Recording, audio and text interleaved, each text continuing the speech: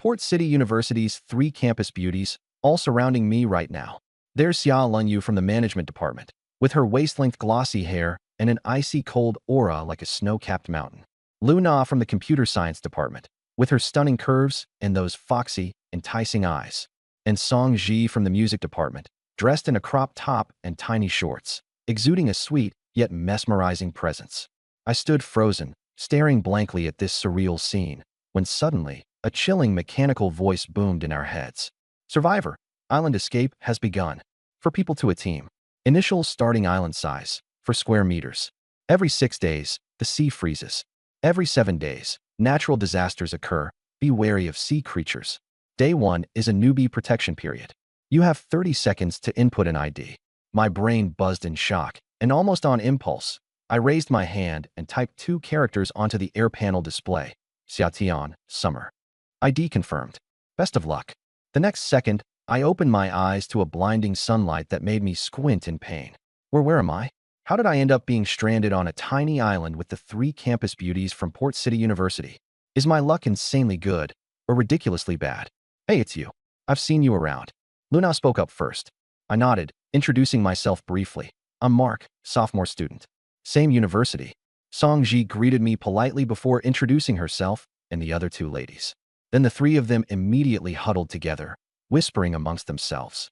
So what now? He looks so skinny. Still better than us 3 girls. The rules say after 6 days the sea freezes. We just need to survive until then and join a stronger team. With their looks, who wouldn't scramble to recruit them? Luna nudged my arm and warned me. Just because you're the only guy here doesn't mean you can get funny ideas. Don't forget, I can use a chokehold. Lingyu will kickbox you into oblivion, and Song Ji knows judo. Song Ji blinked, confused. Wait, since when do I know judo? Luna whispered, shoo. I'm just bluffing to scare him. This island is no bigger than a handkerchief. Where's the privacy for whispering? I heard everything, rolling my eyes internally. What kind of sketchy plans do they think I could even pull here? Peeing would probably end up splashing all over myself in this cramped place. So I coldly cut the banter short. If you girls plan to leave after 6 days, fine by me. Let's make it clear now. Until then, we rely on our own skills and mind our own business.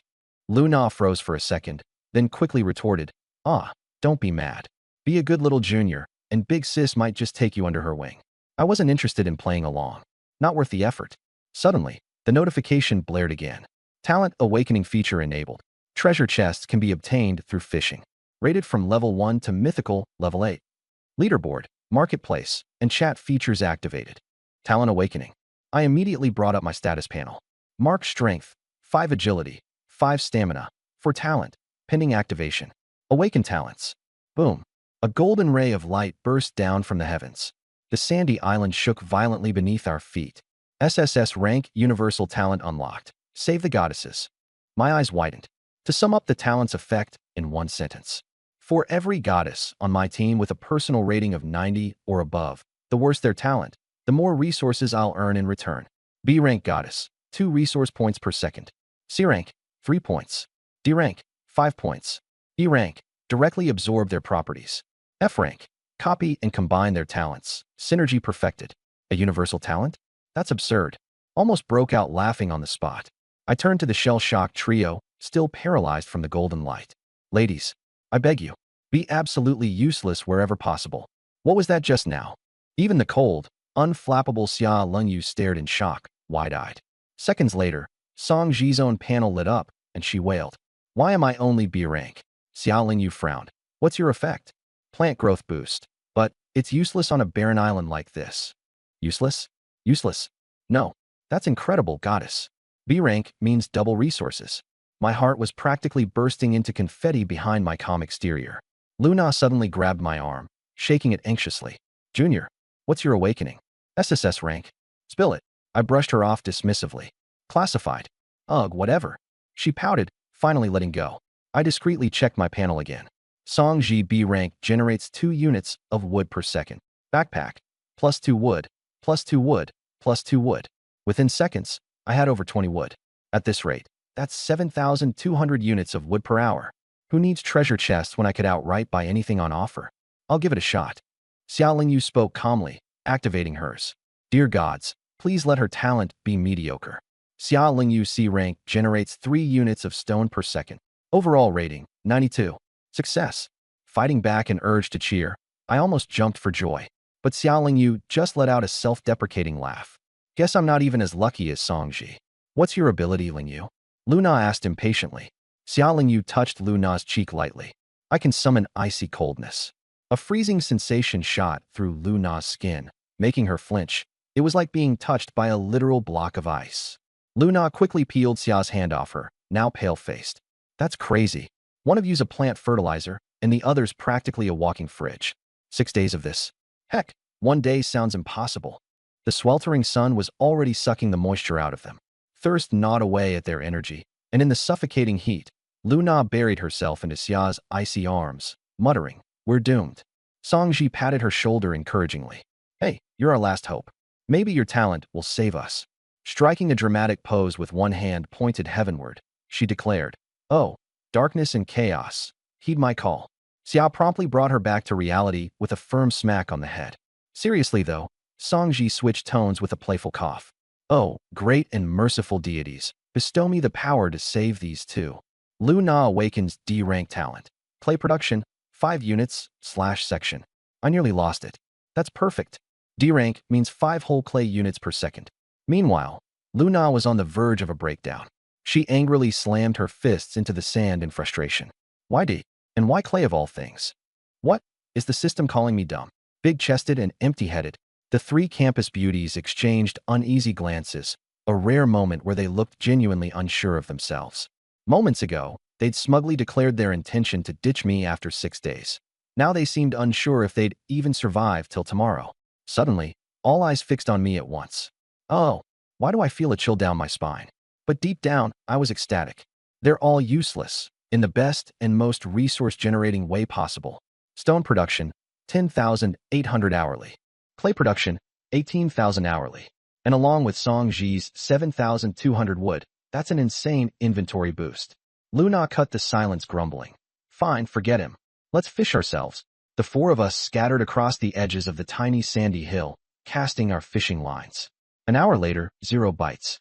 Under the scorching sun with the salty breeze drying out even their determination, the trio's lipstick-coated lips began cracking. Songji whispered, "I'm going to ask Lin Feng's team for water." Luna admitted sheepishly, "Maybe I should call Hu Ming." Even Xia Lingyu hesitated to seek her boyfriend's help. "Let's wait a little longer. Just 1 more hour. Sis, I'm seriously dying of thirst." Back in the day, when Luna was thirsty, a single look from her would summon a whole gang of guys delivering milk teas. Now, well, times have changed.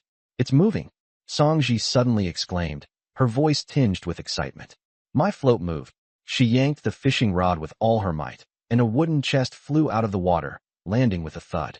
The 3 girls immediately gathered around, their Adam's apples bobbing in anticipation. Songji pushed the chest toward Luna. "You open it. You've got the best luck." Luna took a deep breath and lifted the lid of the chest. Obtained, 100 wood, 100 stone. Huh? That's it. The 3 of them stood there, utterly dumbfounded. After fishing under the blazing sun for an entire hour, this was all they got? Nothing to eat, nothing to drink. It was effectively garbage. If it hadn't been for Xia Lingyu stopping her, Luna would have kicked the chest right back into the ocean. Meanwhile, I was clutching my stomach, trying not to laugh too hard. That tiny amount of resources? It's just a fraction of what I can auto-gather in under a minute. Quietly, I opened my inventory. Wood, 7,242. Stone, 10,953. Clay, 18,135. The numbers were still skyrocketing, ticking up second by second. Over the top, right? It was time to make my move. I opened the trade market. Battle-damaged stockings, 99% new, previously owned by college girl, 100 wood. Maid outfit, 10,000 wood. Bottled water, 500 milliliters, 120 wood plus 80 stone. Battle-damaged stockings? Seriously? Who's selling this junk during times like this? But the bottled water? That might be a luxury for others, but to me, it's pocket change. Minus 120 wood, minus 80 stone. Acquired bottled water, X1. In my inventory, a cold bottle of water suddenly appeared, condensation dripping down the sides. Click. On this desolate, sun-scorched island, the sound of me twisting the bottle cap echoed as loudly as a gunshot. I tilted my head back. Gulp, gulp. Behind me, the 3 campus beauties had frozen in place, their eyes fixed on that bottle of water like starving wolves eyeing prey. I drank slowly, purposely letting the water trickle down the corner of my mouth and drip onto my chest. An entire bottle. Not a single drop left. I sighed, releasing a small burp before innocently turning around to face them. Why are you all staring at me? You. Luna's chest heaved with anger. She was on the brink of death from thirst, yet here I was, dramatically performing an exaggerated display of quenching my thirst, and not even leaving a single drop behind. At least spare half a bottle and share it with your sisters. We don't even care about germs at this point. With her long, stocking-clad legs taking quick strides, Luna marched over and started hitting me with her little pink fists, pounding weakly against my chest. Jerk. Spit it out and let me drink it. Her punches were soft as cotton, more like a massage than anything else. Holding her fuzzy little head with one hand, I easily stopped her in her tracks. I bought it from the trade market. Are you guys really that thirsty? I asked flatly. Obviously. My throat feels like it's on fire, she nearly shouted. Flipping my hand over, I made another chilled bottle of water materialize from thin air. Gulp. This time, even the usually aloof Xia Lengyu and the gentle Song Ji were visibly swallowing hard. The cold bottle rotated between my fingers while 3 pairs of hungry eyes followed its every movement. I do have water, I said, dragging out my words. And seeing how desperate you all are, I'm not an unreasonable guy. Luna's eyes lit up. Really? Of course. But we'll need to strike a little deal first. Knew it. Luna puffed out her chest and backed up a step. What kind of deal? We're broke. I don't want money, I said, scanning the 3 of them with my eyes. The cute innocence of Luna, the gentle demeanor of Song Ji, and the icy beauty of Xia Lengyu. The sheen of sweat on their foreheads shimmered under the sun, adding an extra, inexplicable allure. I shook the water bottle. You can stay here and work for me. Help me build the place up. The game clearly intended for the 4 of us to start on this island together, so it must have its reasons. Their talents would undoubtedly come into play, and even if they're unwilling, I could squeeze enough resources out of them in these 6 days to make it worthwhile. If they ended up stuck on the island after 6 days without access to resources, that would be the real pickle. This ability of theirs, it's as much a blessing as it is a nuisance. Not gonna lie, if it weren't for the rules of the game, I'd have built a basement, tied them all up, and locked them down there. Efficient.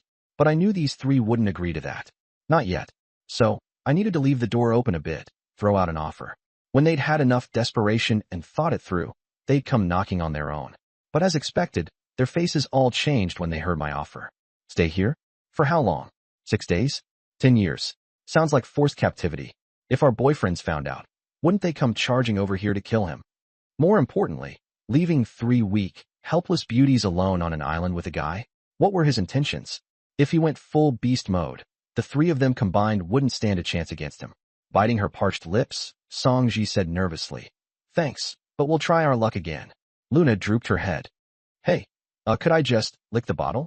I promise, just a lick. I won't drink a drop. The other 2 stared at her in shock. Blushing, Luna stammered. No, I mean I'll think about it, okay? I wasn't surprised. My gaze shifted to the icier, more composed Xia Lengyu, whose face betrayed just how much she was suffering. And you, Senior Lengyu? I heard. Things aren't that great between you and your boyfriend. She visibly stiffened. It was no secret around school about her and Xiao Shangnan's rocky relationship. But even so, she wasn't about to say yes to such a ridiculous condition just for a sip of water. Thanks. I need more time to think about it. Perfect. None of them accepted the offer. All right then, I said, the playful grin on my face gone as I turned around and walked back to my spot, opening the trade market. The trio stood frozen in place, watching me gulp down water while their throats dried up more by the second. Luna had half a mind to pick up the empty bottle I'd thrown away and lick it. Too bad for her. I didn't even leave the bottle behind. As for me, my mood had never been better. The priority now was expanding the island. First, I needed a shelter to block the sun. I searched the market for island expansion blueprints. Goods were all over the place, and prices varied wildly. Most offered in exchange for wood, my most depleted resource at the moment. Scrolling to the last page, I locked onto the priciest listing. Island expansion blueprint, 10 SQM. Price, 3,000 clay. 10 square meters? I sent the seller a direct message. Me, 2,000 clay, take it or leave it. Seller, Wu Yushan dude. 1 square meter is going for 1,000 right now. Mine's 10 meters. Me, 2,000 clay. Take it down for a private trade. The other side went silent for a while. Seller, you must have a ridiculous amount of clay, huh? Can you trade some extra? I'll sell the blueprint to you. Me how much? Seller, 1,000, 1-to-1 ratio. Me deal. Trade completed. An ancient-looking blueprint appeared in my inventory. It's time to start expanding. Expand island by 10 SQM. Requires 2,000 wood, 5,000 stone, 6,000 clay. Over 10,000 resources. No sane person would expand more than a square meter at a time. But me? My resources were auto-generating constantly. I didn't even blink. Expand. As soon as I spoke, the island beneath my feet trembled violently. The three girls screamed and fell to the ground, clinging to the hot sand. Facing the epic expansion unfolding in front of them, their shock was just beginning. Roaring, surging waters, boom. A brand new, square patch of land emerged from beneath the waves.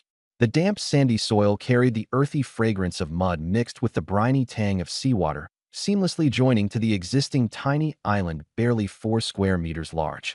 Before they could even process what had just happened, the system notification echoed. Congratulations, Player Summer. You are the first user in the port district to expand an island to 10 square meters. Reward: 1 epic treasure chest, 1 beginner water purifier, and 1 thermostat blueprint. The regional chat channel exploded immediately. What the heck? 10 square meters. That's gotta be hacks. Just a few hours since launch. Where'd they get the resources? I can't even afford to swallow my own spit, and they've expanded to 10 square meters? Water purifier, I want one too. Boss, do you need a male servant for your island? I glanced over casually and shut the chat window. My gaze shifted to the 3 stunned faces in front of me. The once haughty campus queens were now sprawled on the sandy ground, their petite mouths half open, and their jaws even dotted with sand without them realizing. Ladies, you can keep this classic spot to fish for treasure chests at your leisure. With that, I stepped onto the freshly expanded land. But just making an impression wasn't quite enough. It needed to escalate a little further. I opened the trading post. Blueprint: 5 square meter wooden cabin. Price: 500 wooden planks. I confirmed the purchase right away. The trio's eyes were glued to the new blueprint appearing in my hand. They held their breath. They sensed it. Something big was coming. The next second, hundreds of thick wooden planks floated above the new island. Like flocks of birds, they darted back and forth, interlocking and forming into shape. Clack, clack, clack. Within minutes, a small but exquisite wooden cabin materialized in midair. With the aroma of fresh pine, it slowly descended onto the land. Congratulations, Player Summer. You are the first user in the port district to construct a building. Reward: single bed blueprint, single sofa, 4-piece bedding set. The 3 girls stood stunned, their mouths dry. Songji scrambled to her feet, her brain in overdrive. Bottled water, island expansion, a wooden cabin. Where was he getting all these resources from? They had spent 2 hours fishing for chests, sunburned to the point of peeling, just to gather a measly few hundred resources. Meanwhile, his island expansion, that was astronomical. Freshman, where the heck do you get so many resources? Songji asked, her expression dubious. Luna couldn't hold back either. Seriously, how do you already have a house in this short time? I leaned back lazily against the wooden cabin door, offering a cryptic grin. Oh, must have been the wind that blew them in. Luna tilted her chin defiantly. Why don't you let that wind blow me some too? Songji hastily tugged at her, while Xia Lingyu shook her head silently. Those two understood perfectly. Crossing me right now was a dead end. Their survival until tomorrow was entirely in my hands. Luna huffed and returned to fishing for chests, but the wooden cabin had clearly shaken her. Even holding her fishing rod, her grip was unsteady. The sun scorched down relentlessly, but I wasn't in the mood for idle chatter. I pushed open the cabin door and stepped inside. Cool air greeted me. The sea breeze slipped in through the small gaps, offering a rare comfort. The 5 square meter cabin was cramped, barely spacious enough for the single bed, but the sofa I'd just earned fit perfectly. I dragged the sofa to the window and plopped down. The angle was perfect. I could see the 3 girls outside wilting under the sun's rays. I needed to keep an eye on them. No need to let them pass out from heatstroke just yet. After all, they were tasked with generating my wood, stone, and clay supplies. They could be pushed, but only so far. After cooling off, I pulled out the epic treasure chest. Fishing these things was pure luck, and the odds were abysmal. With my junk fishing rod, even hauling up a bronze chest was a miracle. Yet here I was with a crimson and gold one, its intricate carvings gleaming like a rare artifact. I rubbed my hands together eagerly and pried it open. Congratulations, Player Summer. You've obtained an epic seafaring pet. Be high. Seafaring pet ranking board unlocked. The announcement ricocheted through the air. Outside, The 3 sunburned heads all snapped toward my cabin at once. Songji managed a bitter smile. This guy was unreal. He'd spammed so many announcements. Her ears were practically buzzing nonstop. Inside, I was stunned. A seafaring pet? I opened my inventory. A shimmering card sat quietly in the corner. Seafaring pet. Beehai epic. Its rarity level directly affects the quality of the vessel it transforms into. Daily minimum feed. 5,000 basic resources. Transform. Into a ship? My heart lurched. If I could keep this thing fed, I'd have my own ship and be able to set sail. That meant I could proactively hunt down bountiful resources from other islands, effectively skyrocketing my progress. Feed at 5,000? With my resource production rate at over 10,000 units an hour, that's like pocket change. I held the card tightly. It felt warm, pulsating faintly with life. Bang! A pink flash of lightning struck the wooden floor. As the light dissipated, a palm-sized, pastel-pink octopus sat there, wobbling slightly. It squealed softly, barely louder than a mosquito, and struggled to lift its head with trembling tentacles. Weirdly cute. I picked it up, cradling it in my palm. Its cool, slippery texture reminded me of jelly. The little creature tilted its head up, big shiny eyes staring at me dumbly. Beehai, female level 1 strength, 1 agility, 1 stamina 1. All stats at 1. Quite underwhelming. Oh well, time to feed it. Clay was my largest resource stockpile, so I started there. Gave it 100 units. A soft white glow enveloped her, and she let out a dainty little burp. Beehai, level 2-1 free attribute point gained. I put the point into agility. All right, move for me. She squirmed awkwardly onto the floor, inching forward with the energy of someone crawling out of bed on a Monday morning. She looked painfully serious, but honestly, she moved slower than a lazy snail. This wasn't getting anywhere. Screw baby steps, let's go all out. I dumped enough clay to take her all the way to level 10. Clay cost, 44008 free attribute points gain species skill awakened. Abyssal fear. The glow faded. She'd grown from the size of my palm to about as big as a basketball. Rounder, bouncer, and even squeakier. She let out a satisfied burp. Bloop. Abyssal fear instills a deep-seated terror in creatures with lower levels than Beehai. The skill sounded terrifyingly powerful, but she still looked like something you'd cuddle rather than fear. It was hard to connect her with abyssal terror. I allocated 8 points, 5 into agility and 3 into stamina. All right, show me what you've got now. Zoom. A pink blur shot across the room so fast I almost couldn't follow it. Now we're talking. That was more like an epic grade pet. But she was still just basketball-sized. How was she supposed to carry anyone? As that thought crossed my mind. Bloop. She twirled rapidly in place, pink light swirling around her. A few moments later, she morphed into a small, adorable pink fishing boat, complete with matching oars on either side and a tiny octopus emblem on the bow. Transformed vessel. Pink mini fishing boat, low quality, top speed. 3 knots. I stared in disbelief. The design was ridiculously cute, sure, but this? This tiny thing was supposed to set sail? It guzzled thousands of resources, and for what? A fragile tub barely hitting 3 knots? One big wave, and it'd probably capsize. This thing wasn't seaworthy. No way was I risking my life out there with it. Leveling her up further would cost well over 1,000 resources per level. I'd hold off for now. All right, go entertain yourself. Beehai turned back into her octopus form and hopped onto the windowsill, staring out at the beachfront. I checked the newly unlocked leaderboard. Unsurprisingly, I was dominating as the sole player on it. Satisfied, I retrieved the beginner water purifier. Output, 500 ml/10 minutes. A bottle of water every 10 minutes. Unreal. This god-tier gadget is so sought after that on the trading platform, it's being priced at 200 to 300 pieces of timber with 0 availability. Just finished setting it up. SSS-level ability Goddess's Savior activated. Water purifier output increased 5x. Current output, 500 ml/10 minutes. PSHHH. Water gushed out of the spout like a broken fire hydrant, soaking me head to toe. Damn, I scrambled to block the spout, but the water pressure was insane. This wasn't just a purifier, it was a never-ending spring. Man, I seriously got everything I wished for. I opened the trading platform and instantly grabbed a storage barrel, 200 timber, complete with a lid and a hose. I hooked it up to the spout. The sound of fresh water rushing into the barrel was more satisfying than any music. Resources aren't an issue anymore, but fresh water? That's the rarest commodity. Bottled water listings on the trading platform could be counted on one hand. No amount of resources could buy it.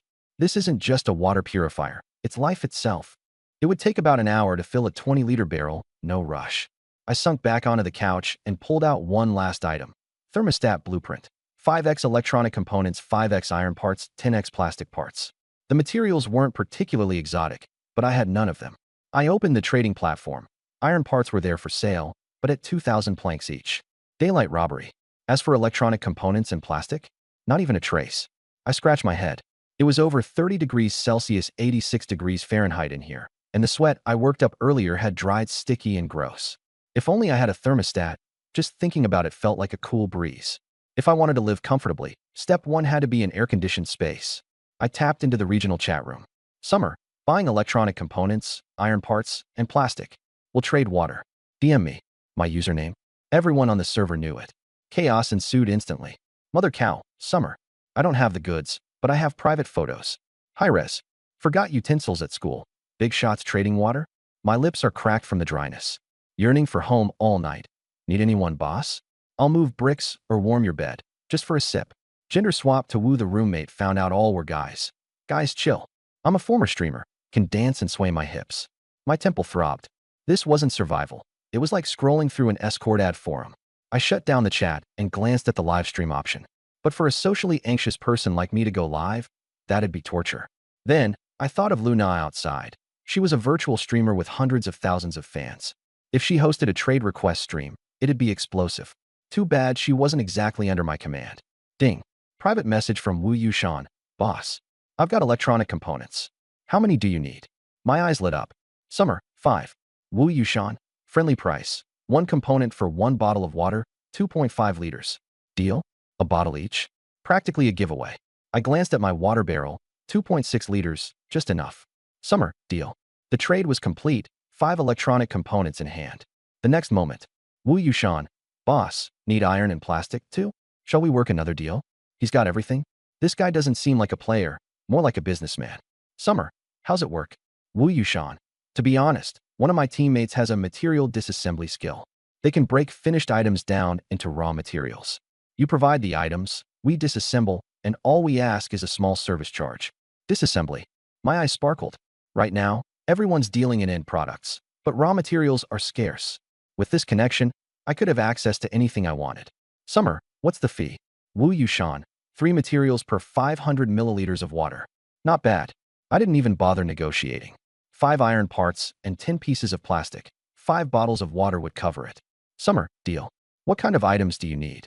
Wu Yushan. Iron axes, iron pots, plastic baskets, plastic stools. Any of those would work. I browsed the trading platform, swept up 5 iron axes and 10 plastic baskets for just under 1,500 resources. Water stocked. I sent them the coordinates, 30 nautical miles away. Wu Yushan on it. Half an hour delivery. I slouched back onto the couch, exhaling in relief. 2 out of 3 materials secured, just as I was about to browse for expansion blueprints. Yeah, what I asked this thing. Outside the wooden cabin, Luna let out a shriek. I pushed open the door, bracing for the hot air. In the distance, Luna stood wide-eyed, clutching a soft and squishy emerald green creature. Apparently, when it popped up, it startled her into thinking it was a mutated sea beast. But she soon realized it was harmless, and its enormous watery eyes and squishy pink body were just too cute to resist. Oh my gosh, how are you this adorable? Luna gushed, cradling it in her arms and rubbing her face against its head. The little creature seemed to enjoy the attention, using its tiny tentacle suckers to gently cling to her skin through her clothes. Yeah, Luna shivered with a soft squeal. Hey, check it out, Xiaoji, she called to Songji. Songji glanced over. This had to be Mark's navigational beast, right? It was admittedly pretty cute. Unable to resist, she reached out and gave it a little poke. It is adorable, she admitted. Just as she said that, her eyes drifted toward the wooden cabin. There I was, leaning lazily against the doorframe, smirking at them. Our gazes met, and Songji's heart skipped a beat. She yanked her hand back like it had been electrocuted, nervously hiding it behind her back. Desperately, she started elbowing Luna and giving her intense looks. Luna, still lost in her pet-cuddling trance, absent-mindedly looked up and saw me. She didn't flinch at all. Hey, Junior, is this little cutie yours? What's its name? It's adorable. I didn't answer. Instead, I lazily called down. Hey, little guy, come here. As soon as the words left my mouth, the creature wriggled free of Luna's arms and bounced over to my feet like it had just been summoned, letting out 2 cheerful squeaks. Scooping it up, I brought it close and sniffed it, then looked at Lu Na with a frown. Man, you sweat way too much. My little guy here reeks of you. Lu Na's excitement immediately evaporated. Sweat too much. Did she want to be this gross? No. She'd love to be clean and fresh. But in this hellish place, even drinking water was running out. Where the hell was she supposed to get water for a bath? You. Lu Na's face flushed a fiery red, her chest heaving with fury. What a jerk. She'd just started warming up to him, and the first thing he does is accuse her of dirtying up his pet. Back home, she was practically worshipped as the goddess of campus. Every guy around her would bend over backward to compliment her on how amazing she always smelled. She was about to start shouting when my voice drifted over again, slow and nonchalant. If you feel all sticky and gross and want a shower, you're welcome to use my place. Lu Na's mind went blank. A shower? A shower. The mere mention of those words was pure magic. Not just to her. Song Ji and Xia Lingyu both looked up, wide-eyed in disbelief. After being out in the blistering heat this long, their clothes were soaked through with sweat and clinging to their skin. The salty, sticky feeling mixed with sea breezes made it feel like their entire bodies were crawling with bugs. A chance to rinse off? Lu Na gulped. This. The words stung harder than being tickled by a feather on the soles of her feet. Instinctively, she wanted to take a step forward, but rationality held her back. She stole a glance at Song Ji and Xia Lingyu. All three of their expressions were the same. Hesitant, torn, practically drooling with longing. Song Ji cautiously spoke up. Really, we can't? Leaning against the door frame, I chuckled softly. Of course, as long as you agree to my terms. I lazily added, oh, and it's not just taking a bath. After you bathe, you can change into clean clothes too. As expected, their faces lit up in shock. Those nasty, sticky, and smelly clothes they've been wearing. Bet they've been dying to tear them off. This temptation was at least 10 times stronger than being offered a sip of water. But the catch? The same one as before. Stay on this island for the rest of their lives. TSK. Yeah, it's not an easy condition to accept. I took in their expressions of desire and internal conflict, savoring it all. No rush. These three, proud girls from noble backgrounds with their heads held high, they wouldn't cave so quickly. They needed to be worn down by reality a bit more. That's all I have to say. I shrugged. When you've made up your mind, knock on the door anytime. And with that, I picked up Bihue, or Bijui, and turned to head inside. Bang! The door shut firmly behind me. The coolness of the house wrapped around me, making me sigh in comfort. The three outside were probably staring at each other speechlessly right about now. Lying back lazily on the couch, I imagined their conversation. Xia Lingyu, with her sharp tongue, would probably crack first. Lu Na, if you can't take it, then just go. Song Ji, with her supportive nature, would likely nod in agreement.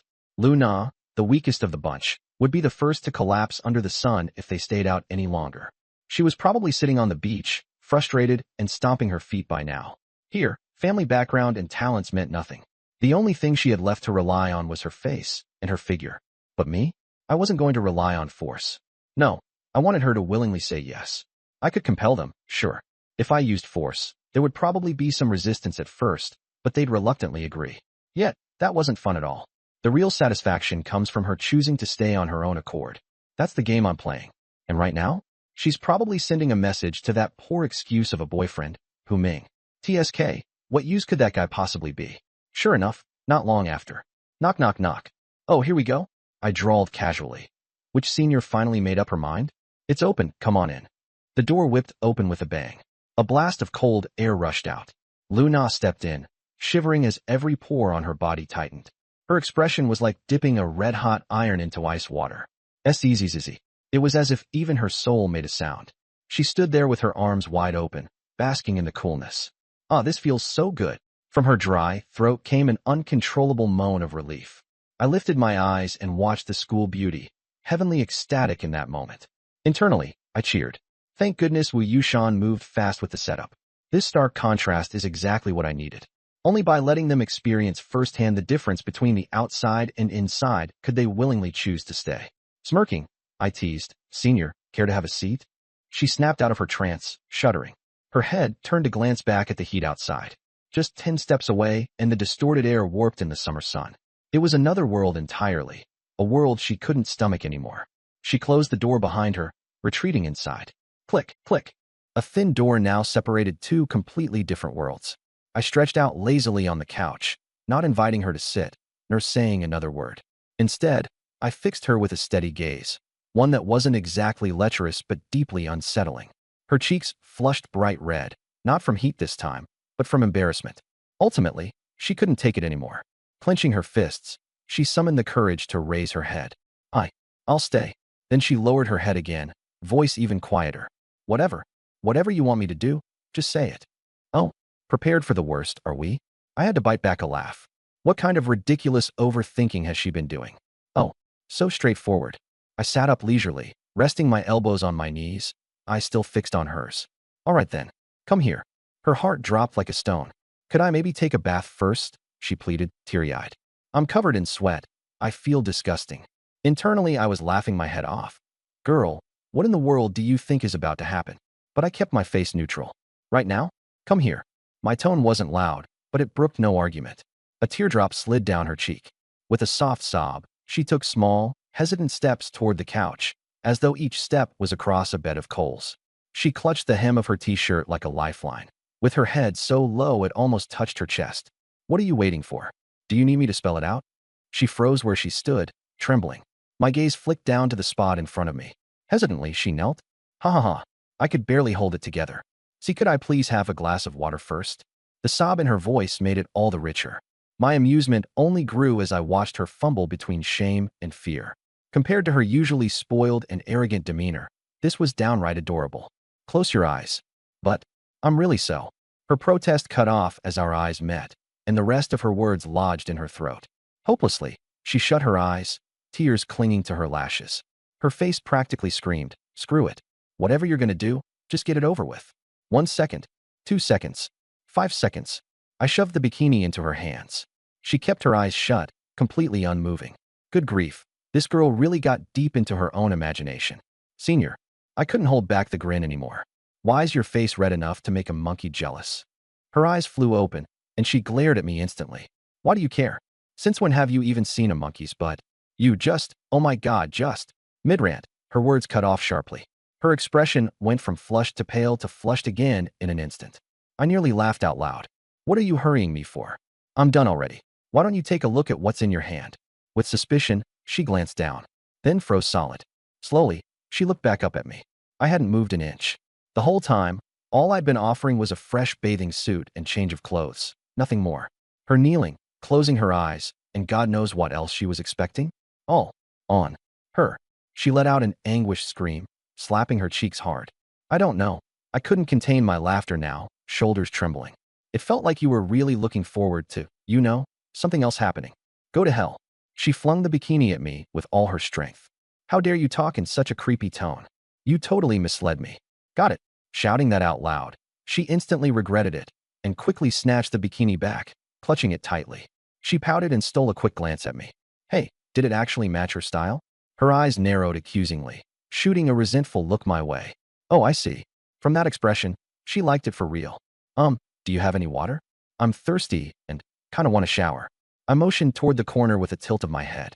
She followed my gaze, and her eyes widened in complete disbelief. For wooden barrels, lined up neatly. 3 were filled to the brim with clear, clean water. The 4th one had a water purifier installed, filtering water with a steady whoosh. Her throat visibly moved as she swallowed hard, legs already twitching to sprint over. I grabbed her wrist just in time. That water's fine for bathing, I said slowly, casually. But if you're looking for a drink, I waved my free hand in the air. From seemingly out of nowhere, an ice-cold bottle of iced tea appeared, condensation clinging to it. I tossed it to her nonchalantly. This'll work better. She scrambled to catch the bottle, her brain clearly struggling to process everything. Where did this even come from? Summer rain. Lounging lazily back into the couch, I chuckled. Choose, lady. Are you looking for an answer, or do you want a drink? Can't have both. Not even pausing to think, she let out a satisfying pop as she twisted the cap open and took 2 big gulps. The coolness almost made her moan from relief. Pouting slightly, she grumbled. Fine. Keep your secrets, stingy jerk. She snuck another glance my way. Still not mad. In fact, I was smiling. She sighed in relief and finished the rest of the bottle in one long chug. Burp. The soft sound snuck out, and she slapped a hand over her mouth, her cheeks going red. Going from near dehydration to chugging a whole bottle in minutes was enough to make her legs feel like noodles. But that level of thirst, that borderline desperation, she muttered silently to herself. Never again, not in this lifetime. I opened my mouth again. Still thirsty. And no, she stammered. I'm fine now. Good. Then, back to the unfinished business from earlier. She sucked in a deep breath, realizing there was no escape. Fine, fine. You just stay seated. I'll take care of it myself. 15 minutes later. Her face flushed, she muttered, can I take a shower now? I didn't even lift an eyelid. Need help scrubbing your back? On reflex, she shot back. No, but caught herself halfway through. Her face turned beet red. Who said I need you to help scrub? I want you to leave. Stamping her foot, she glared at me. It was amusing how her wit completely melted away in my presence. Stretching lazily, I raised an eyebrow. Senior, careful with your words. Misunderstandings happen. Her face somehow got even redder as if recalling the scene from earlier, and she spun around in frustration. I wasn't genuinely planning to stick around. When the time's right, these seniors will practically beg me to pay attention. With an easy wave toward the side of the couch, I called out, all right, little buddy, let's go. A small, round, pink fluff ball of pure cuteness hopped out, biscuit.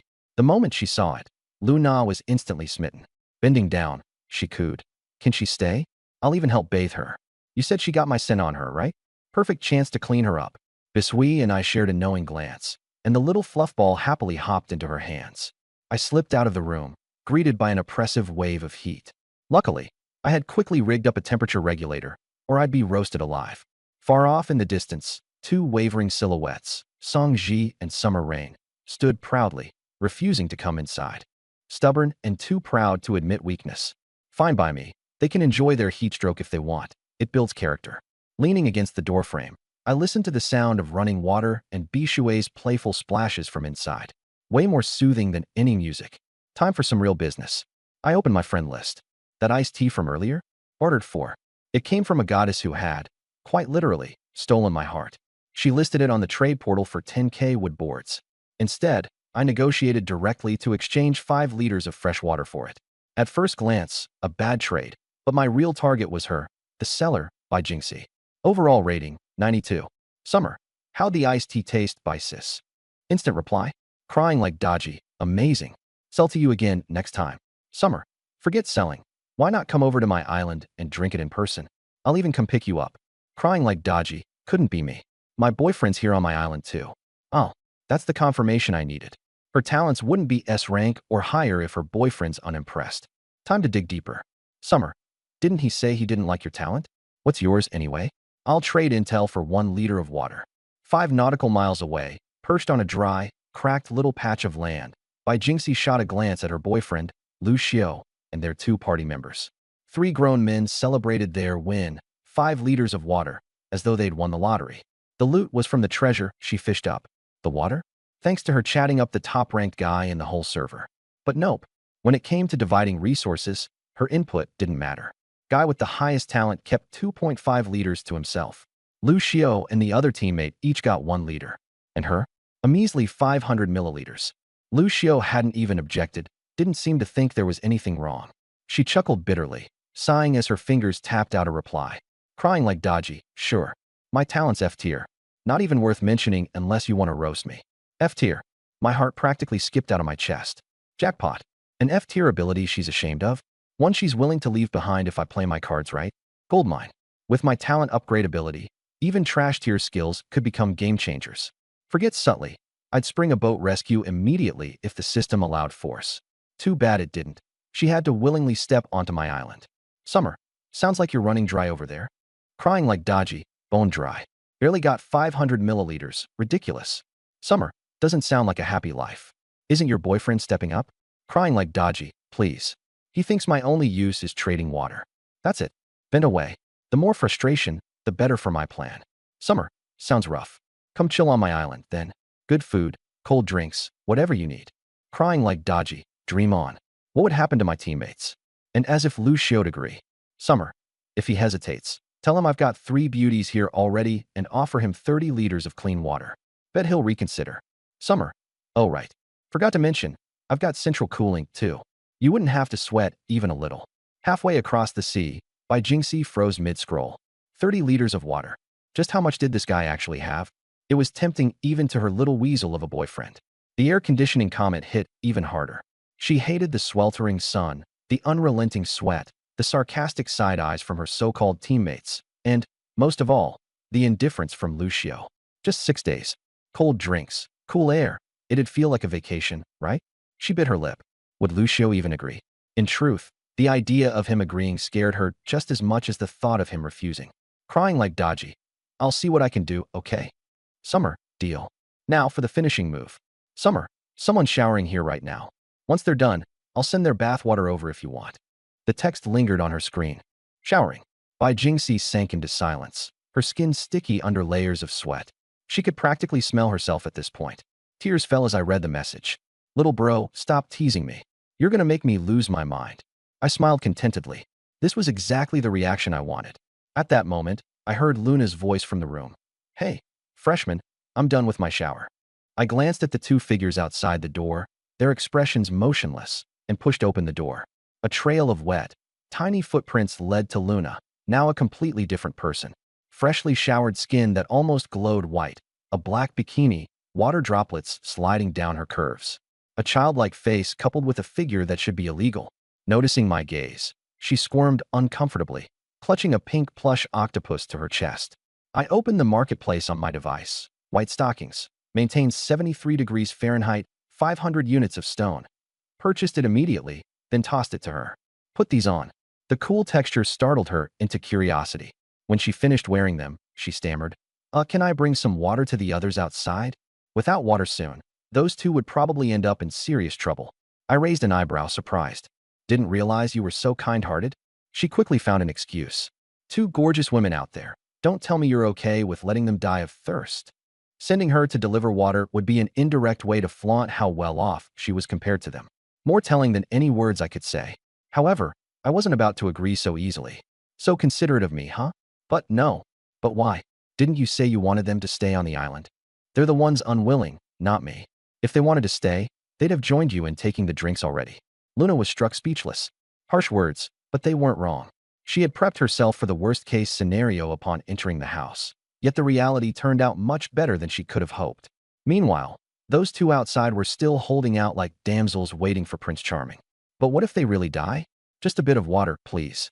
Water doesn't just fall from the sky. I countered, then added, here's an idea. Why don't you host a live stream, giving away water for free? You used to be a virtual streamer, right? Manage this, and I'll help you build some clout.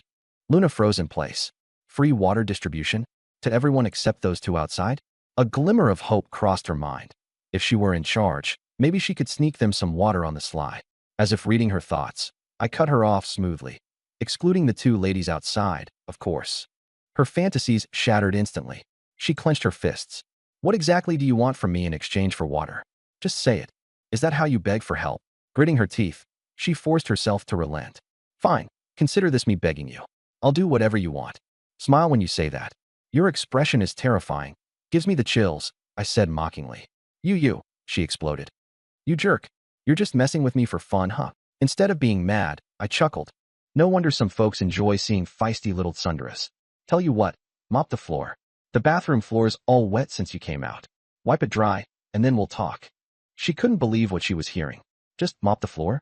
She had braced herself for something far worse. What kind of crazy demand would he make? Yet all he asked was this. She sighed in relief, but simultaneously harbored annoyance. Grabbing her recently changed clothes, she crouched on the floor, wiping it square inch by square inch. Make sure it's thorough. You'll be staying in here later, after all, I commented lightly.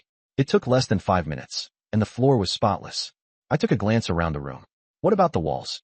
Can't leave water streaks up there either. Do it right. Her eyes burned with fury as she glared at me, but she obediently rose to tiptoes, trying to reach the streaks of water on the walls. Frustration filled her mind. Water had splattered to the walls during her shower. If she hadn't relented earlier, well, she'd have been sent flying back outside into that inferno of an environment. Realizing this, her face grew even redder, a mix of anger and embarrassment. All of this fuss, just because of those two fools outside. She mentally added it to her list of grievances. All right, I finally said, relenting. You get 1 cup for each of them. No extras. When she spotted the cups, she almost choked on her anger. They were so small, the size of teacups, barely enough for a sip. Why? Don't want them now. I reached out, as though to take them back. She fiercely snatched them away, glaring at me as though her eyes could pierce holes through me. Charging to the water bucket, she filled them to the brim, then sprinted outside without another word. The moment the door opened, the scorching heat slapped her in the face. She had forgotten, from being inside the temperature-regulated wooden house, what kind of hell it was outside. Her white-stockinged feet touched the burning sand, a sensation sharp enough to make her gasp out loud. The nearly full cups almost slipped from her hands. No, if she spilled a drop now, all the humiliation she suffered inside would have been for nothing. Biting her lip, she raced towards the two slouched, sun-dried shadows in the distance. Song Ji and Xia Lengyu leaned wearily against one another, looking like plants on the verge of dehydration. Hearing faint footsteps, Song Ji managed to weakly lift her head, her gaze landing on a clear silhouette growing nearer. The two were utterly stunned. How long had it been? In a shockingly short time, Luna had not only changed into a clean, sharp-looking bikini, but her skin glistened with moisture and vitality. Compared to their dusty, parched appearances, the difference resembled two different worlds. Luna shoved the tiny cups towards them. Here, got you some water, wet your throats at least. She was mad and heartbroken watching the once dazzling duo now sporting cracked lips, looking so defeated. Even now, their pride was annoyingly intact. Songji rasped hoarsely. Shaoli, Lin Feng contacted us just now. Gave us half a bottle of water. We've already had some. What? Luna's head buzzed as though struck. All that effort. Mopping floors, wiping walls, enduring his infuriating teasing. And for what? Her brows furrowed tightly. Then why didn't you say anything earlier? I went through all this, and... She couldn't bring herself to finish the sentence, her face erupting in a blush embarrassed beyond measure. No way. They had to drink this water. If not, wouldn't it all be for nothing? And worse, wouldn't that guy just get the last laugh? Drink it. Now, Luna pressed firmly.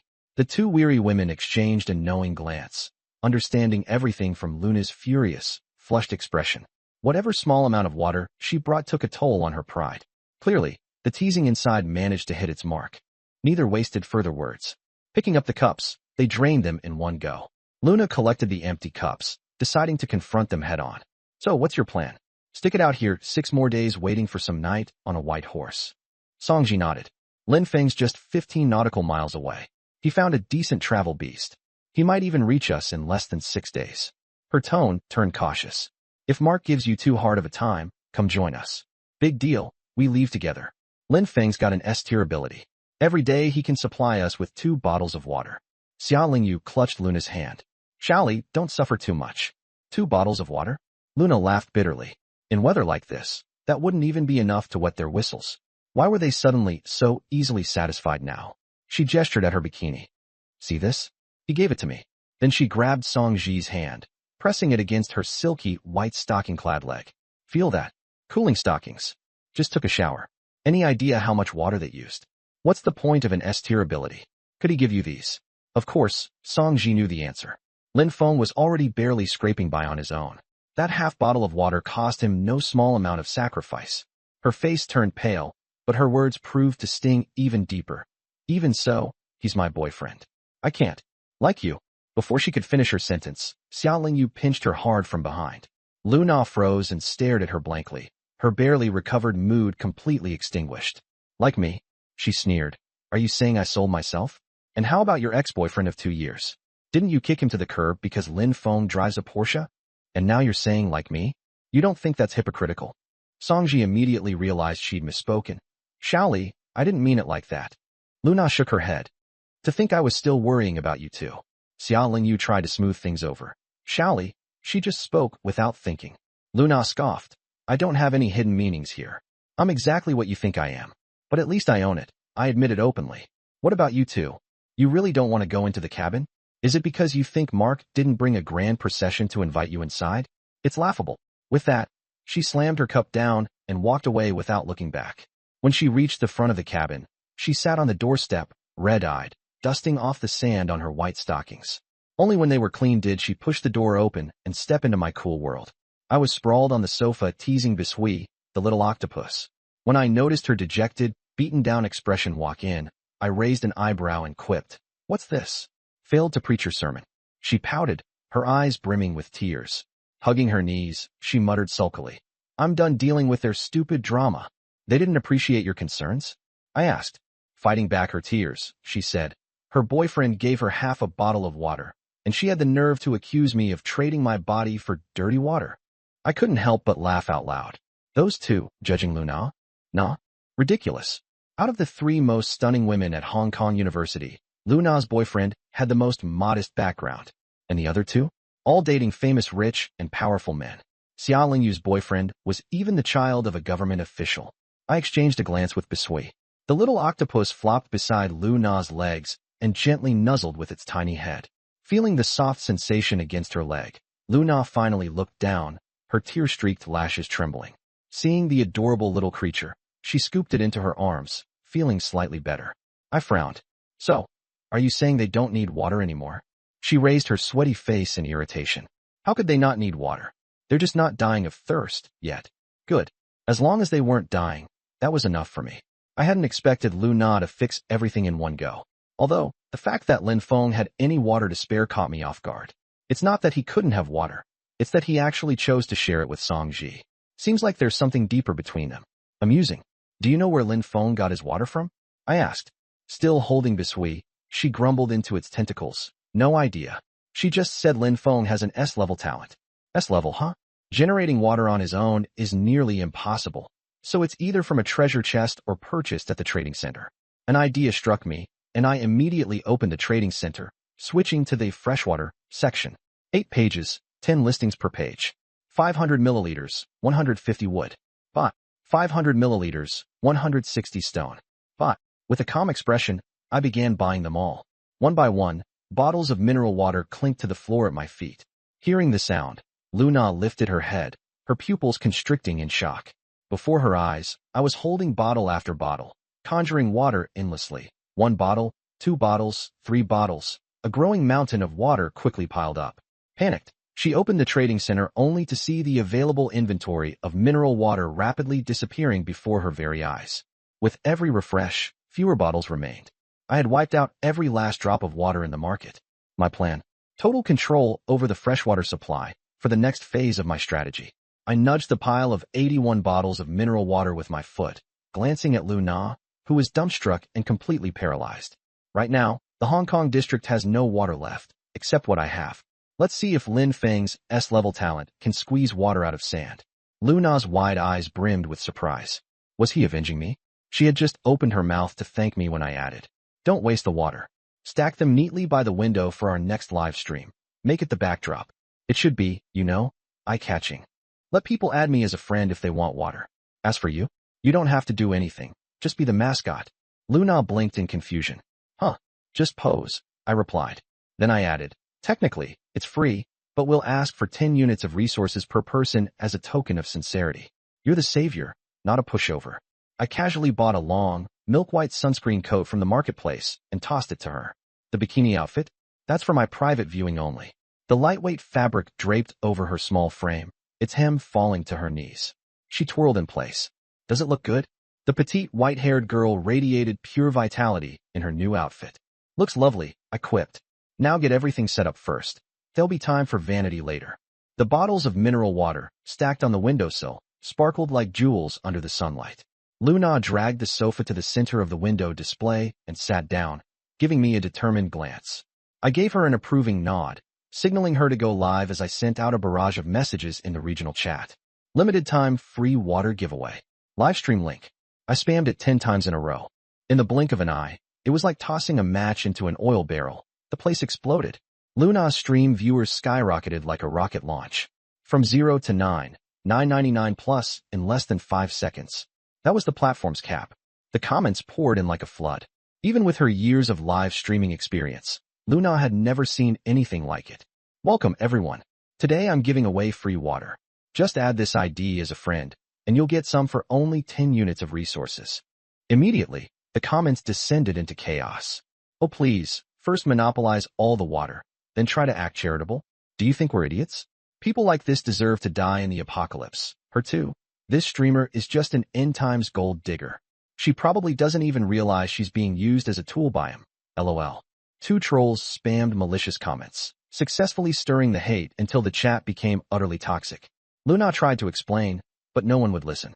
I ignored the barrage of insults and focused on the statistics. The number of people following the account was skyrocketing. Criticize all you want. The followers hit 10,000 within a minute. In 3 years of streaming, Luna had barely managed to accumulate 700,000 followers. But now, 5 minutes was all it took to surpass that. In 10 minutes, the engagement count finally settled at 1.82 million, all active users. However, the narrative in the stream shifted entirely. What was once a free water giveaway had snowballed into accusations of ruining the entire district. Desperate for guidance, Luna looked to me in confusion. I coldly typed and sent a single chat message. /@king of nitpicking @evil mindset. Anyone with their coordinates gets 2L of water in exchange. DM me. The chat paused briefly before detonating again. Boss, I just locked down their exact locations. Can I have the water now? The coordinates shared weren't far, 30 nautical miles. How'd you find them? I asked. It's my talent, they replied eagerly. Unexpected bonus. I rewarded them with an additional liter. This overwhelming display of control finally calmed Luna's nerves. Seeing the million-strong audience and those petty trolls about to disappear from the chat log, she couldn't help but laugh at how pathetic it all seemed. Behind her stood a man who now controlled the district's entire water supply. So why bother stooping to the level of maggots? Imitating a confident businesswoman, her voice turned icy as she re-entered the stream chat. Firstly, thanks to Mr. Summer for stepping in. If you don't like it, feel free to produce your own water from your own spit. Secondly, if you're unhappy about the modest sincerity fee, feel free to leave if midnight prices are too high. Not everyone qualifies to enjoy our generosity. If you wish to live, send a friend request. The hype-filled comments were drowned out by desperate water requests. The streamer is so adorable, yet has such a bad temper. Love this contrast. Why did those two idiots stop spamming? Scared. Luna slyly winked at me, seeking praise. I nodded approvingly. Good, just like that. I reopened the friend requests. Ping, ping, ping. Notifications flooded in. I spent 1,500 wood to purchase a blueprint for 200 milliliters wooden water cups. Each cup only cost 5 pieces of wood to make. Handing out free water served 2 purposes, creating buzz for Luna and another reason. While glancing through requests quickly, I noticed each female player's overall rating clearly displayed. Scores in the 70s and 80s were plentiful, but there wasn't a single goddess in the 90-plus range. High-quality players are as rare as unicorns. After delivering 200 cups, I made another batch of 200 and resumed my gacha-like journey. Over an hour later, a particular request caught my attention. Lin Feng the God. This is Lin Feng, Song Ji's boyfriend. A wealthy second-generation kid from Hong Kong University, driving a Porsche 911 and only showing up to classes for attendance. What do you want? I replied instantly. Can you lend me some water? It now made sense. I had cleaned out the marketplace, and Lin Feng was panicking. On this scorching day, Song Ji must have been pressuring him to figure something out. Why should I lend you any? Bro, weren't you handing out free water? Weary schoolmates da. Plus, Song Ji is on your island. Afraid I won't pay you back. I raised an eyebrow. That last sentence was the key. Oh, are you using Song Ji as collateral? There's no need to phrase it so harshly. The situation felt increasingly off. This seemed like a completely different person from the proud Lin Feng I knew. Willing to put his girlfriend on the line for a bit of water? Something strange was definitely going on. How much do you need? 5 liters. His audacity was outrageous. At most, I'll give you 500 milliliters. Take it or leave it. He stayed silent for a minute. Fine. I'll repay you within a week. And if you can't pay, how about this? Song Ji works on my island for a month. It took a long while before he sent 3 simple words. Deal with it. No shame left, huh? I grabbed a bottle from the water stack and sent it over immediately. Then I turned to glance out the window. On the beach, Song Ji and Xiaoling Yu were sitting side by side. In under 30 seconds, a water bottle appeared in Song Ji's hand out of nowhere. Seeing it, her initial shock quickly turned into joy. She twisted it open, taking a big gulp before stopping and carefully handing over half to Xiaoling Yu. My eyes narrowed. Lin Feng had given all the precious water to her, entirely. This behavior didn't align with someone who was apparently selling his girlfriend out of desperation for water. A reverse psychology ploy, demonstrating Song Ji's worth? Some hidden agenda? Intriguing. I went back to managing my water reserves, continuing to open the gacha. Right when I was about to doze off. User, Baby Whale. Overall rating, 90. A 90-point player. The second one after by Jingxi. I immediately accepted the request. Her avatar showed a woman in her early 20s with short black hair, a sharp jawline, and piercing eyes. But what mattered to me was her talent. Hello. No reply. Instead, she sent a blank trade request, cold and detached. I placed a 200 milliliters cup of water on the trade interface, instantly completing the transaction without waiting for payment. Showing goodwill first. May I ask you something? A dozen seconds later. Go ahead. Her tone was icy. What's your talent level? No response. Why do you want to know that? Just curious. It seemed like I hit a nerve. Hada. So this is the catch? Giving out free water just to interrogate people. Scouting for valuable allies. Ranking them. Putting a price tag on everything. In the apocalypse, starting a sort of survivor bachelor? Ugh. All men are the same. Disgusting. The user has removed you as a friend. I was baffled. What on earth? If you don't want to answer, just decline politely. Was the fiery AoE rant necessary? She got free water and still lashed out. All right, fine. If you won't tell me, I'll come find out myself. I immediately messaged our tracker. Can you locate this person for me? Boss, talent detection has a cooldown period. The moment it's ready, inform me. Yikes. Is this a woman? She ticked you off. Not really. Just curious about where she is. Got it. Won't pry where I shouldn't. The evening sun was setting, painting the ocean in hues of orange. Our water purifier couldn't keep up with the demand anymore. No more 90+ women appeared after Baby Whale, but I was content. If I hadn't started this journey with 3 senior sisters on my island, my supposedly SSS-ranked talent would have been useless so far. By the end of the afternoon, I had handed out nearly 2,000 portions of water, earning Luna over 2 million genuine followers. An incredible achievement. I gestured the universal sign for pause. Luna immediately wrapped up. That's it for today's stream. Sorry if you missed out on water, and thanks for your understanding. Got good blueprints or materials? DM me. Mr. Summer will hand out water occasionally, so stay tuned. As soon as the stream ended, she flopped onto the couch. Gosh, I'm dead tired. She stared at the fan count. 2,013,451. Her eyes widened as she pinched her thigh. Ow, it hurts. Not dreaming. For the first time, she felt that entering this water world might not have been so bad after all. Meeting me? That was pure luck. Her stomach growled loudly. So, I'm hungry. Mine grumbled as well. Hadn't eaten a thing all day. What do you want to eat? When I glanced her way, she instinctively recoiled, curling up on the couch and hugging her knees, her guard up entirely. This girl, was she scared I'd demand something inappropriate again? Seeing her all bundled up, I chuckled. Relax. You did well today. You're the MVP. No chores for you tonight. A visible wave of relief washed over her face. Then suspicion crept in. What's even available? Can I actually pick? I gave her a cryptic smirk. How about Australian lobster? Her eyes lit up like flashlights. Watching her fumble around with the trade interface cracked me up. 1.2 kilograms Australian lobster, steamed, with special garlic sauce. Price, $99.99 wood planks. She refreshed the screen, and the listing was gone. Because I snagged it. Heh, here, look. I set down an enormous platter in front of her. The bright red lobster, split to reveal tender, snow-white meat, topped with golden garlic oil. Its aroma was irresistible. Luna stared at it, about to drool. You really bought it? An Australian lobster for 10,000 credits. I shrugged. Too bad I couldn't find wine. Then it would have been perfect. Honestly, I'd had my eyes on this for a while. A legendary Aussie lobster, and I'd never even tried one before. Perfect opportunity to treat her and indulge myself. A win-win. Wait, hold up, freshman. I have to take a picture. She whipped out her phone, snapped a couple of shots, and posted it with the caption. First survival meal, guess we'll have to settle for this. With 2 million followers, her post blew up instantly. In less than a minute, she had over 10,000 likes, all full of envy and jealous comments. I glanced at her. She was basking in the attention. All right, done. Let's dig in. I pulled off one of the lobster claws and handed it to her, then grabbed one for myself. With a crack, the shell split open, revealing the snowy white meat inside. Swirling it in some garlic butter sauce, I took a bite. My eyes lit up. Expensive? Yes. Worth it? Absolutely. Meanwhile, over on the other side of the makeshift table, Luna had dropped her poised act completely. She struggled with the tough lobster claw, whining, "Help me, freshman." I took it from her, bit into it to crack the shell, then handed it back. She didn't hesitate at all and dove straight in. "This is so good," she mumbled, eyes narrowing with delight, her white-socked feet kicking happily.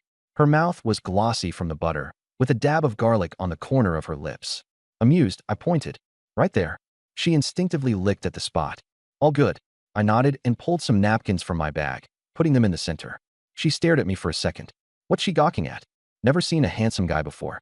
Then, just as quickly, she buried herself back into devouring the lobster.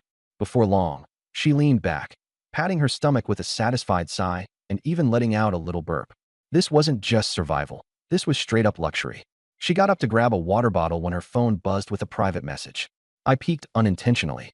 From Icy Rain hashtag person who can't move on, aka her ex. Luna's face darkened as she scrolled through their chat history, growing more and more tense. The guy, Hu Ming, had sent her alternate messages of insults and begging. 1 second calling her a B, the next pleading for her to spare him some water. I couldn't help but chuckle coldly. I'd come across people like him more times than I could count, and as it happened, he'd messaged me too.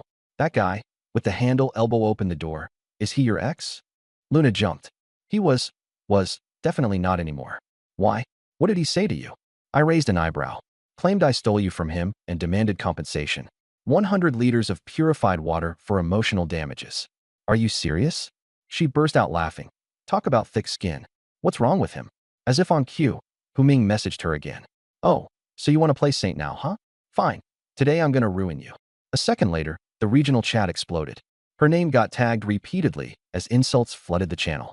Some calling her a slut, others calling me a con artist, and a handful encouraging people to blacklist me for monopolizing water resources. The nastiest message came straight from Hu Ming. He publicly claimed, I'm Luna's boyfriend of 5 years.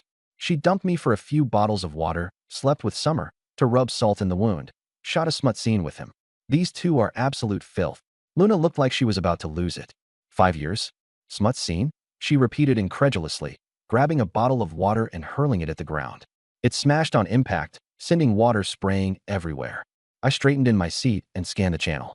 I initially wanted to toss a few supplies their way to calm things down, but by now, it was too far gone. Damage control wouldn't cut it anymore. Time to hit back. Hard. You know his coordinates? I asked. Luna nodded firmly. I motioned for Biscay, my tamed ocean beast, to come closer. Opening my backpack, I poured in 130,000 units of clay. Summoning my focus, I leveled her up, instantly maxing her out at level 40. Seconds later, 3 blaring golden announcements streaked across everyone's screens. Congratulations to player Summer for upgrading the legendary maritime mount Biscay to level 20, to level 30, to level 40. The chatroom went dead. A hush fell as messages froze mid-scroll. Atmosphere completely flipped. The people trashing Luna earlier? Silent.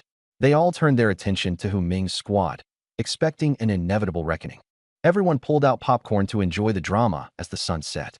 Biscay gleamed as she dove into the water, transforming into a sleek pink yacht with a cruising speed of 35 knots. Meanwhile, Luna tried to clear her name in chat. Nothing happened between me and Summer. We're innocent. But Hu Ming's fragile composure finally shattered. Oh, innocent, huh? You're a damn liar. You threw yourself at him on day 1. And then he just poured it all out. I can't believe I was blind before. You were probably sleeping around back in school too. Summer, bring it on. I'm ready. Kill me if you want to, but it won't erase what you did. Homewrecker. Jaw clenched, I retreated into the yacht's cabin, gripping my freshly purchased crossbow. The nerve of this guy. Clearly, he had nothing to lose, and his only aim now was to sink Luna's reputation with his own. A quick death? Too merciful. Guys like him needed their egos obliterated. I glanced at Luna, lounging nearby in her bikini, and gestured for her to come over. The guy called us some nasty stuff, huh? Why not prove him right? Luna froze, her cheeks blazing red. You mean put on a show for him? I smirked. A show? Nah, no need to act. He already thinks nothing of you. Let's just make it real. Her lashes fluttered briefly. After a pause, her voice dropped to a sultry whisper as she responded. All right. Satisfied, I replied. When the time comes, don't hold back your voice. I scooped her petite frame off the floor and laid her down gently on the plush pink couch. Oh, and one more thing, I said before leaning down. Her eyes narrowed cautiously. What? I'm your fan. Wah. Currently. Impossible. Absolutely impossible. The always poised and pure Luna in front of him. How could she possibly make that kind of sound? She should be mine. Everything about her should belong to me. Jealousy burned away all reason. Ah! He roared into the voice channel like a madman. Slut. Whore. Luna, you cheap tramp. Xiaotian, screw your mother. I'll kill you both, you disgusting pair of cheaters. I took a deep breath as the string of curses rolled off me, unfazed. Letting out a small laugh, I said calmly. Hu Ming, isn't it? Not only will I kill you, but before you die, I'll send you a special gift. Listen closely. As soon as the words left my lips, Luna's sharp scream pierced through his soul. Nice sound, huh? You've never heard that before, have you? Click, the call ended. The yacht stood out against the setting sun. I gripped a crossbow, standing at the yacht's railing, looking down at the four miserable figures on the beach below. Where's that BTCH? Hu Ming's bloodshot eyes glared up at me. Make her come out here. I glanced back toward the cabin. Luna sat there, staring blankly at the ceiling, her body still faintly damp with sweat. She's tired, I said casually. She's resting. But Hu Ming's enraged shout pulled her violently back to reality. She slipped on a long coat, her bare legs wobbling as she walked unsteadily to the railing. The sea breeze lifted her damp hair, revealing a pale, yet oddly serene face. She looked at the man's distorted expression, a chilling smirk forming on her lips. Hu Ming's furious curses stopped abruptly, as if he no longer recognized her. Wait, don't be in such a hurry to die. Her smile was both otherworldly and devastatingly beautiful. I'll start a live stream. Let everyone see this for themselves. Luna went live in front of the entire port district. The viewership spiked instantly, 99.99 plus viewers in a flash. The chat exploded with comments. She raised a hand casually, as if greeting an old friend. Then she slowly turned the camera toward me. Let me introduce you all to this man, Xiaotian. The lens shifted back to her strikingly enchanting face. The regional channel was buzzing earlier. A lot of people were insulting me. She paused briefly. That man, Hu Ming, my ex-boyfriend. She emphasized the word ex with a deliberate force. He thinks I'm his property. I wouldn't share my water with him, so he went crazy, barking like a stray dog. A man who has to rely on a woman for basic necessities. How credible do you think his words are? She glanced at the scrolling chat. Should I kill him? Tilting her head, a strand of damp hair fell to the side. That depends on what Mr. Xia thinks. After all, I've already gotten my revenge. She pinned her loose hair behind her ear. With that one motion, the entire livestream fell silent for a second. I thought to myself, this senior of mine, she really knows how to kill without laying a hand on someone. So, everyone, be mindful of what you say. Talk nonsense, and someone might actually follow the wires to your doorstep. And by the way, killing you wouldn't even be illegal. Hu Ming heard every word loud and clear. Each syllable landed like a slap across his face. Shaking and enraged, he reached around, desperate to find something to throw. But around him, all there was sand. Like a madman, he grabbed a handful of it and flung it toward the yacht. But the sea breeze blew it all back into his own face. Arg! My eyes! He writhed on the ground, clutching his face in pain. I burst out laughing. The chat absolutely blew up. Holy crap, this guy is beyond pathetic. How do you blind yourself tossing sand? I thought this was going to be some epic showdown, but this is it. His girlfriend gets stolen, and then he gets publicly humiliated in front of tens of thousands of people. What a joke. Wait, Xiaotian isn't some middle-aged greasy guy? He's young and handsome. Xiaotian, look at me.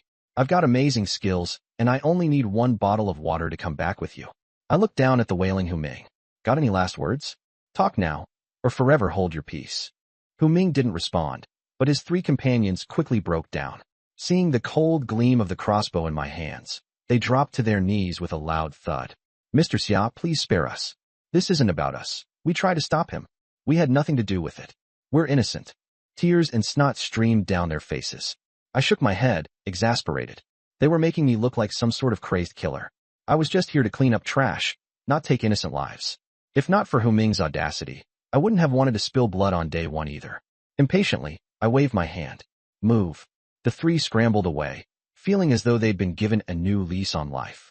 I raised the crossbow again, the tip of the arrow cold and unyielding. Nothing to say, huh? Then allow me a few parting words. Tell me, was she this happy when she was with you? Oh wait, I guess, you'd never know. Every word stabbed at his deepest insecurities. His head shot up, his bloodshot eyes bulging.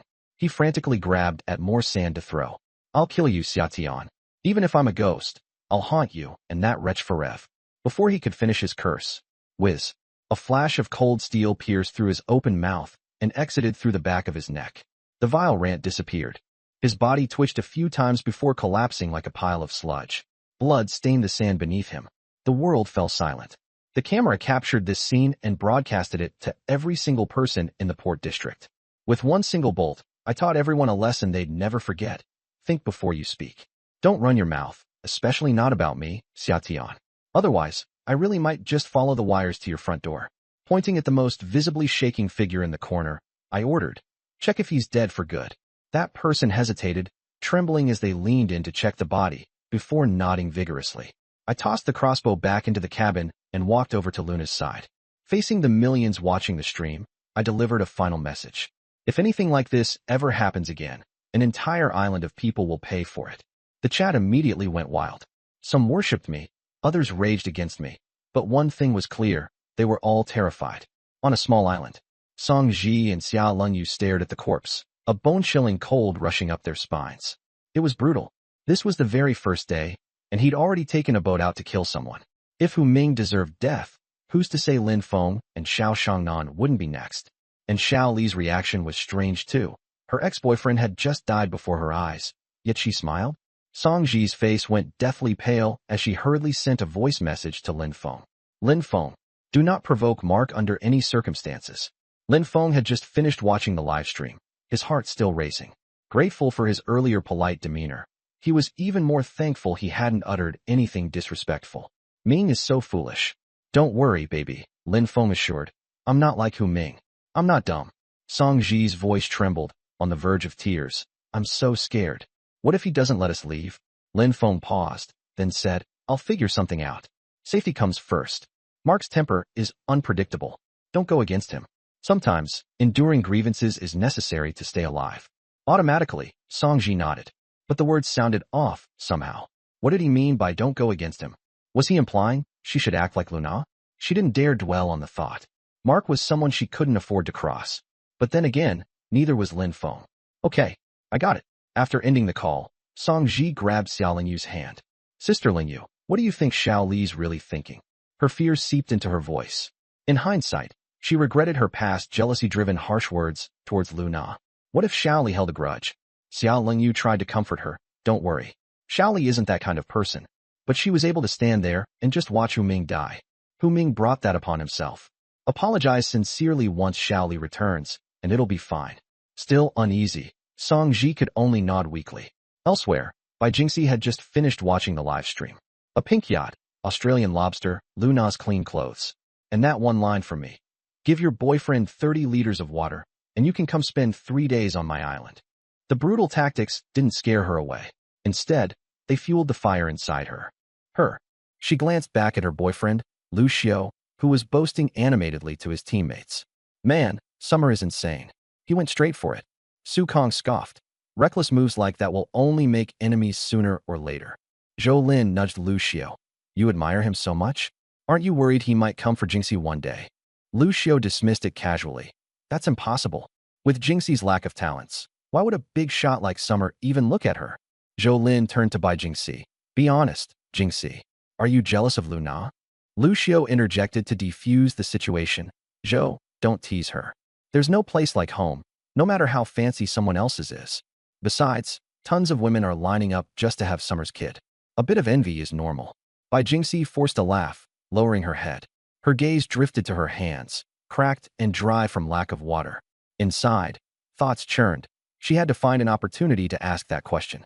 Inside a yacht's luxurious bedroom, Luna was curled up on the plush couch, the room's pink decor giving her a princess-like aura. She stared out of the porthole at the sea.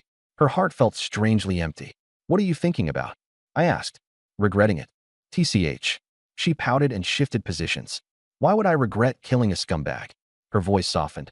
I was just thinking, it feels like I let you off too easy today. She buried her face into my chest. This senior of mine, soft and delicate as she seemed, could really deliver pointed jabs. Inhaling the scent of her hair, I felt an unusual calm. Hey, buy me a new pair of stockings, she demanded. It was only then that I noticed her fair legs were bare. What happened to your white ones? She pinched my waist, making me wince. Her gaze drifted to the blood-stained white stockings tucked in her bag. For a moment, she didn't know how to explain. They are ruined. Seeing her mix of embarrassment and frustration, my heart stirred. I'll transfer over some resources. You can pick something yourself. I sent her a transaction. 10,000 of wood, stone, and clay each. Looking at the string of zeros, she didn't even flinch anymore. What's his is practically mine now. I figured that's what she was thinking. She sat up, browsing the trade hub, and bought blue and white striped knee-high socks for 600 wood. Slowly, she slipped them on. Adjusting the top of her socks, she casually asked, Aren't we going back? I couldn't take my eyes off her. There are still 2 troublemakers to deal with. You in a rush to go back? She nodded, her gaze evasive. I just want to go back and take a shower. I got it. All right, let's head home. The yacht turned back. As for those 2 nuisances, any time was a good time to deal with them.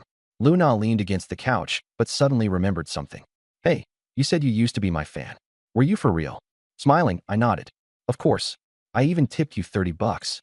Whenever I got tired gaming, I'd leave your stream running in the background. That wasn't a lie. A faint smile crept onto the corners of Luna's lips. Sweet, like she'd just had honey. Still, she was skeptical. When did you start watching me? Thinking for a moment, I replied, back when you streamed PUBG. You sang a cover once, and the moment I heard it, I knew it was you. She smirked and straightened up, satisfied he wasn't bluffing. But then she pouted slightly.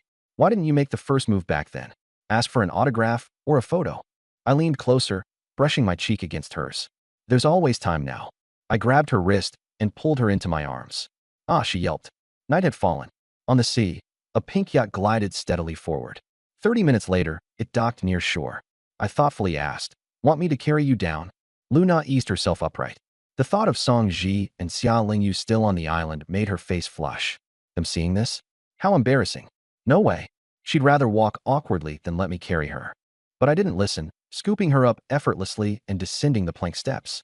Bishu reverted its transformation, returning to its tiny pink octopus form. It hopped onto my shoulder, chirping enthusiastically. It even reached out a little tentacle, brushing against Luna's cheek as if trying to console her. She stroked its squishy limb, giving its small head a gentle squeeze. I knew it wanted praise. All right, good job, little one. Luna held onto my arm as we walked past Song Ji and Xia Lingyu. Their gazes filled with mixed emotions, and re-entered the wooden cabin. The cool indoor breeze hit us.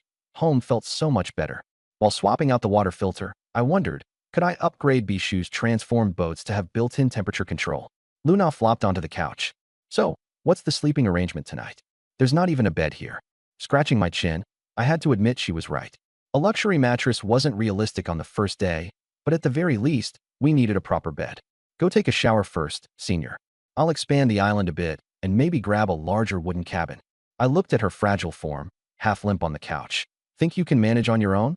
Need some help? Her laugh was more exasperation than amusement. She chucked a pillow at me. Get lost. I can manage.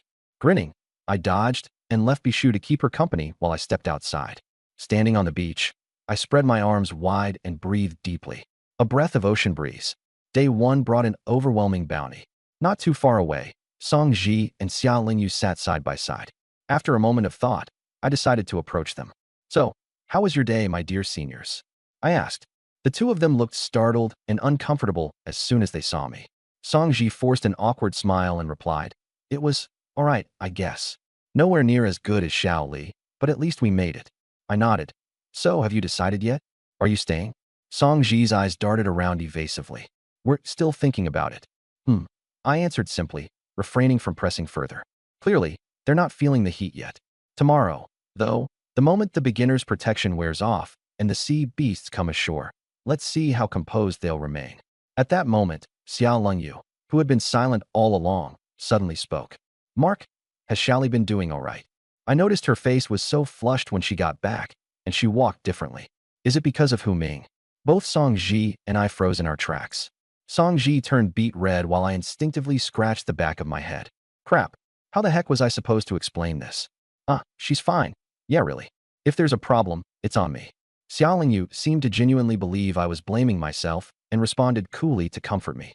It's not entirely your fault. Hu Ming's actions went way over the line. All right then, sis, if that's what you wish to think, keep at it. I have no desire to rant to Hu Ming at this point. I reached out and prodded Luna, who was standing beside me. Luna played along, letting out a small, oh. Honestly, even if she hadn't cooperated, she wouldn't have been able to hold back. Her voice wasn't overly loud, but to Hu Ming on the other end of the phone, it probably sounded like a heavy hammer striking his eardrum. An eerie silence followed. He was likely questioning if he had just misheard. Speak up, damn it. Are you mute now? Well, you said it. Let's oblige. I gently tugged at the corner of Luna's shirt that had been clenched between her teeth. This time, the sound that answered Hu Ming was exactly the one he had fantasized countless times in his dreams. Even an idiot like Hu Ming could figure it out in an instant. I could almost imagine the buzz blanketing his brain, rendering him utterly stunned. Weakly, he collapsed onto the scorching sand. His goddess. His treasured girlfriend. This can't be. This is impossible. The ever-dignified and sacred Luna. The woman he'd always seen as untouchable. How could she possibly make that sound? She belonged to him, Completely and absolutely. Jealousy ignited a fury that burned away his sanity. Aya! He screamed into the speaker like a madman. You B.S. Luna, you two-faced W.H. Xiatian, I'll Fing kill you both, you pair of filthy dogs. I exhaled heavily, filtering out the vulgarities. Amused, I chuckled softly before speaking in an eerily calm tone. Hu Ming, right? Listen closely. Not only will I kill you, but I'll also make sure to send you a grand parting gift. The very moment I finished speaking, a piercing scream from Lu Na shattered every fragment of his spirit. How's that? Sounds good, huh? Never heard that one before, I bet. Click. Call terminated. Beneath the glow of the setting sun, the yacht glided gently across the waves. Gripping a crossbow, I stood at the rail, looking down at the four disheveled figures on the sandy beach below. Where is that bee? Hu Ming snarled with bloodshot eyes, glaring at me. Tell her to come out. Now, I glanced back toward the cabin. Lu Na, sprawled on her back, gazed blankly at the ceiling, thin beads of sweat still clinging to her skin. She's resting, I said flatly. She's tired. But Hu Ming's furious roar snapped her back to reality in an instant. Throwing on a long coat, her bare legs peeked out as she staggered over to the ship's edge. The salty wind blew through her damp hair, revealing a face pale, yet unervingly composed. She stared at the menacing man below, a cold smirk curling at the corners of her lips. Hu Ming's frantic cursing abruptly stopped, as if he'd encountered a stranger. Wait, don't be so hasty to greet the Reaper. There was something otherworldly and bewitching about the way she smiled. Let's livestream this, she said coolly. Let everyone join in on the fun. Luna started a live broadcast for all the port district to see. Within seconds, the viewer count skyrocketed, hitting 99.99 plus. The chat flooded with comments, messages pouring in like a deluge. Waving casually, she greeted the camera as if addressing old friends. With a deliberate pause, she slowly turned the lens toward me. Everyone, let me introduce someone. This is Xia Tian. Shifting the camera back toward her own entrancing face. Earlier, the regional chat was pretty lively. Tons of you noticed what was going on and decided to join the discussion. She paused briefly. That man, Hu Ming, that would be my ex-boyfriend. She bit particularly hard on the ex. He saw me as his property. And because I refused to give him water, he lost his mind, flailing around like a rabid dog, biting anyone in his path. A man who can't even source his own water, dependent on the mercy of women. How credible do you think his words really are?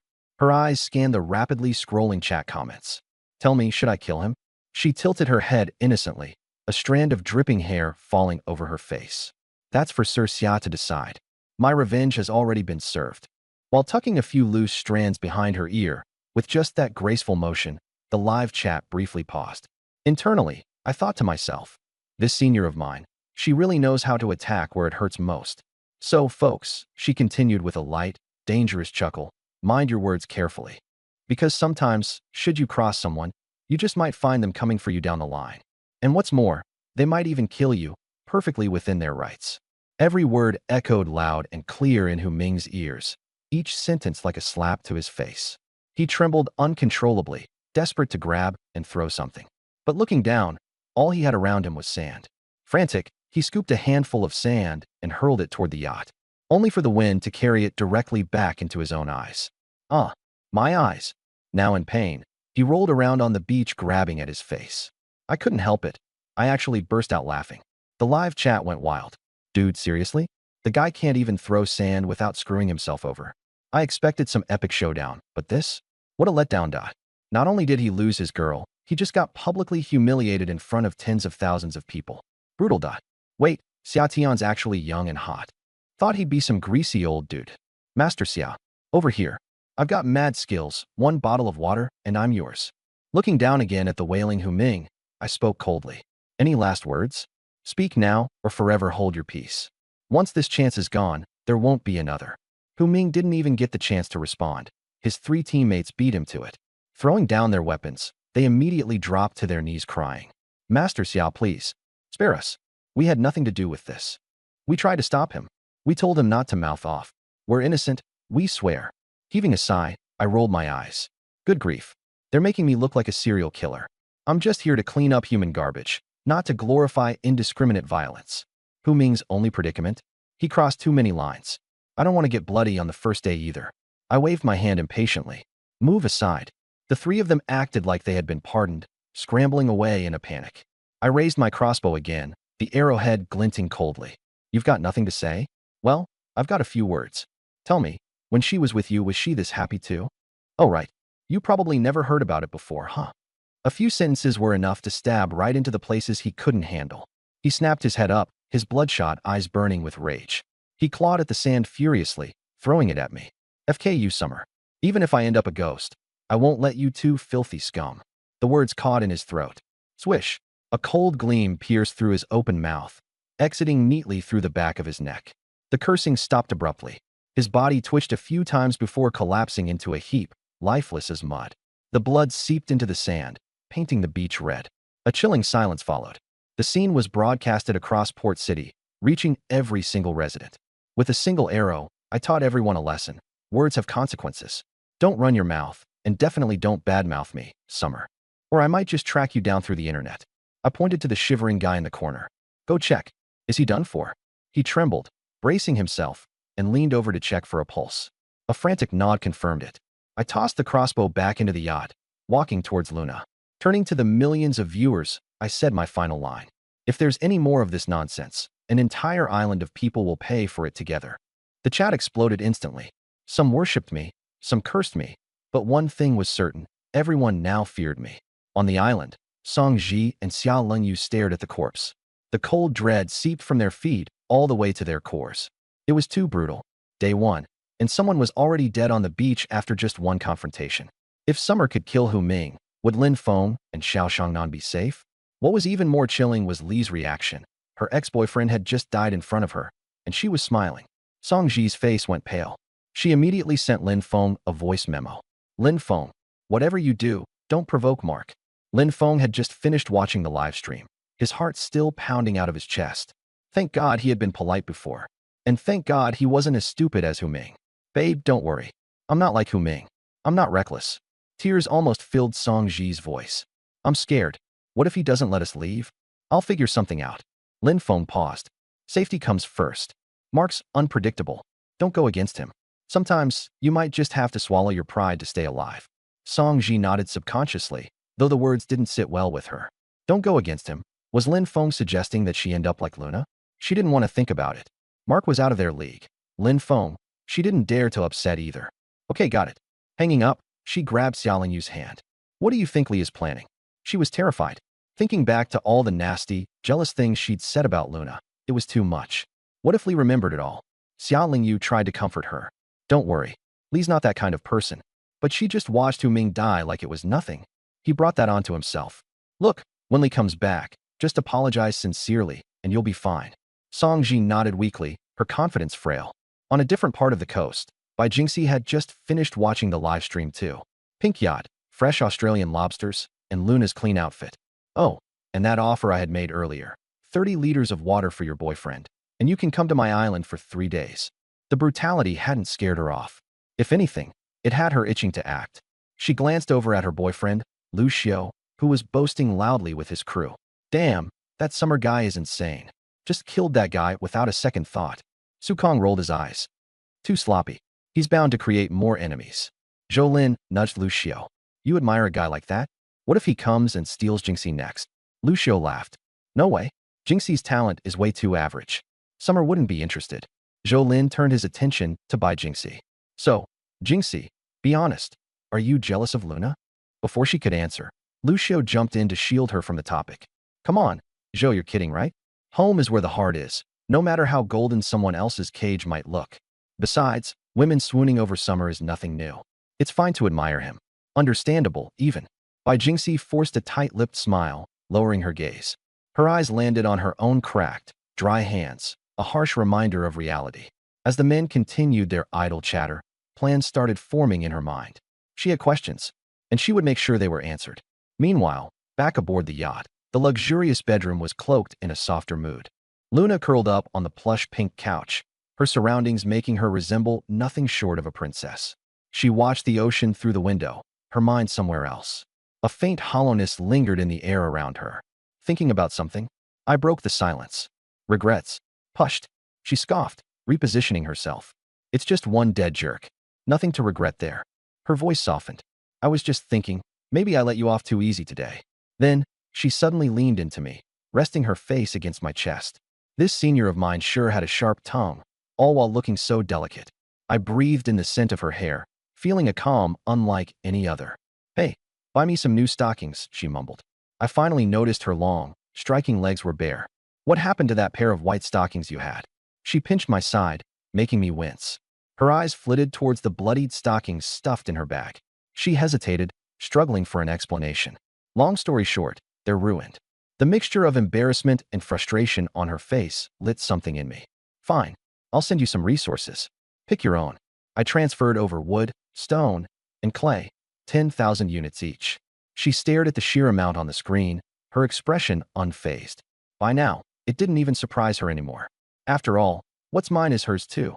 That's probably what she was thinking. Nonchalantly, she began browsing the trading platform. Eventually, she selected a pair of blue and white striped thigh-high stockings, spending 600 wood on them. She adjusted the snug fit of the stockings, her tone casual, but her question intentional. "We're not heading back yet?" My gaze lingered on her for a moment too long. "There are still 2 troublemakers to deal with. You in a hurry to go back?" She hesitated, nodding lightly while avoiding my eyes. "I just want to go back and take a shower." "Ah, I got it. All right, let's go home." The yacht turned around. Those 2 clowns could wait. Luna relaxed back into the couch. Something else came to her mind suddenly. "Hey," she began. "You said you used to be my fan. Were you serious about that?" I grinned, nodding. "Of course. I even tipped you $30 once. After gaming for hours, I'd just hang out in your live stream." It wasn't a lie. Luna's lips curled into a smile so sweet it could melt ice, though she tried to mask her delight. "When did you start watching?" I thought for a moment and said, "Back when you were streaming PUBG, you covered a song. The moment I heard it, I knew it was you." She tilted her head with a smirk and sat upright, clearly pleased. "Looks like that junior wasn't lying after all." Then she pouted, half annoyed. "Why didn't you approach me before? Ask for an autograph or a photo?" I leaned closer, pressing my cheek against hers. "It's not too late now," I said as I grabbed her wrist, pulling her into my arms. Night fell. Out on the sea, a pink yacht moved gently through the waves. 30 minutes later, it docked at the shore. I asked considerately, "Want me to carry you off the yacht?" Luna tried sitting up, her face turning crimson as she remembered that Song Ji and Xia Lingyu were still on the island. If they saw this, she'd never live it down. "No way," she protested. She'd rather walk awkwardly than let me carry her. But I wasn't about to listen. Ignoring her objections, I scooped her up effortlessly and stepped off the gangplank. The pink little octopus, Bibbo, released its transformed yacht form, hopped onto my shoulder, and let out a cheerful chirp-chirp sound. It even stretched a tiny tentacle to poke at Luna's cheek, as though trying to comfort her. Luna stroked its squishy arm before giving its little head a gentle squeeze.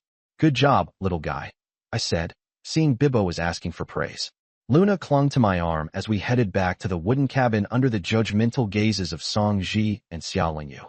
The moment I opened the door, a wave of cool air washed over us. Home sweet home. While I worked on replacing the water filter, I began scheming whether Bibbo's yacht transformation could incorporate temperature control for the future. Luna flopped down onto the couch. "So, how are we sleeping tonight? There's not even a bed here." I rubbed my chin at her comment. She had a point. For tonight, I couldn't expect a king-sized luxury mattress, but at least we could get a decent large bed. "Why don't you take a shower first, and I'll go expand the island and maybe pick up a bigger cabin while I'm at it." I glanced at her, noticing how worn out she looked and teased. "Need help showering? Think you can manage on your own?" She rolled her eyes, then let out a laughing scoff before grabbing a throw pillow and launching it at me. "Get lost. I can handle it myself." Dodging the pillow, I left Bibbo to keep her company and stepped outside. Standing on the beach, I spread my arms wide and took a deep breath of the ocean air. The first day's spoils were bountiful beyond expectation. Not far off, Song Ji and Xia Lingyu sat side by side. After some thought, I approached them. "So, senior sisters, how's your day been?" Their faces instantly betrayed their unease when they saw me. Song Ji forced a smile. "It was all right, I guess. Nothing compared to Shaoli, but at least we're still alive." I nodded. "So have you decided? Want to stay here?" Song Ji shifted uncomfortably, avoiding my gaze. "We're still thinking about it." "Got it," I said, not pressing further. Clearly, they hadn't felt enough pressure yet. "Tomorrow, when the newbie protection period expires and sea creatures start attacking the island, that's when we'll see if their resolve holds." Out of nowhere, Xia Lingyu, usually silent, suddenly spoke up. "Mark, is Shaoli okay? I saw her face all red when she got back, and she was walking kind of funny. Did something happen with that Huming guy?" Both Song Ji and I froze, caught completely off guard. Song Ji's cheeks instantly turned bright red as I awkwardly scratched the back of my head. Crap, how do I even explain this? Yeah, she's fine. Really, it's fine. It's mostly my fault, honestly. Xia Lungyu's calm voice turned cold as she misread the situation, attempting to comfort me. You don't need to blame yourself completely. That guy, Hu Ming, went too far. Me? Sure, if you insist on thinking that way, by all means. I quickly waved my hands. No, it's all on me. I was the one out of line. Song Ji began subtly tugging on Xia Lingyu's sleeve, throwing her a look of panic. Yes, totally Mark's fault. Lingyu, don't say another word. Xia Lingyu blinked, confused. How could this be Mark's fault? But being clever as she was, she quickly pieced things together. Her cool and elegant expression quickly gave way to one of deep embarrassment, her cheeks flush. Sorry, I misunderstood. Internally, I chuckled. For someone so aloof, this senior is unexpectedly innocent. Back in the wooden cabin, I opened my friend's list to find a flood of messages from Wu Yushan. He had some electronic components available and even held on to a blueprint for me. Exactly what I needed. How many blueprints? I'll take all the components. Sorry, big guy, there's only one electronic component left, and the blueprint is for a 10 square meter expansion. I couldn't blame him for it. Late to the game, this was on me. Sending over 10,000 clay, I then swept the exchange market for 21 square meter blueprints. By the end of the night, the island would cover 50 square meters. Perfect, the max for a level 1 island. Standing on the beach, I closed my eyes and focused. Materials used: wood 2,000, stone 5,000, clay 6,000. The ground shook violently beneath my feet. Song Ji and Xia Lungyu screamed and clung to the sand as massive waves began forming on the moonlit sea. Rumble. A new stretch of land erupted from the ocean, colliding heavily with the existing island. Congratulations, Player Mark, for being the first in Harbor District to expand to 30 square meters. Reward: Epic Loot Crate X1, Basic Water Purifier X1, Thermostat Blueprint X1. Song Ji murmured. 30 square meters on day 1? How did he do it? Xia Lingyu's expression was one of pure shock, her mind racing with a singular thought. Where did he get all the resources? He didn't even spend all day fishing treasure crates. Just then, the wooden cabin door creaked open. Luna, fresh from her shower and wearing a new pair of black silk stockings, walked out. Her cheeks were flushed, and her eyes sparkled with excitement. Wow, it's huge. You could even do shuttle runs on this. I chuckled. You like things on the bigger side, huh? Without thinking, Luna responded, of course. This is practically half a badminton court already. I teased back. So you like big things? I can go even bigger. Realizing the double entendre, she sputtered indignantly and scolded me. Pfft. I was talking about the island, you pervert. Grinning, I said nothing and pulled out another stack of 1 square meter blueprints. Materials used: wood 4,000, stone 10,000, clay 12,000. If the first expansion shook the ground, the second was earth-shattering. The entire island felt like it was being lifted and slammed back down into the sea. Luna shrieked, instinctively grabbing onto my arm. This time, the land rising out of the ocean wasn't just a section, it was a whole new mass, a massive slab of earth sprawling across the horizon. Congratulations, Player Mark, for being the first in Harbor District to expand to 50 square meters. Reward: Epic Loot Crate X2, Basic Water Purifier X2, Thermostat Blueprint X2. The moment the announcement came through, my friend's list went crazy, people flooded my messages, and the entire regional chat plunged into chaos. Holy crap, 50 square meters on day 1. Boss, are you selling thermostats? I'll pay top dollar for one. In summer, you're not just a boss. You're a literal deity walking among us. The second-ranked expanded cabin is only 19 square meters. It's so unfair you'd want to cry. Luna was stunned. She took a while to snap back to reality, glancing at my profile, her heartbeat racing. This junior of hers, his strength literally made her knees weak. I cleared my throat. Go pick a wooden house blueprint at the trading post, double deck or single deck, your call. Her eyes lit up. Got it. This was the kind of task she loved the most. While she browsed, I took the opportunity to check out the island's information. Island level, LV1, 50 square meters. Upgrade requirement: offer 50 ocean hearts. An ocean heart? This was my first time hearing about it. Most likely, I'd need to wait until the newbie protection period ended. Luna's excited shout broke my train of thought. Junior, this is perfect. A 20 square meter 2-story cabin with a bathroom. I did the math. 2 stories make 40 square meters, enough for us and Song Ji. with Xia Lingyu joining too. How much? I asked. 10,000 wood planks, 8,000 stones, and 15,000 clay. I transferred the materials to her right away. Luna bought the blueprint and was about to start construction, but suddenly sighed. It still needs 5,000 wood planks to build. This time, she didn't ask me for more. She gritted her teeth and provided her own materials. The blueprint dissolved into glowing white light, and plank after plank began forming mid-air, floating and piece by piece slotting into place. Slowly, an exquisite two-story wooden cabin descended in the middle of the island. Even Song Ji couldn't help taking a picture of it. She hesitated, thinking of sending it to Lin Feng for motivation, but stopped herself. This wouldn't inspire him. It would crush his spirits. She sighed, quietly saving the image to her personal space. Xia Lingyu glanced at Song Ji, then at the old wooden cabin they currently shared. She whispered under her breath, "Xiao Ji, let's ask Xiao Li out later. When you apologize, I'll see if I can ask to borrow the old cabin for a few days." Song Ji's eyes lit up, and she nodded enthusiastically. Deal. Meanwhile, Luna charged into the new cabin. The scent of fresh pine greeted her, along with abundant natural light. It was spacious and bright, with soft candle chandeliers hanging warmly from the ceiling. The bathroom alone was spacious enough to fit 3 bathtubs. She ran up the stairs in excitement and collapsed onto the second-floor wooden floor, arms and legs spread out like a starfish, her mind blank. In this dangerous survival world where death could come anytime, she'd somehow managed to build a true home. Sure, the resources weren't hers, but she'd done the actual building with her own hands. I began hauling the couch and water purifier from the old cabin into the new one, while Luna bought a bunch of new furniture blueprints. The sofa needs to go next to the window. It's got a perfect view of the ocean. The table? Right in the center. Move the vanity set upstairs. Once everything was set, the two of us collapsed onto the couch, exhausted. The warm light bathed the room, highlighting every corner of the cabin that showcased her detailed touch. "Well," she said, grinning. "Not bad taste, huh?" I took a slow look around, and I had to admit, not bad. Feels like a real home now. I laid out 3 glowing purple epic treasure chests on the floor in a neat row. Ready to try your luck opening a few? Luna's heart raced. 3 epic treasure chests. She could fish for a lifetime and still not see even one in person. She snuck a glance at me. "You really want me to open them? I'm notoriously unlucky. Don't come crying if I jinx it." I nodded. Deep down, I was genuinely curious just how disastrous her luck could be. Go for it. My first epic chest gave me nothing special either. Luna rubbed her palms together and approached the first chest, drawing imaginary circles in the air with her fingers. "Heaven above, grant me a massage chair or something. Please." She yanked open the chest. "Congratulations. You've obtained luxury pool blueprint, 20 square meters." Her expression froze for a moment, and she kicked the chest out of sheer frustration. Okay, it wasn't entirely bad. A pool was definitely a luxury add-on for the island.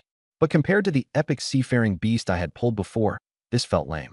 She refused to give up and eyed the second chest, though her confidence was shaken. I couldn't help teasing her. "First one's always a warm-up. Maybe the second will surprise you." She gave me a suspicious look. "If I pull more junk, are you going to use this as an excuse to bury me? Do I really even need an excuse?" I shot back with a grin. She nodded as if that made perfect sense. "Fair enough. Fine, I'll give it another go." Luna steadied herself and placed her hands on the top of the second chest. "This time, I'm betting a super soft bed, okay? I'll even gamble away Xiao Ji's next life of romantic luck for this one. Let's do this. Open. Congratulations. You've obtained greenery material package, 10 plant species." I couldn't help but chuckle this time. A pool blueprint and now a greenery package. She truly had unique luck. Clearly, next time, I wasn't letting her anywhere near the chests. Fuming, Luna stomped her foot. This was nothing like the golden jackpot she'd imagined. I laughed until my sides hurt, then walked over and squeezed her shoulder. "All right, leave this to me. From now on, you can just lay back and enjoy the spoils." Her face turned red, and she swatted me with a fist. "Ugh, you're such a jerk." Ignoring her, I stepped towards the final chest, grasping the lid with both hands. Turning back, I raised an eyebrow at her, a smirk playing on my lips. Under her curious gaze, I slowly lifted the chest lid just a crack. Bzzzt. A blinding gold light flashed, bathing the entire cabin in shimmering brilliance. I slammed the lid shut before we could fully peek inside, and the golden glow instantly disappeared. Luna, on edge, grabbed my arm and shook it. "Hurry up and open it already. Is it a seafaring beast? I want a pet too." My curiosity skyrocketed as well. I threw the lid open with a dramatic yell. The gold radiance filled the room again, so dazzling it made us squint. Congratulations, player. You've obtained Defense Robot Epic Blueprint. As the light subsided, I picked up a sturdy, dark red blueprint from inside the chest. My eyes scanned the requirements, and my jaw dropped. Materials needed: iron parts 10 350, electronic components X 130, plastic X 400, rubber X 200, intelligent core X 10, silicone X 100. This list was intimidating. What the heck was an intelligent core? I'd never even heard of it before. But if I could build this robot, sea monsters would be a worry of the past. Luna peeked over my shoulder at the blueprint and wore an odd expression. Why does it need silicone? Is this robot entirely appropriate? Her cheeks flushed at the implications. I laughed. Appropriate or not, it might come with bonus features. Hey, robot girlfriends are a thing, you know. Her eyes narrowed suspiciously. Oh, so that's your type, huh? Nah, robots won't beat the real deal, I said confidently. I still prefer my senior. Blushing bright red, she spat, gross, and punched my arm. I caught her wrist mid-swing, leaning closer. She panicked. No way. I just put on fresh ointment this afternoon. Amused, I let go right away. Chill, see? Even robots have their uses. She scoffed, though her face stayed red. Once the teasing ended, I got down to business. Tomorrow during the live stream, post the material requirements for trade. She repeated the list to herself, nodding. Halfway through nodding, she froze, realizing that once this robot was built, she would probably benefit the most from its protection. Here's the translation with expressions tailored to American English. We have plenty of food and water for now, but whether she can survive the next 3 nights is still up in the air. We have to build it, no matter the cost. Then she asked, are you delivering water tomorrow? Of course. I've got 4 water purifiers. We've got more fresh water than we know what to do with. I'll deliver until your followers hit 10 million. 10 million. Her eyes sparkled with hope. That number was something she couldn't even dream of before. 10 million followers, the top streamer in Port City. While she was caught up in her daydream, Cold Rain, Lung Yu, called for her, and she headed out. I opened Wu Yushan's chat window and pasted the list of items. Me, can you make these? After a long while, he replied. Wu Yushan, boss. We're just a small workshop, not a weapons factory. Wu Yushan. With 4 people, it'd take us 6 months just to disassemble this stuff. And as for the intelligent cores, we don't even have blueprints. Honestly, I expected this. Me. Start with what you can handle. Start working on the metal and plastic parts. I'll figure out the rest myself. He went silent for a long time, then finally replied. Wu Yushan. All right. We'll start right away. But can we take on some side orders too? We'll discount our labor to 1,000 milliliters of fresh water per item. Darn, from 1,500 down to 1,000, like a fire sale. I didn't say much. Me. Sure. Also, help me procure raw materials while you're at it. Here's 15,000 worth of resources. Use them as you see fit. I sent over 5,000 units each of the 3 basic resources. Too many small details. I'd rather be a hands-off boss. Plus, I know his coordinates. I'm not worried about him running off. Wu Yushan, boss. That's way too much. Me. Settle the bill once it's all done. I closed the chat and moved on to assembling the 3 water purifiers. Outside the cabin, Luna stood with her arms crossed, staring at Song Ji in the darkness. No need to apologize. By the way, do you want the old cabin our junior stayed in before? Song Ji hesitated. That rundown cabin, compared to this 2-story villa, it didn't even come close. Luna grew impatient. Have you made up your mind? Tiny house or villa? Song Ji's voice was pitifully quiet. But your condition is just too embarrassing. A cold laugh escaped Luna's lips. I've laid out the terms. It's up to you. She turned to leave, leaving one biting remark behind. Anyway, your Lin phone can barely bring you some drinking water.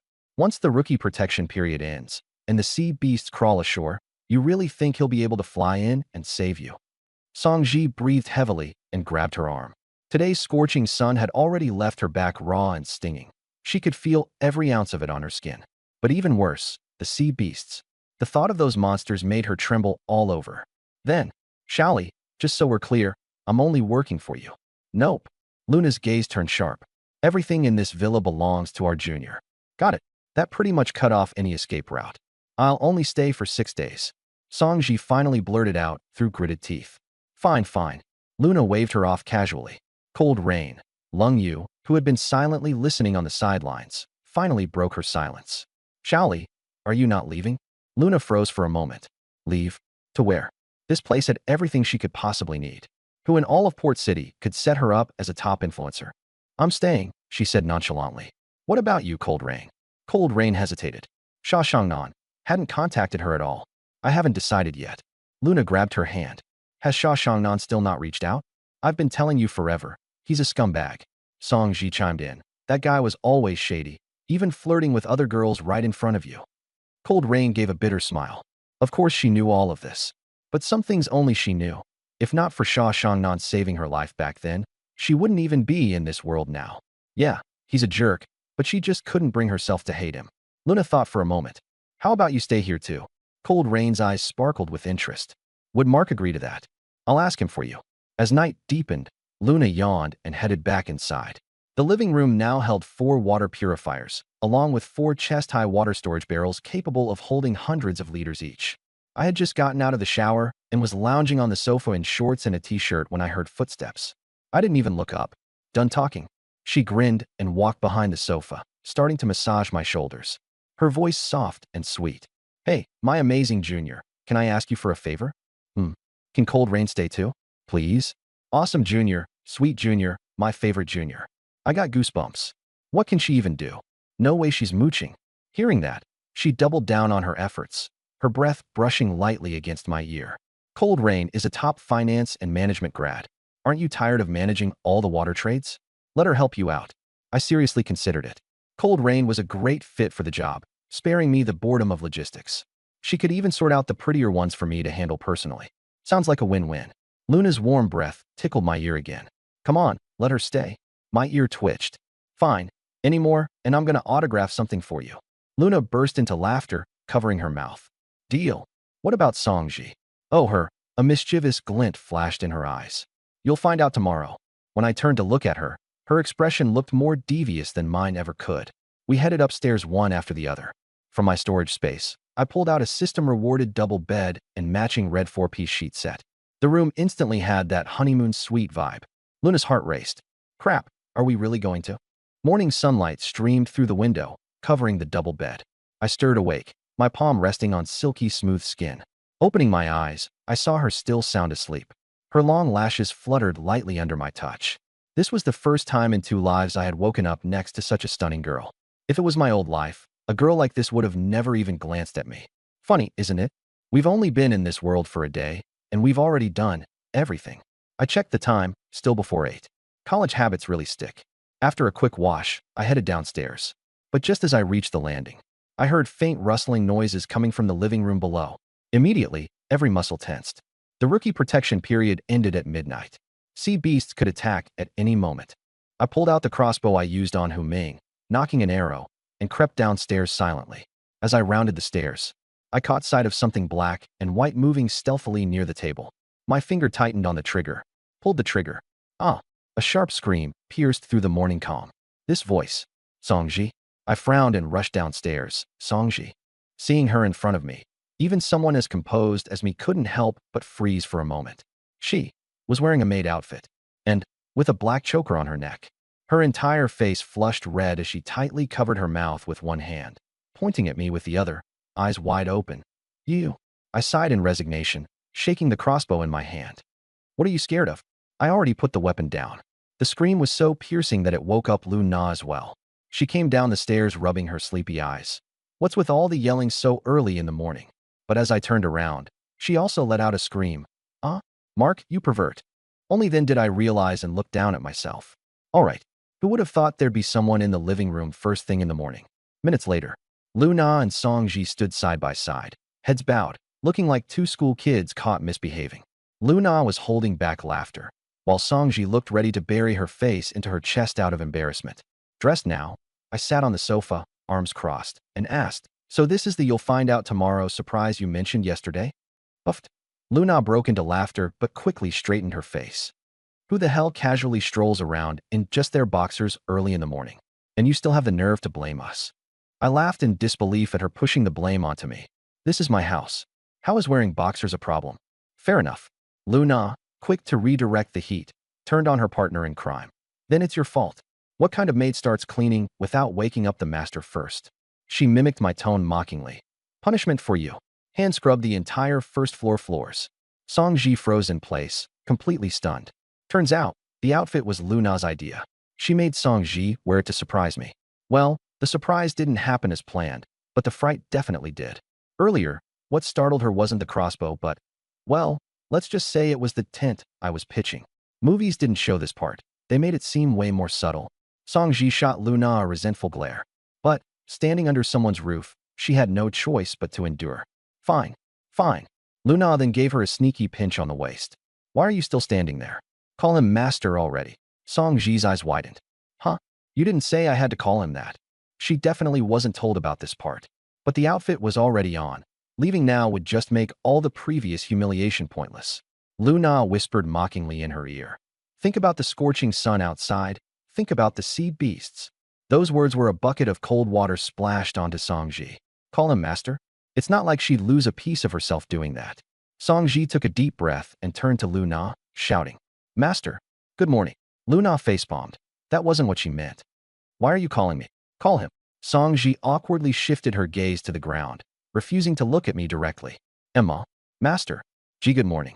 The moment the words escaped her lips, she wished she could disappear on the spot. Meanwhile, Luna threw me a triumphant smirk.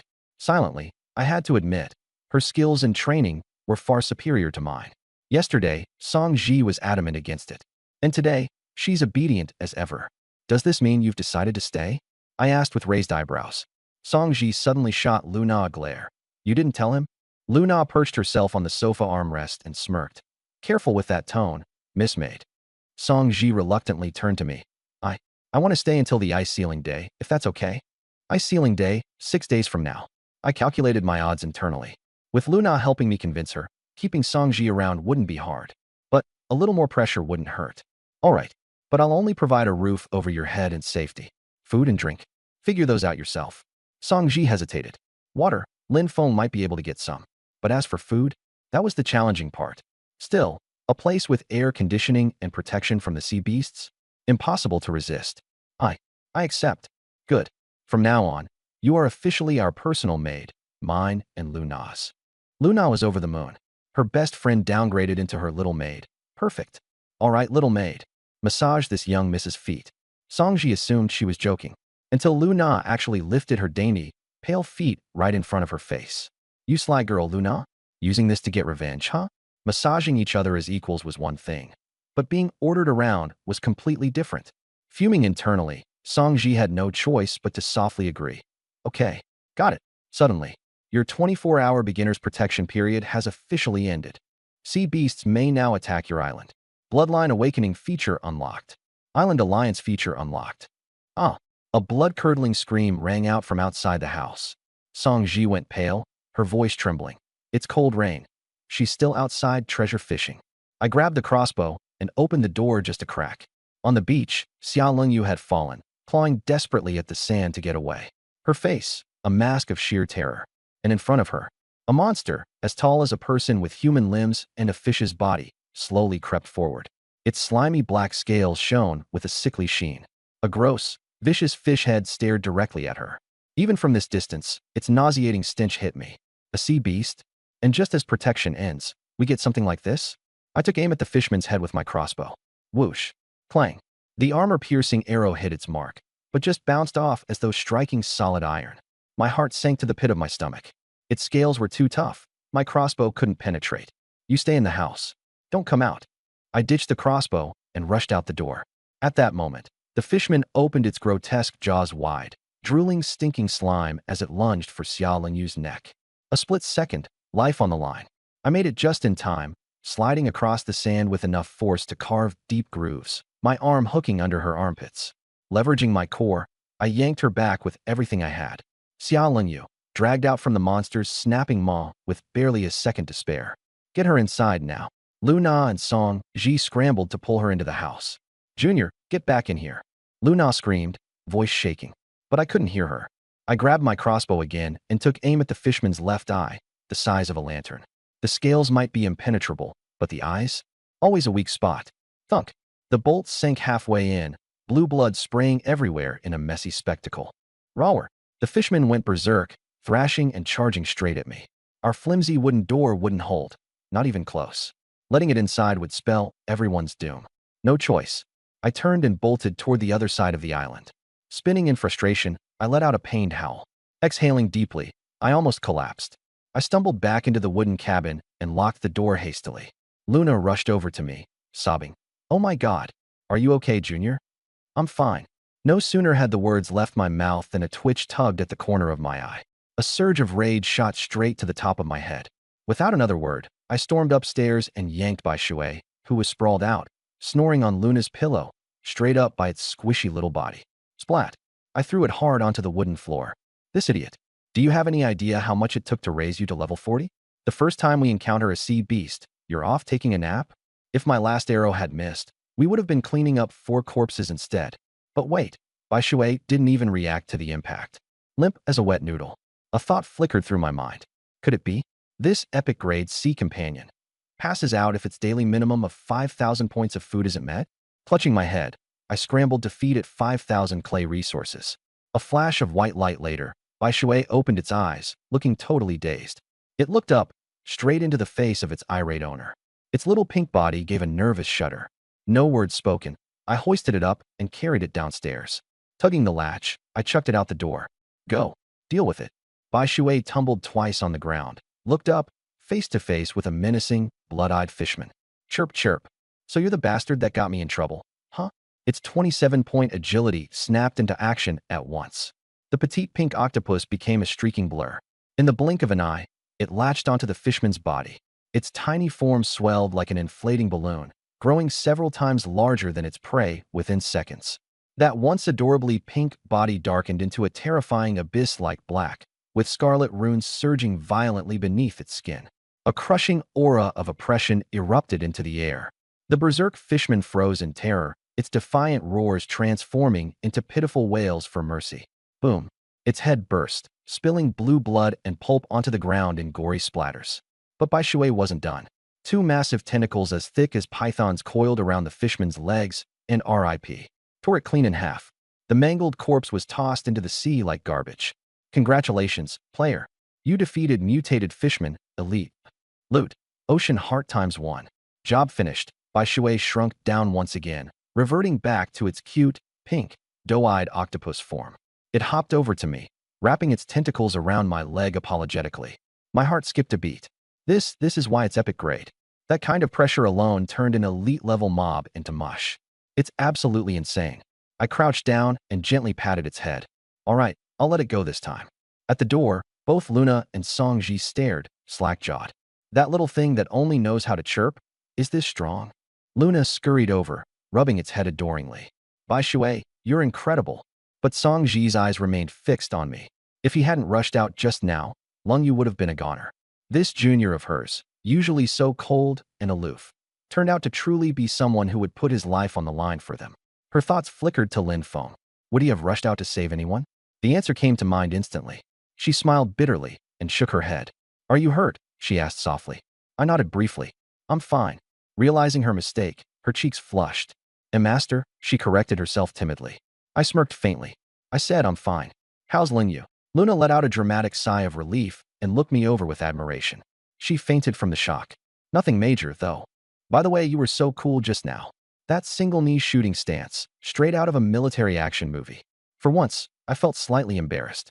"Ahem, just basic moves. Let's head inside." Shutting the door cut off the stench of blood. I leaned against the frame, letting out another deep sigh. Our first encounter with a sea beast, and it had to be an elite? Is luck even this unreasonable? But on the bright side, we got an ocean heart. Leveling the island up to level 2 required 50 of these. At least now we're one down. Just then, Luna's eyes sparkled as she stared at me, her legs fidgeting, rubbing together bashfully. If Songji weren't here, she looked ready to pounce and devour me whole. "Don't look at me like that." I thumbed toward Bai Shui. "Send it outside to guard the door, 24-hour timeout." With an epic tier pet holding the fort, I could finally relax. Now, time to build up the island. Opening the trading hub, I found the resources skyrocketing like crazy.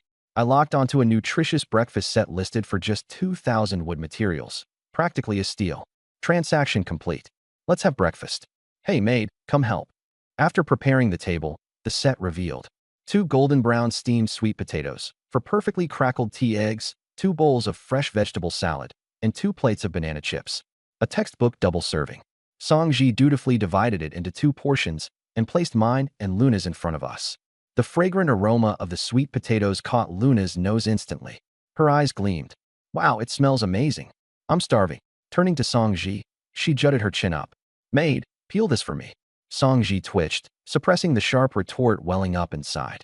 She hadn't eaten a grain of rice the entire day before, yet Luna flaunted food so ostentatiously. And the delicious smells of sweet potato, tea eggs, and salads were mercilessly invading her senses.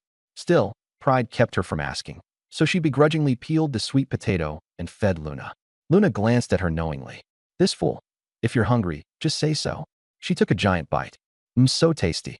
Junior, darling, how much was this meal? Without missing a beat, I replied flatly while catching Luna's purposeful winks. 2,000. If it's good, finish it all up. That hit Song Ji straight in the gut. Her gaze became locked on Luna's mouth. Her stomach growled audibly. I noticed it all, putting on my most casual poker face as I methodically peeled my tea egg.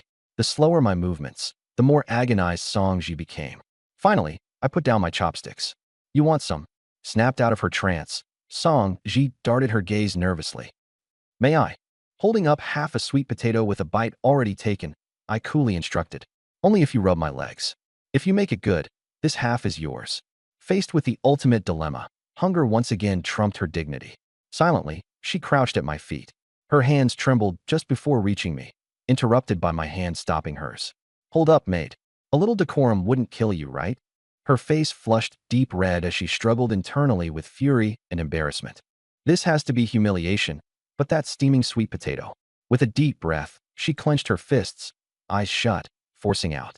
Master, may I serve your legs? Now satisfied, I leaned back. Her icy fingers barely grazed my calf before she recoiled from the contact, goosebumps rising all over her arms. A man's legs. This was just humiliating.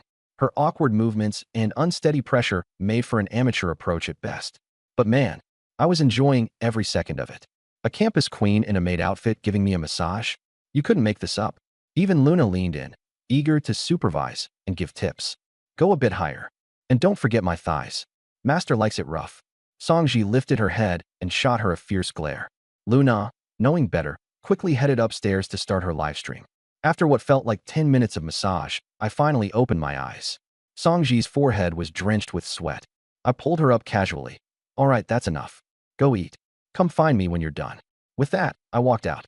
Song Ji looked down at the table and froze. There it was, a half-eaten sweet potato, a full tea egg, and half a bowl of veggie salad. Was this the reward? Whatever. Food first, think later. She grabbed the sweet potato and took a big bite. Its sweet aroma hit her instantly. Next, she peeled the tea egg and took a bite. In that moment, she finally understood why Lu Na couldn't hide her excitement earlier. A simple tea egg tasted better than any gourmet delicacy. One egg down, she was half full, and her courage grew. She eyed the salad next. Grabbing the chopsticks I had used earlier, she flipped the ends and scooped up a big bite. How can this be so tasty? Tears welled up in her eyes. The hardship earlier? Totally worth it. Finishing her meal, she tidied up her maid outfit and pushed open the door. The sunlight outside was dazzling. I stood on the beach, facing the ocean, with my back to her. Master, what do you need from me? Her tone was still hesitant, but much better than before. Just one decent breakfast, and the change was already this obvious? Borrowing your natural talent for a bit. I laid out some seeds in front of her. Song Ji's eyes lit up. Finally, her moment to shine. You want to plant something? Do you know anything about gardening? She looked sheepish as she shook her head. I sighed, feeling a little helpless. My vision was crystal clear. I wanted to turn this island into a paradise. But as for actually planting things, total blank slate. I decided to wing it. I dug a small hole by the cabin, tossed in a coconut, and covered it with soil. Let's give it a try. Song Ji crouched down and placed her hands over the soil. A faint green glow seeped from her palms into the ground. Within seconds, a tiny sprout pierced the earth. It grew branches and leaves rapidly, reaching about 10 centimeters tall. Even Song Ji looked astonished. Oh my gosh, that's amazing. I gently touched the tender leaves, feeling satisfied. Would you say this counts as the first life we've raised together? She blinked, slightly taken aback. Logically, it wasn't wrong. But why did it sound so weird? I guess so. Chuckling, I stood up and fetched 4 bottles of water, pouring them all onto the sprout.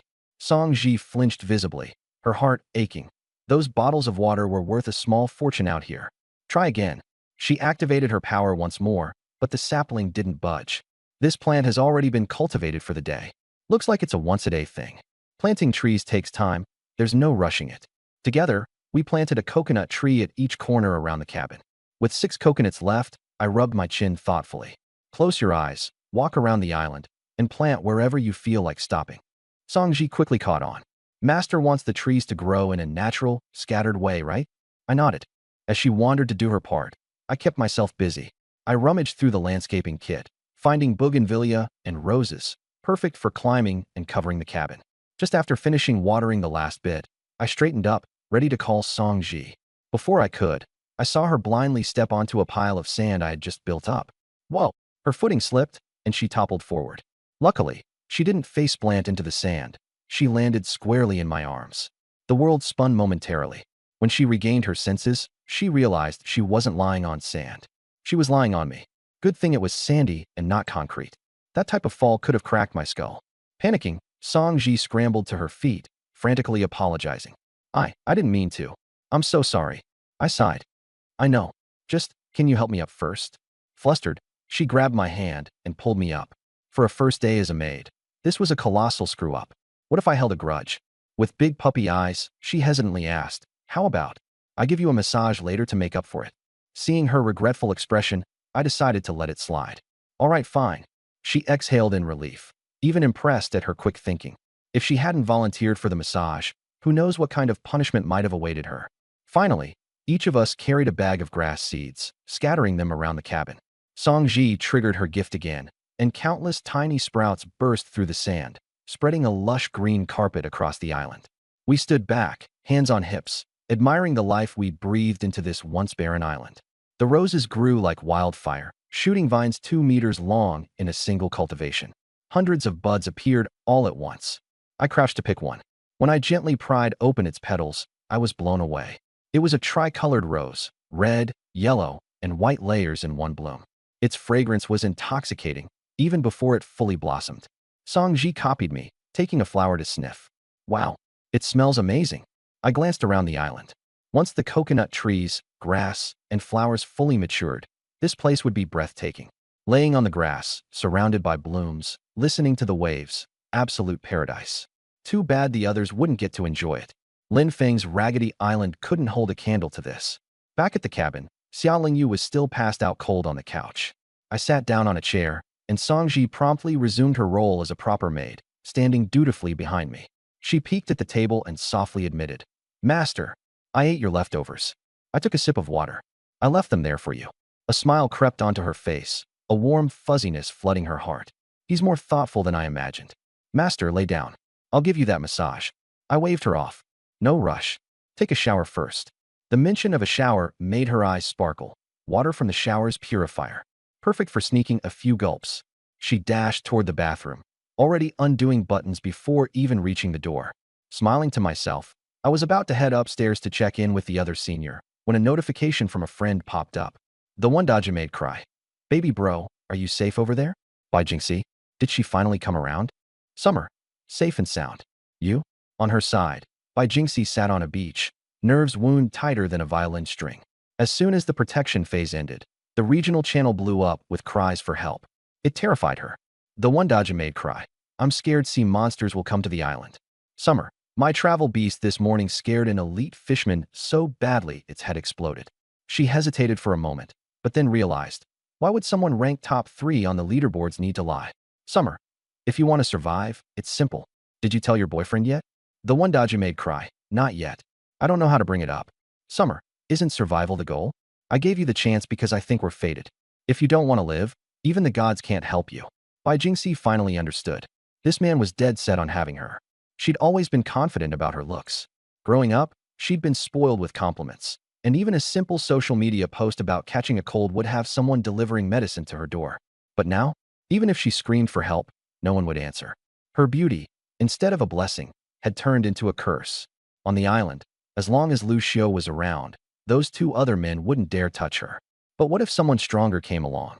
Someone who wiped out Lu Xiao and the rest? What would her end be? Kept captive? Used up and then tossed into the sea like trash? She steeled herself, typing cautiously. Why are you in such a hurry? Aren't there already 3 beauties on your island? Xiatian, doesn't matter. If you're struggling so much to decide, I can help you. Daji made me cry. Help me how? Xiatian, make someone disappear, stage an accident. Not a problem. Just give me the word, and I'll handle it. Bai Jingxi felt a cold chill running down her spine. Xiatian, can't do it yet. You'd better talk to him soon. She looked up at the three men on the island. Su Kong was rank A, while Lu Xiu was only AC. If a sea monster showed up, none of them could protect her. She and Lu Xiu hadn't been together long. He'd chased after her for 4 years in college before she finally agreed. Feelings? There weren't that many. Just yesterday, she had secretly watched Luna's live stream. Clean clothes, air-conditioned rooms, dozens of bottles of water, and steaming fresh lobster. That compared to her current situation. A scorching sun overhead and half a piece of stale ration bar in her hand. Why should she keep suffering through this? Taking a deep breath, she poked Lu Xiu's shoulder. Lu Xiu immediately turned to embrace her, but she pushed him away. Lu Xiu, do you really love me? Of course I love you. You know what I've given up for you. Bai Jingxi's heart sank. Couldn't he just lie to her for once? How was she supposed to say what she needed to say? The relentless crashing waves reminded her of just how cruel reality was. I'm sorry. Lu Xiu, can we talk about something without you getting mad? Lu Xiu's face immediately darkened. You know about Xiatian, right? He wants me to stay on his island for a few days. Would you be okay with that? Lu Xiu shot to his feet. What did you just say? She pulled him back down. Listen to me. He's offering 30 liters of water. I'd just go over to hang out for a few days. Remember Luna, the campus beauty at HKU? I know her, and there are already 2 other women on his island. It's not what you think. Every word was like a dagger to Lu Xiu's heart. 30 liters of water, just so your girlfriend could stay at another man's island for a few days? What did that even mean? As a fellow man, he understood immediately. So you want to go? I'm discussing this with you. Not saying I wouldn't come back. What if I don't agree? She looked up, desperation filling her eyes. He said, you can make any demands you want. Lu Xiu didn't respond. Xiatian was top of the leaderboard. While what qualifications did he even have to make demands? There was only one thing he wanted to ask her. Bai Jingxi, do you love me? Bai Jingxi froze. Love? After 6 months, a few movies, some hand-holding, and not even a proper kiss? It felt more like habit than love. She avoided his gaze. Do you trust me? It's really just a few days. Trust me, and say yes. If not, forget it. From her evasion, Lu Xiu saw the answer he dreaded the most. She wanted to go. She definitely wanted to go. As his mind wrestled with chaos. Splash. Several drops of putrid fishy water splattered onto his face. Roar. A guttural, savage roar erupted behind them. Shit. Why are you just standing there? Su Kong yelled. Both of them spun around. A massive, pitch-black, scaly humanoid monster was crawling out of the ocean onto their sandy shore. Every step it took sent tremors coursing through the ground, the stench of decay assaulting their senses. A sea monster had come ashore. Bai Jingxi's legs gave out, and she collapsed. Lu Xiu yanked her behind him, wielding his stone spear. Stay back. Su Kong and Zhou Lin quickly flanked his sides, forming a triangle to shield Bai Jingxi. This island's too small to hide. Quick and deadly is our only chance. The 3 of them charged as one. Thud, thud, thud. 3 stone spears plunged toward the monstrosity. Clang. Sparks flew. It was like stabbing iron. They couldn't even penetrate its hide. Damn, its skin's like armor. The creature bellowed in rage, rising to its full, terrifying height. Over 2 meters tall, with a massive fish-like head, glowing green lantern eyes, and a gaping maw lined with razor-sharp teeth that churned like a meat grinder. Zhou Lin gritted his teeth, seizing the opportunity to jab his spear into its open mouth. Snap. The creature bit clean through the spear like it was nothing. Shit. Su Kong and Lu Xiu both remembered. Regional alerts had mentioned that its weakness was its eyes. They attacked at the same time, their spears aiming straight for its glowing green orbs. And that's when the gulf in natural talent became glaringly clear. Su Kong, with his rank A strength, slammed his spear clean through the sea monster's left eye, rupturing it in a grotesque explosion. But Lu Xiu, with all his might, his spear barely pierced a few centimeters before getting stuck in its tough eye socket. He couldn't drive it in any further. How? How can this happen? Lu Xiu's eyes widened in disbelief. He couldn't even pierce the sea monster's weakest point? Roar! Blinded in one eye, the sea monster entered a berserk frenzy. It swung its massive head, flinging Su Kang's spear away. Stumbling backward, Lu Xiu looked down at his trembling hands. Why couldn't he even stab through its weakest spot? Behind him, Bai Jingxi's face turned deathly pale, her mind still ringing with the echo of her own words. Do you trust me? Humiliation and failure crashed over Lu Xiao like a tidal wave. His eyes burned red with rage. Damn you! Like a madman, he charged. Lu Xiao, stop!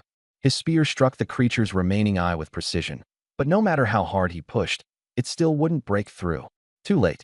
The sea monster's claws were already descending, aiming to cleave his head in two. In the blink of an eye, Zhou Lin, unarmed and desperate, darted forward, grabbing the back of Lu Xiao's shirt and yanking him away. Slash! The beast's claws raked across Lu Xiao's chest, shredding flesh to the bone. Blood sprayed everywhere as he collapsed, vomiting crimson mist. Zhou Lin rolled with him to the ground, shoving him aside. But in doing so, he sealed his own fate. The sea monster closed the gap in a single leap, clamping its jaws around Zhou Lin's left leg. Crack! The sound of bone shattering was sickeningly clear. Ah, my leg! His screams echoed across the small island. Su Kang's eyes turned bloodshot with fury. In a flash, he dashed to Lu Xiao's fallen form, snatched his spear, and roared, channeling every bit of his strength into one final strike. Squelch! The spear drove through the creature's remaining eye, pulverizing its brain, and exited out the back of its skull. The monstrous figure collapsed with a thunderous crash. Congratulations, player.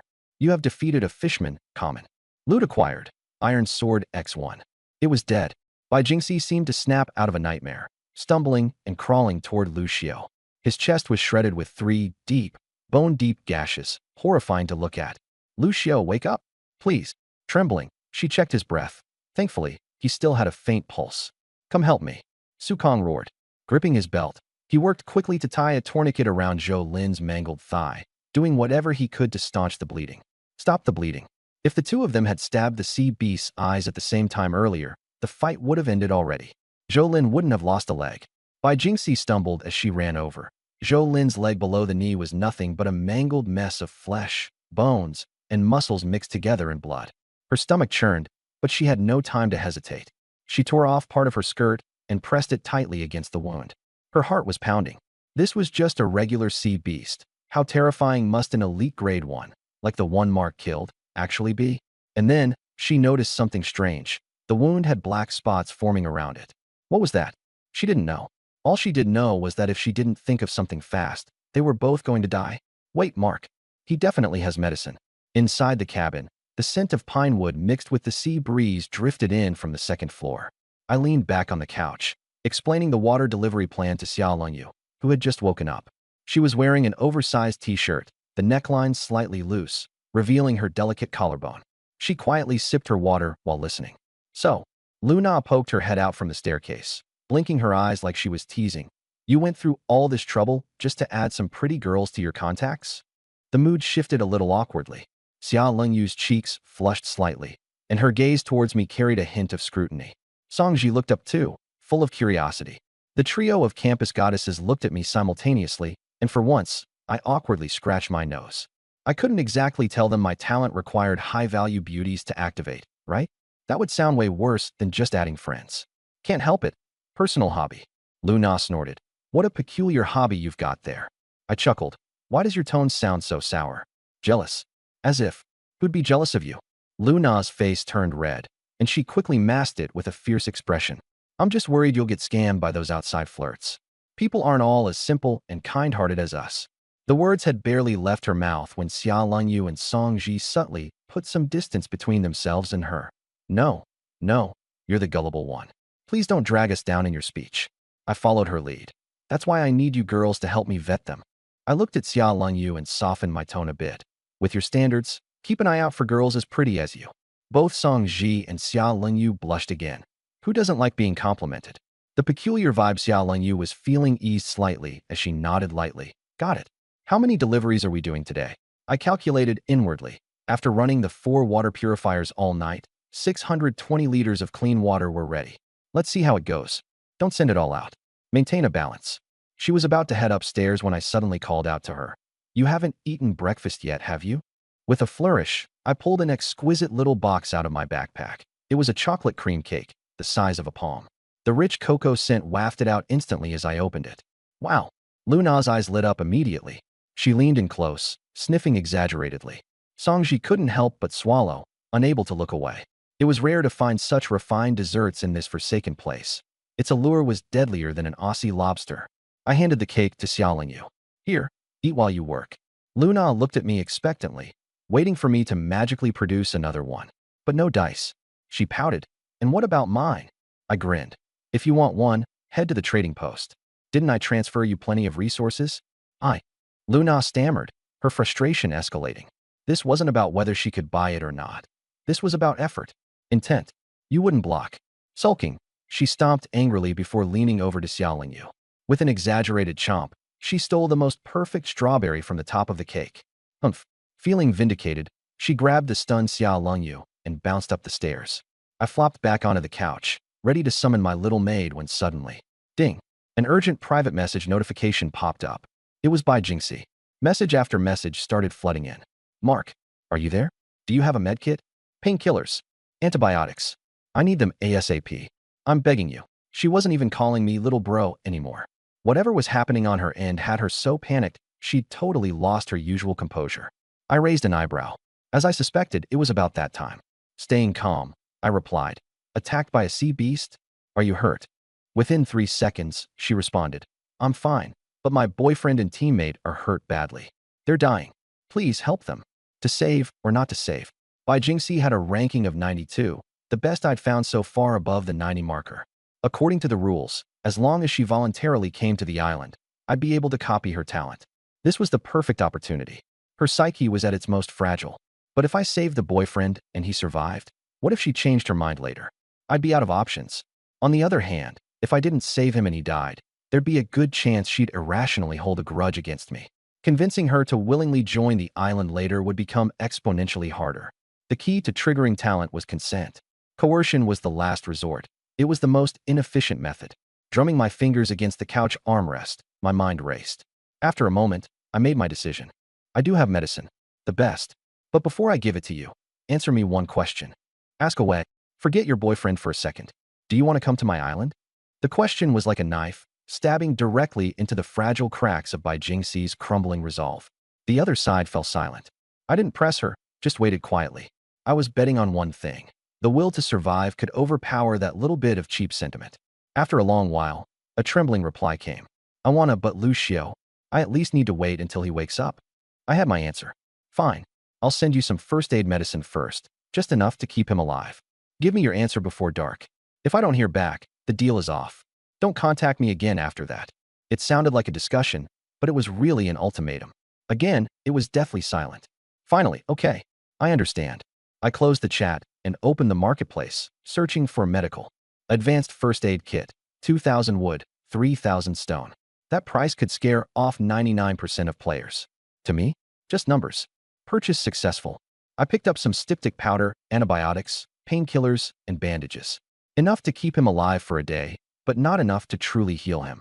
Packed it up and sent it over. I got it. I'll never forget this kindness for the rest of my life. Next came the waiting. If there's no response, then it's time to cut losses. Forcing things isn't really my style. What I am interested in, though, is this maid senpai right by my side. Senpai. I lazily spoke up. Massage start. Songji flinched, adjusted the cushion, and knelt beside the sofa. I shut my eyes. 10 slender fingers, cool to the touch, pressed gently against me. They were soon replaced by the warmth of her palms. It felt so much better than the morning. Just the right amount of pressure. But not even 10 minutes passed before her hands went limp, and the corners of her mouth drooped. Why is it that Lu Na's just delivering water and Xia Lingyu's off streaming like they're on vacation? The sight of Lu Na snatching the strawberries, the way Xia Lingyu cradled that cake. Frustration and bitterness flooded her chest. She was doing the toughest work and couldn't even have a bite of cake. Her hands stopped. Master, I've got no strength left in my hands. Cue the sulking mode. Another 10 minutes, and I'll treat you to cake. Songji swallowed back the words she was about to complain with. What in the world? How did he know exactly what she was thinking? But there's cake. All right, you better keep your word. I nodded, burying my face into the cushion. She came back over and kneaded more vigorously this time. Not bad. A smile tugged at the corners of Songji's lips. Playing pitiful really worked. Work on my neck too. Her tone carried a bit more confidence. I gave her an okay sign. Just then, a private message came in. It wasn't by Jingxi, but Lin Feng. Bro, busy. I sneered inwardly. Busy? I was enjoying myself. Got something? I'm enjoying myself right now. Lin Feng froze for a moment. I wanted to ask, do you want to join the Sea Island Alliance? Now this was interesting. You founded it. How could I possibly be that capable? It's Tang Xiangyang, from the HKU Department of Business Administration. Tang Xiangyang. An arrogant face flashed through my mind. He'd even cut in line ahead of me in the cafeteria when getting food. Not interested. Come on, bro. Brother Tang got hold of a sailing beast, and tomorrow it'll level up to 10. By then, the whole alliance will be able to take a big island. Xiaoji said their talents are weak, so they're relying on you to hold things up. You must be tired, right? To be a negotiator. But I'm not interested in forming cliques at all. Taking care of my own little patch of land. Teasing the senior. Raising the goddess. What's not to like? Senior, a few more hits on the shoulders. Songji immediately replied. Oh, okay. I replied to Lin Feng, not tired. Anything else? Well then, by the way, do you have a crossbow? The one used to kill Hu Ming. The fox had finally shown its tail. Yeah, I want to buy it. There was a stretch of green water at the entrance, so even elite sea beasts couldn't get close. For me, the crossbow was just a useless stick. Besides, the bolts had already been used up. I don't have enough resources, could I borrow it? Borrow again? Borrowing water last time, and now borrowing weapons? Sure. Figure out the bolts yourself. How many days? I agreed so readily that Lin Feng was instead surprised. Is it okay if I borrow it until the frostbound day ends? Okay. I smiled. But how could borrowing just one crossbow be enough? I opened chat and used my summer alt account to send him a message. Senior Song Ji is insanely thirsty. Her lips are all dried out. If you're her boyfriend, shouldn't you prepare something for her? Lin Feng immediately replied. Bro, I'm short on water too. Can you lend me some? I went straight into trading. Fine crossbow, toss it up. 500 milliliters bottle of mineral water, toss that up too. Trade successful. Lin Feng said excitedly. My lifesaver. By the way, how's Xiaoji? I glanced at the senior, who was still working hard to massage me. She's stubborn and insisted on doing it herself, sweating all over. Ah, that silly girl. I already said I wouldn't mind her accepting your help. So stubborn. I turned off the chat and sneered.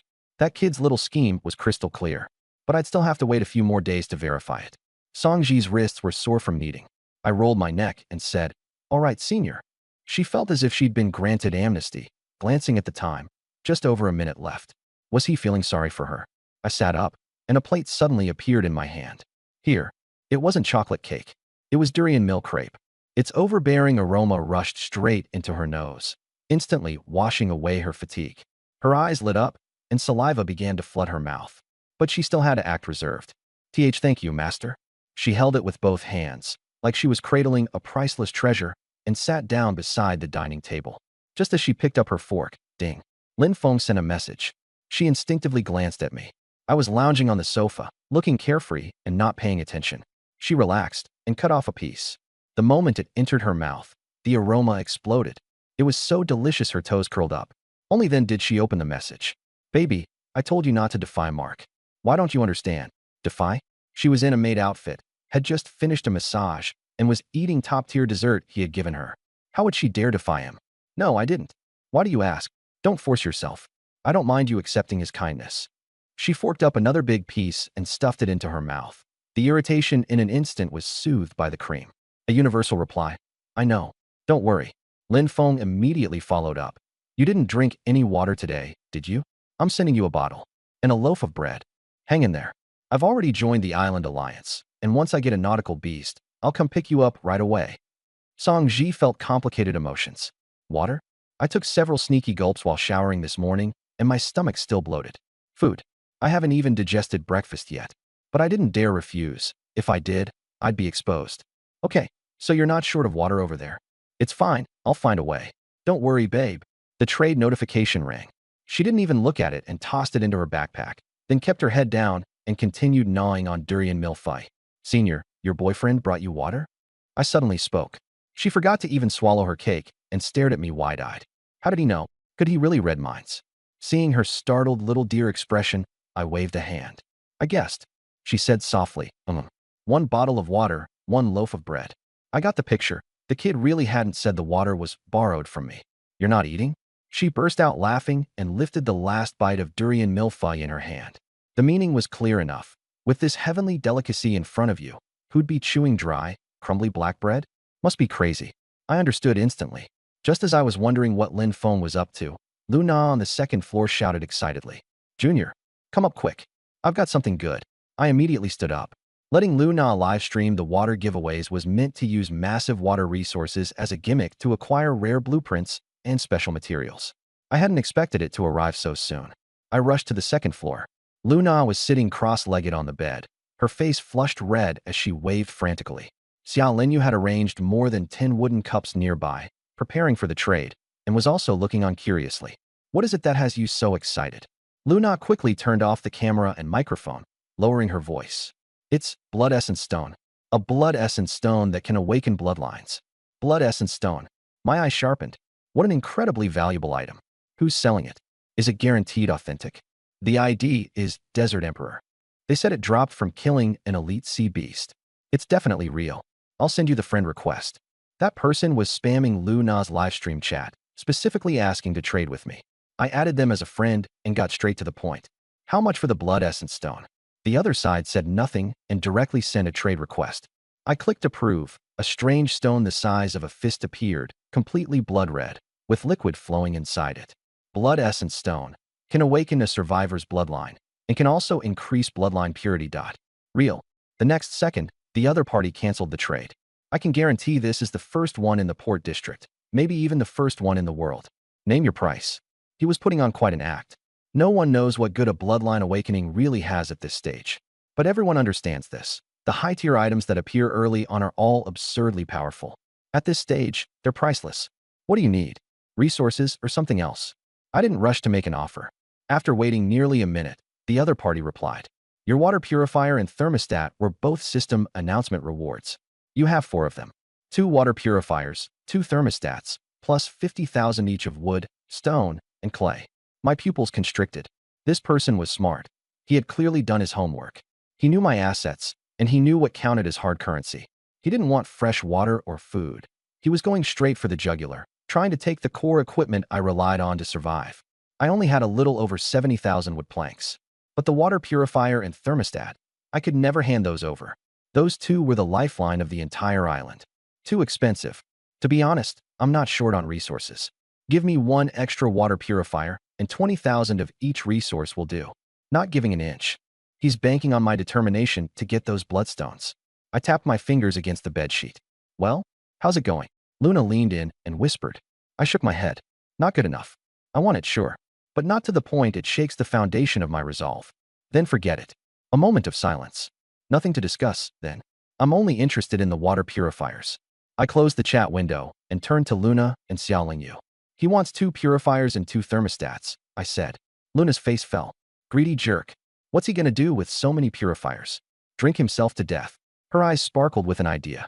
How about we rob him? Not smart, Xiaolingyu countered immediately. If he's bold enough to make that demand, he's probably well established. How can we rob him without knowing his strength? And what if it's a trap? He could upgrade his gear with the bloodstones and turn the tables on us. Good point. At this stage, keeping a low profile while making a fortune is the way to go. I explained the requirements again. After thinking for a moment, Xia Linyu shook her head. We can only wait. That price is outrageous. In all of Harbor City, there's not a second person in the world who can trade with him. He needs water, so let him wait. You've monopolized fresh water. What's there to rush about? I reached out with 2 fingers and lightly tapped Luna's white hair once. Did you hear that? Learn from it. Stop thinking about fighting and killing all day long. Use your brain. Luna wasn't angry at being tapped. Instead, her eyes suddenly lit up. Leaning forward, she lowered her voice like a little fox plotting something. Hey, didn't he say he's the top player in Harbor City? We can find a few shills and stir things up in my live stream, saying they've also obtained blood source stones. This stuff isn't rare at all. Could we force him to lower the price? The air went silent. Xia Linyu cast her a surprised look. Even I, usually calm, couldn't help but take a fresh look at this white-haired senior. Not bad, senior. This time, I truly saw her in a new light. You've got a brain like that? Fuck off. Luna rolled her eyes at me and puffed out her small chest. Don't forget I'm a veteran streamer. Stirring up the crowd and muddying the waters. I know better than you. Xia Linyu nodded. That method could work. No need for there to actually be a second one. We just need to create the pressure that one might exist. Believe it or not, it will still shake his confidence in the scarcity of his prized item. If he has no bottom line, we'll have the upper hand. The cost is extremely low. With just 3 or 4 actors, you can use a small effort to achieve a big result. As long as we prove that his stone isn't unique, and he urgently needs supplies, he'll inevitably cave. As for who to choose, two names immediately popped into my mind. The two people who had been stirring things up in Luna's livestream yesterday. Originally, we were supposed to deal with them yesterday, but it got delayed because Luna came back to take a shower. Later, the two of them kept apologizing in the regional channel, and I ignored them. I'd seen their top-notch incitement skills with my own eyes. Remember the two who were jumping around yesterday? I said, we can't be the ones to come forward on this. Contact them and have them find someone trustworthy to play the part. They can't show their faces. Luna gave me a look that said, you think I don't know that? What, do I look stupid? If they personally step in, isn't that basically telling everyone we're behind this? I was worried you hadn't thought it through. I smiled. Tell them this. If they handle it well, yesterday's matter will be forgiven and forgotten. Luna rubbed her hands together eagerly. Got it, threats and bribery, right? Seeing how excited she was, I added one more reminder. Don't rush. Do it slowly. If everything comes out at once, it'll look fake. Let the news leak out bit by bit and keep 'em on edge. Got it. Luna waved her hand impatiently. Don't treat me like a 3-year-old. I glanced at her livestream. 2.4 million followers. Hitting 3 million today was practically a foregone conclusion. She changed the subject abruptly. There's something else. How's the defensive robot material I told you to collect coming along? Luna's excited expression froze instantly, and her eyes darted around as she coughed twice. 5 iron parts, 10 plastic, silicone. 2. Afraid I'd get mad. She hurriedly said with righteous indignation, don't blame me. The live stream is full of poor bastards begging for water, every one of them as broke as a church mouse. Am I supposed to conjure it out of thin air? Too little. Not even enough to fill my teeth. I calculated in my head. Wu Yushan relied on dismantling finished products to obtain materials, which was far too slow. Right now, the island's safety all rested on Bai Shui. It was reassuring, but it also meant I was firmly trapped on this island. Once I took Bai Shui out to sea to explore, the island's defenses would be virtually non-existent. All the eggs were in one basket. Time was running out. This was a major problem. Luna's eyes rolled, and she pulled out a blueprint from her backpack, offering it up like a treasure. Junior, look. I didn't collect much material, but I spent 7,000 stone blocks on something good. She waved the blueprint. A coffee machine blueprint. A coffee machine? Nice. Enjoying life was my top priority. Do you have coffee beans? Of course. Luna had anticipated that. She pulled out a small bag of seeds. The beans are right here. Have your little maid plant them, and you'll have as many as you want. I smiled. She really did turn this place into a vacation island. To be fair, it was my own fault. I'd agreed to let her live even more comfortably than at school. Just drinking coffee wasn't enough. What else did you buy? Take it all out. Luna's eyes darted away, obviously feeling guilty. But she still stood up and gave a wave. Crash. All the loot spilled onto the bed. The neatly made bed was instantly buried. There weren't many precious survival supplies in the survival world. Everything was stuff to improve quality of life. Cosmetics, lipstick, face masks, an expensive-looking body wash from some unrecognizable brand, a plush bear taller than a person, an ice maker blueprint, a coffee machine blueprint. So many things they were about to roll off the bed. And in the pile of girly stuff, one cardboard box stood out especially. Luna wanted to hide it, but it was too late. My gaze fell on it. Ultra-thin, breathable, extended wear. Buying that was understandable. What I couldn't understand was the label on the specification line. 500 count hotel pack. What was this for? I leaned close to her ear and lowered my voice. Senior, why did you buy so many of these? Aren't you afraid they'll expire? My voice was very soft, but Xia Linyu still heard it. Her phoenix eyes glanced over, paused on the box for half a second, then quickly looked away, the tips of her ears quietly turning red. Luna's cheeks burned, and she fiercely pinched the soft flesh on my thigh. I had planned to hide it well, but got too excited and spilled everything out. Keep your voice down. She was embarrassed and annoyed, hurriedly stuffed the box back into her backpack and muttered, it was sold as a bundle. Cheap. Maybe we won't be able to buy it later, so stocking up now is a good thing. To hide her awkwardness, she pulled out another neatly folded pure white shirt and pouted as she handed it to me. Here for you. Look at your t-shirt. It's dirty and torn. I looked down at it. Sure enough, it was what I'd worn to school, and after 2 days on the island, it was long overdue for a change. I took it and pretended to take off my t-shirt. Luna's small silk stocking-clad foot immediately kicked me. Are you crazy? Sister Lingyu is still here. I ignored her and turned to look at Xia Lingyu. Do you mind if I change clothes here? Xia Lingyu looked up and calmly glanced at me. I don't mind. Go ahead, I won't look. Did you hear that? I smugly rubbed Luna's white hair. You think everyone is like you, always staring at me? Luna shot me an embarrassed and angry look. I casually took off my sweat-soaked t-shirt and shook out the white shirt to put it on. Pure cotton, soft against the skin, comfortable. I buttoned up the shirt. At the moment I turned around, Luna, who had pretended not to look, had her eyes glued to me and couldn't tear them away. Clothes make the man. That's absolutely true. My features were already handsome, and though I was on the slim side, I had a good frame. After changing into a clean white shirt, I looked like something between a boy and a man, with my vibe fully on point. Luna's eyes swept over me back and forth, finally landing on my chest. She muttered softly, "Do you want to start working out? You're too skinny. You don't have a bit of muscle. You like muscular guys?" "It's not that I like them," she poked my arm. "Having muscle makes you feel safer. Look at this shirt, it can't even fill out." I found it amusing. In this day and age, when life was so precarious, who had time to lift weights?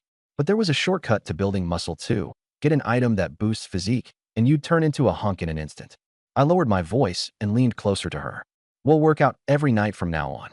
You bought so much exercise equipment. You can't just let it sit there and collect dust, can you?" Luna froze for a moment. Then her face flushed again. She lifted a foot and kicked at me, but I caught her ankle in one hand. "Let go, you filthy pervert." She struggled twice, but couldn't break free. Remembering that Xia Lenyu was still around, I let go. "All right, keep the live stream going. Don't forget the important stuff." I stuffed the blueprint and coffee seeds into my backpack, turned around, and went downstairs. On the first floor, Songji, in her maid outfit, had already finished the cake and was carefully wiping down the wooden plate. I suddenly realized, after the cabin upgrade, there was a bathroom, but no kitchen, not even a sink. I walked over and asked, "Senior, can you cook?" Songji paused and looked up, her face full of embarrassment. "Boiling instant noodles, does that count?"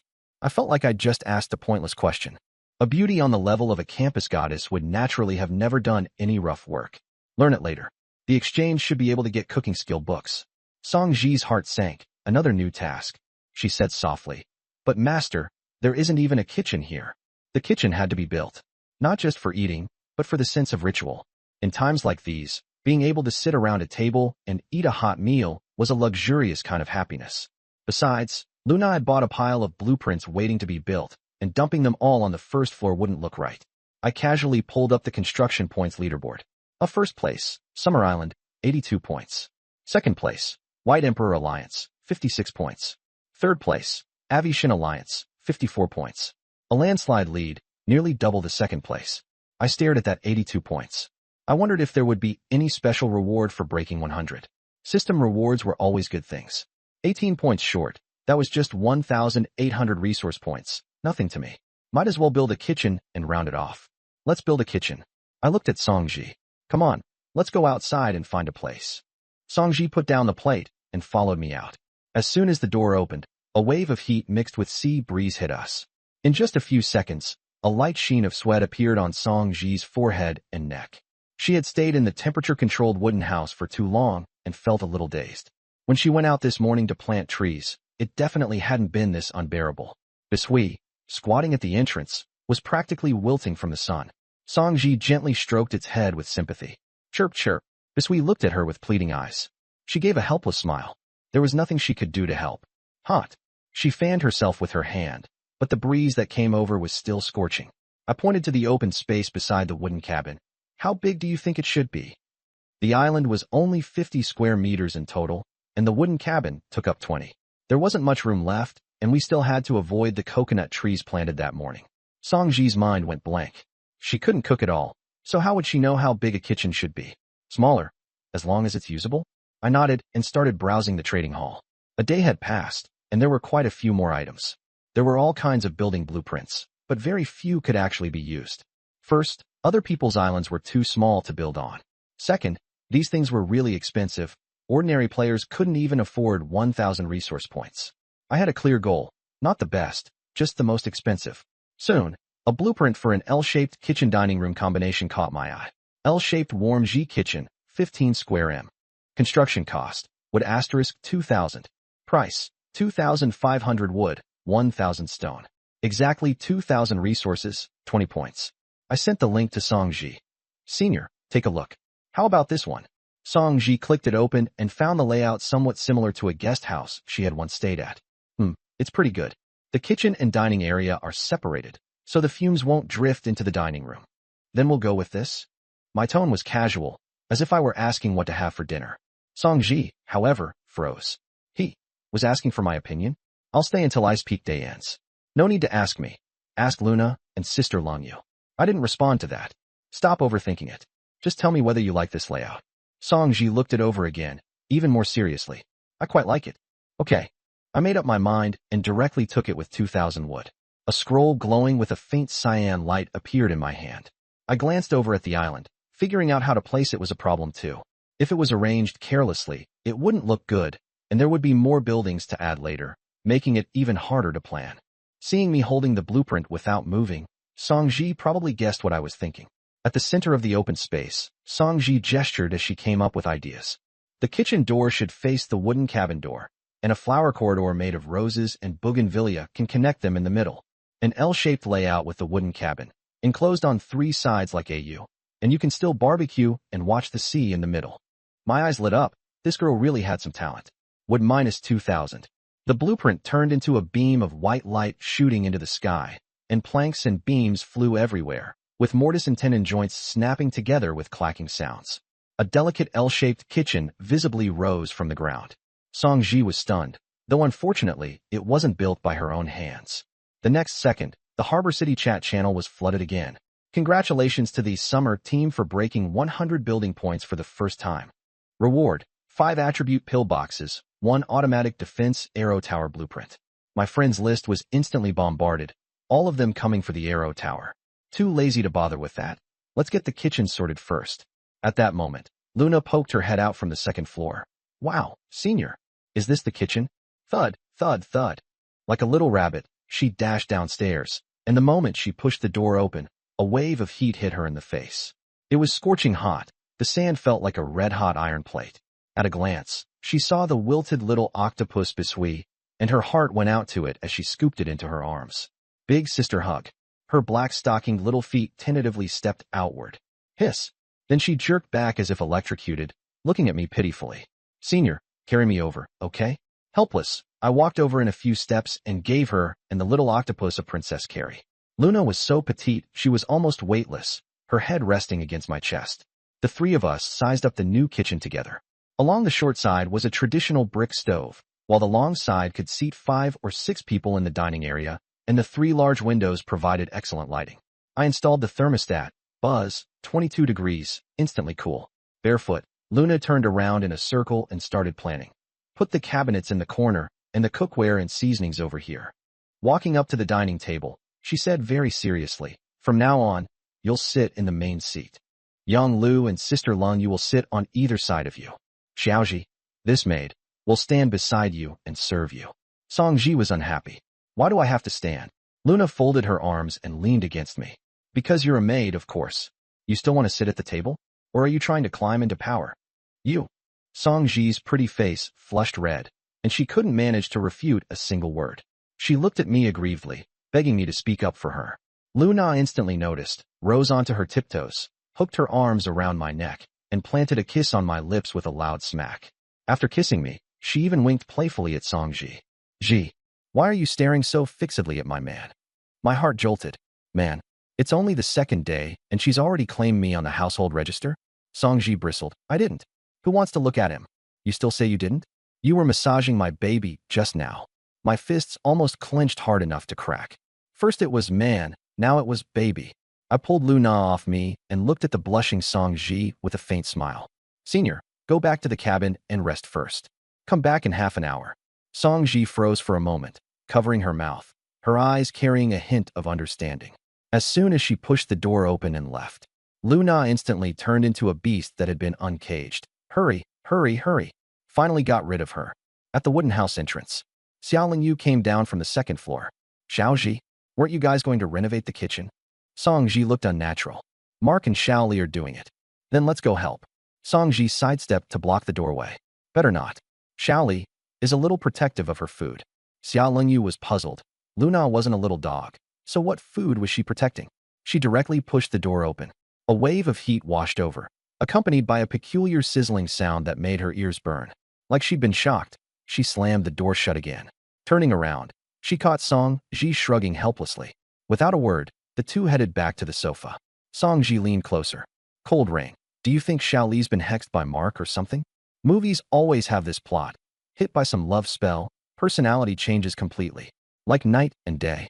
Xia Lingyu calmly countered with logic. Not a spell, it's classic love deficit. Someone starved for 20-something years, and then they get a taste of tomahawk steak. You think they wouldn't gorge themselves? Song Ji felt her skin crawl as goosebumps prickled. Does that mean we'll end up like her someday too? That depends on how good the steak is. Xia Lingyu's gaze turned knowing. If the flavor's that good, few can resist. Quietly, Song Ji swallowed down a bit of spit, still putting up a front. Not me. People have self-control, you know. Xia Lingyu chuckled. That's because you haven't had a taste yet. Think about it. We're on a remote, isolated island. Mark's got us holed up here. No classes, no work. Stripped of academics and careers, what's left gets amplified. Overwhelmingly. Song Ji fell silent, nodding. It all actually made terrifying sense. Then, Xia Lingyu suddenly leaned in and whispered mysteriously into her ear. You know what? Xiao Li bought 500 of those. Song Ji's eyes widened to the size of saucers. She said so herself? I accidentally saw it upstairs just now. An entire box, filled to the brim. Promise me, though, don't tell her it came from me. Shocked, then utterly stunned, Song Ji struggled with the sheer magnitude. 500. What even is that scale? An hour later, the world finally fell into silence. Song Ji fell asleep on the sofa and was woken by Xia Lingyu. Come on, let's go take a look. I pushed open the kitchen door and was opening the window to let some air in, turning back with a helpless smile. Senior sisters, lend a hand. Luna had already sat up, clutching the poor Bu tightly in her arms. The little octopus flailed its tentacles desperately in silent protest, but Luna paid it no mind at all. Xia Lingyu walked over, fanning in front of her nose in disgust, and helped her down from the dining table. Come on, go back to the room and take a shower. You're drenched in sweat. No way. I want my junior brother baby to carry me. Xia Lingyu and Song Ji both held their foreheads at the same time. There was no saving her. Xia Lingyu half-dragged, half-held her. Fine, fine. Your junior brother baby is here to carry you. Come with me. Only then was Luna helped away. In the huge kitchen, only I and Song Ji were left. I tilted my head toward the brand new long dining table. Go wipe down our dining table. The corner of Song Ji's eye twitched. She pulled out a tissue, grinding her back teeth. This table, are we still going to use it for eating in the future? I said matter-of-factly, of course. Isn't it fine as long as it's cleaned? Song Ji rolled her eyes hard in her heart. After fastening the last button, I exchanged a few wooden chairs from the trading house and sat down. By the way, this is for you. I handed over a book glowing with green light, the beginner cooking skill book. I just bought it while I had a moment. 3,000 resource points wasn't expensive. A gamified world really is nice. No matter how spoiled a rich girl is, once she's read a book like this, even the head chef from New Oriental has to stand aside. Song Ji took it in a daze, and the chibi little chef on the cover seemed to be mocking her. She bit her lip, unable to hold back her grievance. Master, can I not do these things? Xiaoli and Sister Lung, you are both so relaxed. Why is it only me? I nodded, very understanding. Making a campus beauty cook and wash dishes really is a bit much for you. A trace of hope had just flickered in Song Ji's heart. But the next sentence instantly extinguished the flame. How about this? You bring another woman onto the island who's about as pretty as you, and the kitchen will be hers to manage. Song Ji froze, huh? Isn't that just recruiting people?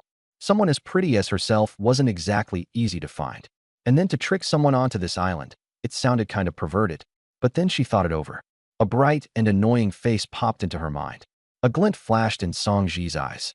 Master, do you know the captain of the Hong Kong University basketball team cheer squad? An image immediately surfaced in my mind. A figure in an ultra-short skirt with long legs. Hong Kong University's #1 pair of legs, Su Yu. Top-tier looks, straight and shapely legs, and a ridiculously high turnaround rate. Su Yu? Are you close with her? Kind of, I guess. Song Ji smiled reluctantly. We took yoga classes together. Not just acquainted, they were practically sworn enemies. Back then, the two nearly tore each other's hair out over a freshly dumped rich air. In the end, Song Ji won, and a grudge was born. On the surface, they were yoga sisters. Behind each other's backs, they were secretly cursing one another. Trick that little bitch into my demon den. Song Ji discovered that her conscience didn't hurt at all. I was thinking about it too. Su Yu's looks and figure were beyond question. Overall, she was an easy 90+. The key was her talent. Contact her and ask clearly about her talent level first. Then it's a deal, master. Song Ji's eyes lit up. As long as I get her onto the island, I won't have to handle cooking anymore. Of course. Seeing her this eager, I suddenly became curious. Why are pretty girls always so resistant to going into the kitchen? Song Ji fell silent for a few seconds. I'm already this beautiful, so why should I go smell like cooking fumes? Washing dishes and cutting vegetables are so rough on the hands. The money for hand cream is enough for ordinary people to eat several good meals. Of course, she couldn't say that. There are lots of reasons, really. I just happen not to be the type who cooks. I smiled and didn't respond. To put it bluntly, she had never been beaten down by reality and still hadn't figured out her place. I couldn't be bothered to dig deeper. Don't think that far ahead for now. Before the substitute arrives, these days you have to take care of it. Song Ji pouted, clearly unwilling. But the situation was stronger than her. She obediently picked up the skill book. A white glow sank into the center of her brows. A massive flood of information rushed into her brain. Stir-frying, sautéing, steaming, boiling, braising, stewing. The impact was so intense that her vision went black, and she nearly sat down on the floor. When she came to, a new line had appeared on the panel. Cooking skill, beginner. Song Ji sighed. The beauty queen of Hong Kong University was actually about to degenerate into a cook. Feeling better? I opened the trading interface. First, transfer some resources and get the kitchen fully equipped. Summer has traded you 5,000 wood, 5,000 stone, 5,000 clay. Song Ji stared at the 15,000 that had suddenly appeared in her account, completely stunned. She knew I had a lot of resources, but she never expected me to be this generous.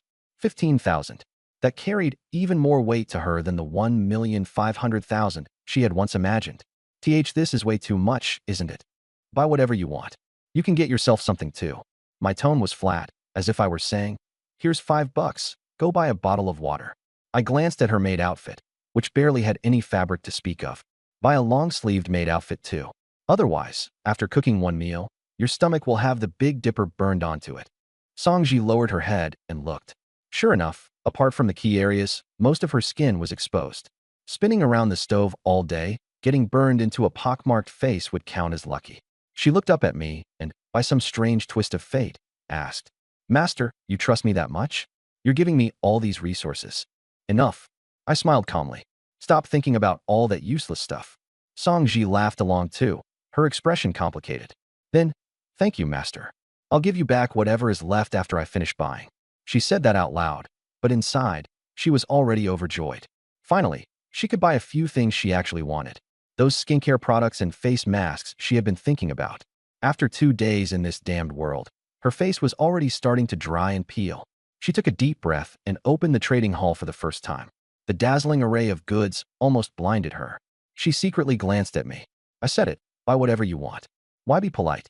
From now on, just count this as her salary for being a cook and a maid. Song Ji immediately felt at ease. She clicked into the women's clothing section, her eyes shining, and began her first island shopping spree. In this world, clothes all came with attributes, like Luna's pair of white stockings that could lower the temperature. Catgirl outfit, with cat ears and cat paws. So cute, except for this tail. She muttered softly, her cheeks slightly red, and quickly added the 1,500-point outfit to her cart. If it doesn't suit her, she can recommend it to Luna. Oh my god. Mermaid Tear Essence 2 hours of moisturizing. 1,000 resources? So expensive. But buy it. Looking at her balance of 15,000, she was full of bold confidence. Everything she had hesitated to buy before, she swept into the cart. Watching her shop so intently, I felt much more at ease. Women really can't resist the magic of shopping, after all. And she even said she'd return the extra resources to me? I'd bet that within 2 days, this woman would be crying and begging for more resources again. I had no feelings about resources. My real goal was to make this proud, high and mighty senior totally sink into luxury and never be able to leave it. Taking my eyes off her, I finally had time to look at the system rewards. With a thought, 5 ancient wooden boxes appeared before me. A tribute pill box. Let's see what good stuff we got this time. I opened the first one. Click. A refreshing medicinal aroma spread out, and just one whiff was enough to lift my spirits. In the center of the box lay a crimson pill the size of a longan. Congratulations, player. You have obtained Stamina Pill *1. Permanent +1 stamina. Great stuff. My eyes lit up. In this world, you can't level up, and attribute points are unbelievably precious. My stamina was only 4 points right now. Earlier, After sparring with Lu Na in the kitchen for an hour, my lower back was already sore and weak. Although I'd won one round, I still felt a sense of crisis. As a man, how could he say he couldn't handle it? Stamina had to be increased. Without hesitation, I opened the remaining 4 boxes. Obtained 2 stamina pills, 2 strength pills. Not bad luck. 3 stamina pills and 2 strength pills. It was a pity there were no agility pills, but for now, strength and stamina were the most important. I picked up a stamina pill and swallowed it with my head tilted back. It melted the instant it entered my mouth, and a warm stream slid down my throat. Immediately after, a violent surge of energy exploded with a boom, sweeping through every limb and bone in my body. Ugh! I let out a muffled groan. My muscles felt like they were being pricked by steel needles, and the soreness and numbness almost made me cry out. My bones crackled and popped, and every inch of flesh and blood greedily absorbed the energy. I even felt my slightly hunched spine being forcibly straightened by an invisible force, vertebra by vertebra. Stamina increased by 1 point, current stamina, 5 points. The system notification sounded. I slowly straightened up, clenched my fists, and felt full of strength. The fatigue vanished in an instant. I could go 2 more rounds easily. 1 pill had that effect. I stared at the remaining 4 pills, breathing heavily. For a happier life in the future, I took them all. On the first floor of the wooden hut, Xiaolingyu had just finished bathing Lu Na and was wiping the blush from her skin. Lu Na lay lazily on the sofa like a cat, resting on those long black-stockinged legs. Xiaoli, you're being way too reckless. Being happy is all that matters. Lu Na casually posted a status update. 500 minus 2 is equal to 498. The comments section instantly exploded over this cryptic post from the million-follower goddess. Can you at least be mindful of the impact? Come on, Sister Lingyu. We're all adults. What's there to be afraid of? Lu Na leaned close to her ear. A junior like him, handsome, with a bit of a bad boy vibe, totally my type. Too bad he's a little thin. Xiaolingyu pinched her face. Then what do you think of that junior? Xiaolingyu froze for a moment. Calm, reliable, someone who could step up in critical moments. He's pretty good. This morning, that junior saved your life. Don't you want to repay him with your body, beautiful? Xiaolingyu flicked her forehead. What nonsense are you talking about? But ripples had already begun to stir in her heart. Back then, when Xiao SSS-level saved her once, she was utterly devoted to him. Mark saved her today too, but she didn't feel anything in particular. Could it really be because of their family backgrounds? Lu Na looked her straight in the eye. It's been 2 days. Has Xiao SSS-level looked for you? Sent you a message to ask whether you're alive or dead. What's there about a man like that you're still hung up on? Xiaoli, don't bring this up anymore. Xiaolingyu couldn't argue and let out a sigh. In my junior year, after a class reunion, I went home alone and was dragged into the greenery by 2 drunk punks. Shangan happened to drive by and saved me, even taking a stab to the chest. We grew up together since we were little, so you could call us childhood sweethearts. Lu Na almost laughed out loud. This plot was way too melodramatic. How can you be so sure those 2 drunks weren't actors he paid for? So many rich second-generation heirs play this kind of hero-saving beauty game. Impossible. Xiaolingyu's voice, however, carried little force. Besides, if whoever saved me could make me utterly devoted, what kind of person would that make me? Lu Na sighed inwardly. It was over. A life-saving favor plus childhood sweethearts. There was no way to break through that double filter. But it didn't matter. Once they got to this island, this lady would make sure all that was pushed to the side. Just as she was about to fan the flames again, a panicked cry with tears in it suddenly came from the kitchen from Songji. Xiaoli, Sister Lingyu, come quick. Both of them sank in their hearts and rushed to the kitchen door. What happened? Did a sea beast land on the island? Songji's face was deathly pale. And no, it's Mark. He's almost done for. Lu Na rushed in barefoot. I was sprawled on the floor, my white shirt soaked through with sweat, my skin flushed red, my whole body convulsing and twitching like a fish out of water. Junior. Lu Na knelt down and pulled my head into her arms, tears gushing out instantly. Wow, what do we do? She reached out and touched my forehead, and it felt like being scalded by a branding iron. So hot. Xiaolingyu, however, was much calmer. She glanced at the 5 empty wooden boxes on the table, then at my body. My muscles were becoming solid and full at a visible speed, and my originally slender frame was now sharply defined. This wasn't illness. It was a transformative strengthening. Xiaoli, don't cry. It's the pill strengthening his body. Xiaoji, go fetch some cold water to bring down the temperature. Xiaolingyu wanted me to lie flat, but Lu Na clung to me like a mother cat protecting her cub and refused to let go. The searing heat had even reddened the skin on her chest, yet she felt nothing, pressing her cheek against my forehead as she murmured, "Xiaoli, let go of him." Lu Na, eyes brimming with tears, was pulled away while constantly looking back. Xia Lingyu gave Song Ji a meaningful look. Song Ji crouched down and tried to pull at my shirt, but she couldn't undo the buttons. Clenching her teeth, she sizzle. In that instant, the air seemed to freeze.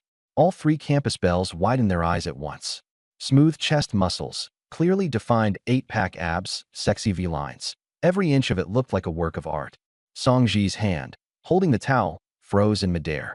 Coming to her senses, she dipped it in cold water and wiped me down. When the towel brushed over my abs, her heart nearly leapt out of her chest. So sexy. Even Lu Na, who had just been crying so hard she could barely breathe, stopped crying. She subconsciously wiped her nose.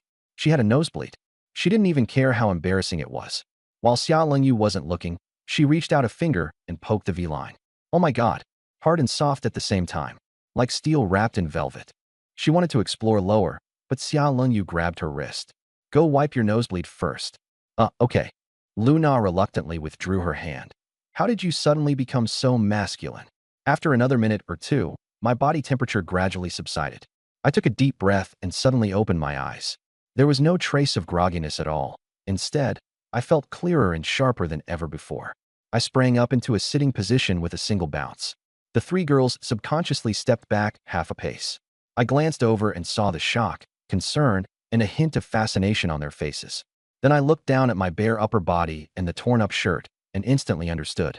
I looked up at Lu Na, who was disheveled and had tissues stuffed in her nostrils, and frowned as I asked, "Senior, why aren't you wearing stockings?"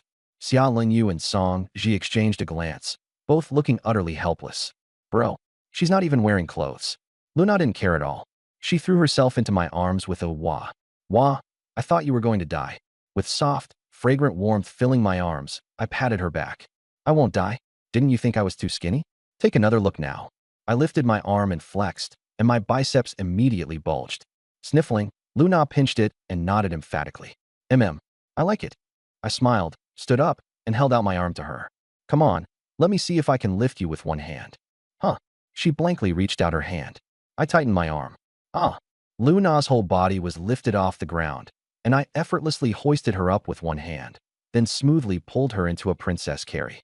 Geez. Her pink fist thumped against my chest, only to bounce right back off my muscles. I held her and did a few standard squats. Slower, it's dangerous. But being supported by those strong arms, that feeling of weightlessness instead made her feel incredibly safe. She simply wrapped her arms around my neck and buried her face in the crook of my neck as she acted spoiled. Baby, you're not allowed to scare us like that again later. Song Ji also patted her chest and said, Master, you really scared us to death just now. Seeing their sincere concern, warmth spread through my heart. A false alarm. I set Lu Na down. Go put your clothes on first. She nodded obediently and pulled Xia Lingyu away, looking back every few steps as she left.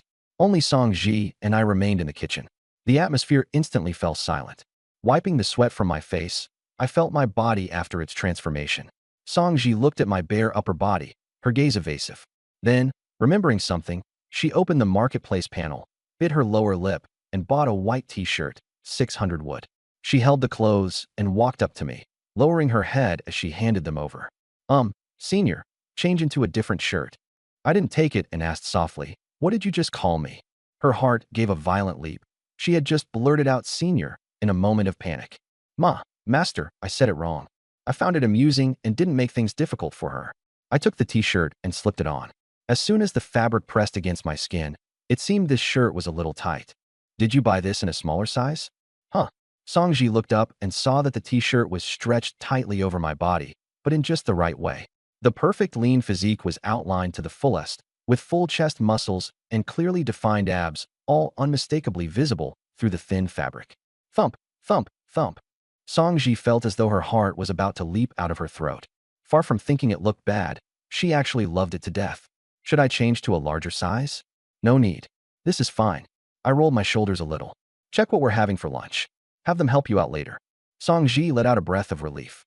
If she were left to handle it alone, she was afraid she might set the kitchen on fire.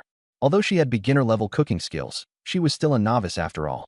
Okay, I'll make a few home-style dishes. She agreed verbally, but her eyes couldn't help darting over me a few more times before she reluctantly slipped back into the kitchen. I leaned back in my chair and opened my friends list. As soon as the interface popped up, countless messages flooded the screen. The several thousand friends added yesterday when the flood hit were all frantically spamming me over that defensive Arrow Tower blueprint. Strawberry lemon big shot. Sell me the blueprint. I'll work like a slave for you. Brown sugar soy milk big shot. Give me the blueprint, and I'll dance for you. The black stockings kind. I directly enabled message blocking, leaving only a few key contacts. The interface instantly became clean, with only 3 unread messages left. Wu Yushan, Lin Feng, Desert Emperor. All of them were after the automatic defense Arrow Tower blueprint. The strategic value of this thing goes without saying. As for the Desert Emperor, Luna was carrying out the plan on that end, so there was no rush. Wu Yushan was currently the most stable supplier of high-end materials, so the relationship had to be maintained. I opened the blueprint details: 75 iron parts, 15 electronic components, 50 rubber. A real conscience-friendly recipe, worthy of a system reward. I replied to Wu Yushan first. You want it too? He replied instantly. Yeah, big shot. Our island was ambushed by a mutated sea crab this morning. 4 of us barely killed it, and one of my brothers got injured. Name your price, we won't haggle. I didn't reply right away, and instead opened my conversation with Lin Feng. Selling the Arrow Tower blueprint. Boss says you can name your price. I sneered. Tang Xianyang wants the blueprint himself, but he has someone else pass the message? Does he really think he's the leader of the alliance? Not for sale. The other side fell silent for a few seconds, choked by my answer. Come on, bro. The boss says he's willing to trade sea hearts for it. Sea hearts? I raised an eyebrow. This was a core material for island upgrades. I had spent ages getting just 1, and upgrading to level 2 would require 50 of them. How many does he have? 5. That was a little tempting. I'll think about it. I directly closed the chat window and turned to ask Wu Yushan. What are you offering? Refined materials. Cuts the time in half, and the labor fee is 50% off. That deal sounded good too. My warehouse was still missing materials for that defensive robot blueprint. But the problem was, I'd still need 10 smart cores, and I had no way to get them right now. I sighed. No matter which one I chose, it wouldn't be a qualitative breakthrough. Besides, the island really did need fixed defenses. Only with Arrow Towers could I feel safe going out to sea. Just as I was about to turn them all down one by one. Ding dong. A special follow notification sound. Can you give me that blueprint? In exchange, I'm willing to go to your island. I can stay as long as you want. A smile curled at the corner of my mouth. This is a higher priority than selling it to anyone else. It's not easy to find a suitable goddess now. Miss this one, and with the current situation, she might be gone by tomorrow. Exchanging the blueprint for a person is a huge profit. Did he ask you that in person? On the other island. The smell of blood hung in the air. Lu Xiao was awake, his face pale, while Zhou Lin was still unconscious with a broken leg. It was Lu Xiao who took the initiative to bring it up. He saw Zhou Lin's broken leg, saw the announcement in the World Channel, and spoke up himself. Jingxi, make it clear to him. Lu Xiao said hoarsely, madness suppressed in his eyes. I want the blueprint, all the materials, and 50 liters of fresh water. At most, you can only stay until the Ice Feng Day ends. Bai Jingxi lowered her eyes and nodded. She repeated his exact words to me. At that moment in the morning, she had already made up her mind to leave. Even if it was only for one day, it was better than waiting here to die. Besides, if she went, Lu Xiao could survive, and Zhou Lin could also survive under the protection of the Arrow Tower. She comforted herself like this. He's getting a little greedy. I can give you the Arrow Tower, but fresh water can only be 5 liters. Also, when you leave, I make the call. Bai Jingxi was stunned for a moment. 5 liters, that was enough too. She didn't tell Lu Xiao, afraid he would resist. Once I go there, even if he doesn't agree, he'll have to. As for the second sentence, she never intended to come back in the first place. That suited her just fine. Okay. She took half a bottle of water from her backpack and fed it to Lu Xiao, then said softly, Lu Xiao, in the past, I never did anything to betray you. Lu Xiao interrupted her, closed his eyes, and forced out a smile uglier than crying. No need to say more. I believe you. I let you go not just for you, but for Zhou Lin, and for the captain. As long as there's still me in your heart, that's enough. After saying that, he gave a self-mocking, cold laugh. He personally sent his girlfriend to another man and still said he believed her. What the hell a joke. Yesterday, when he watched me blow Hu Ming's head apart with one arrow, he was still gloating. Karma came fast. The only consolation was, he had only lost his dignity and his woman, not his life. Su Kong, standing nearby, understood. The look he gave Lu Xiao was full of contempt, but he didn't say anything. The temptation of the Arrow Tower plus 50 liters of water was far greater than a beauty. Su Kong said with a half-smile. Jingxi, when you get to the Big Shots Island, don't forget about us. Bai Jingxi ignored him. She had never liked this man. Last time, she had used ice red tea to exchange with me for 5 liters of water, and as the captain, he only gave her 500 milliliters. Clenching her teeth, she moved closer to Lu Xiao and lowered her voice. Su Kong, should we still keep him? Lu Xiao understood immediately. After a moment of silence, he shook his head. Don't let Mark kill him. We'll still need more hands later. I stared at the blueprint, the corners of my mouth lifting. Only the last materials were missing. I opened Wu Yushan directly. No more selling the blueprint. I need 75 iron parts, 15 electronic components, and 50 rubber. Do you have them in stock? A silence stretched for more than 10 seconds. Sigh. I was hoping to buy your blueprint too. Electronic components are scarce, and I don't have much inventory. Name your price. It's not about money.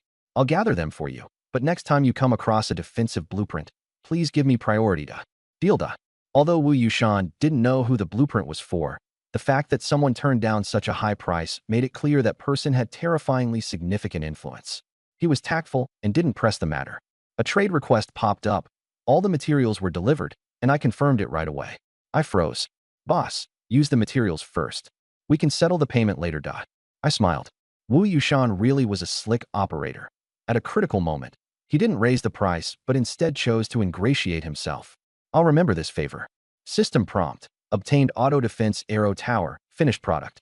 A metal arrow tower model appeared in my palm, heavy and solid. I sneered. With just this little thing, a man could even send his girlfriend over. How strange. At that moment, the kitchen door was pushed open, and Lu Na and Xia Lingyu came out chatting and laughing. Lu Na had changed into new clothes, a black crop t-shirt, her flat midriff exposed, a white sun-protective jacket worn open, frayed denim shorts, black silk-clad long legs paired with black leather shoes. Sexy and playful. My gaze stuck to her.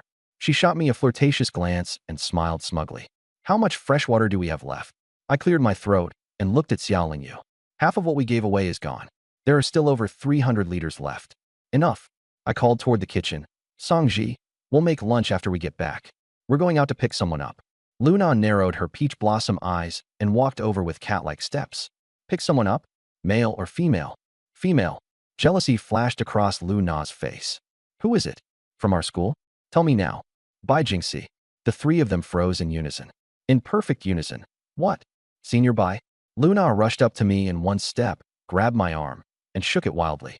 How did you get in touch with Senior Bai? Songji's voice went higher, too. Senior Bai is the #1 goddess at HKU. A single rose outshines 100 flowers. Don't you know that? Xia Lingyu's eyes sparkled. She and Bai Jingxi were in the same department, and she had once used Bai Jingxi's thesis as a model for study. I can't believe we'd run into each other here. I smiled. You all know her. The three of them shook their heads. Luna explained. We were freshmen when she was a senior. We only met a few times. As she spoke, she slapped my back and hung herself off my arm. You brat. Even the legendary Senior Bai got tricked onto the island by you. Songji was excited in a different way. Since Senior Bai was here, did that mean she no longer had to be the cook? She had only just started learning to cook and hadn't even properly made a single meal before being set free? Senior Bai, you're my god. Her heart was wild with joy, and the corners of her mouth couldn't help but curl up. Xia Lingyu was simply curious. The group arrived at the beach. I exchanged a look with Bai Shui on Luna's shoulder. The little, chubby creature kicked off with a flick and turned into a pink streak of light, plop, diving into the sea. With a flash of pink light, a sleek pink cruise ship appeared out of nowhere. Luna was the first to run up the gangway. Xia Lingyu and Song Ji were leaving the island for the first time. Carefully stepping onto the deck, they felt as if they were walking on clouds and couldn't help exclaiming. I boarded last, gave Bai Shui the coordinates, and sank into the sofa. Bai Jingxi's island was 35 nautical miles away. Bai Shui could get there in an hour. The yacht started smoothly. Song Ji and Xia Lingyu leaned over the rail to look out. I smiled. Want to see someone else's island? The two of them nodded awkwardly. I spent 500 units of wood to buy a military high-powered telescope and tossed it over. Look for yourself. Thank you, master. Luna came sticking close to me again, pressing against me. Junior, what did you say to Senior Bai? I briefly explained the deal I made with the iced tea, the blueprint for water, and the rest as bargaining chips. I really didn't know at first that she was from our school too. Luna suddenly understood. Oh, so the bottle of iced tea I drank was the one she sold. Fate really is that coincidental. Bah, what fate? She poked my waist. You're just a little bad boy, tricking Senior by into your hands with one blueprint and 50 liters of water. But I like it. She quickly kissed my cheek. Then she sat back down, her expression turning serious. Listen, Senior Bai must be feeling terribly guilty right now. Give her something to do and keep her busy. Otherwise, if she keeps overthinking all day, it'll torment her to death. I understood. People with a strong sense of morality fear idleness the most. The island happened to be short of a gardener, so I could hand all those flowers and plants over to her. Luna's gaze fell on my tight t-shirt, outlining my abs clearly. She patted her black stocking thigh. Baby, come here, let your senior give you a lap pillow. I didn't hold back either. I lay down with my head on her lap, and her fragrance filled my nose. Her hands were up to no good, taking the chance to feel my abs. Wow, amazing. I let her fool around. Baby, you're 100 times sexier than before. This muscle is just right like this. If you get any bulkier, it won't look good. Luna stroked my abs and praised me, saying I was even more handsome than a celebrity. I felt pretty pleased inside, but I didn't believe her on the surface. Is it really that exaggerated? Of course. Lie still, I'll massage your head. Fine. Enjoying it was all that mattered. I closed my eyes, so comfortable I was almost asleep. Suddenly, it went quiet over by the ship's rail. Songji drew in a sharp breath. I didn't open my eyes, but I could tell something was wrong. She handed the binoculars to Xia Lengyu, her hands trembling. A tiny island had been spotted. For square meters, barren, covered in gravel. There were 4 people on the island. No, to be precise, 4 corpses. 3 were lying stiffly, skin and bones, their eye sockets sunken in. The last one was still sitting there, head hanging down over his chest. His lips were dark purple, died of thirst. There was nothing on the entire island except the bodies. No buildings, no food, no water. Only bone-deep despair. Song Ji's arms went weak. So this was what the world was really like. Their idyllic little island was the odd one out. Before Song Ji could recover, a message popped up. Lin Feng is God. Baby misses you. Thirsty? I'll give you another bottle of water.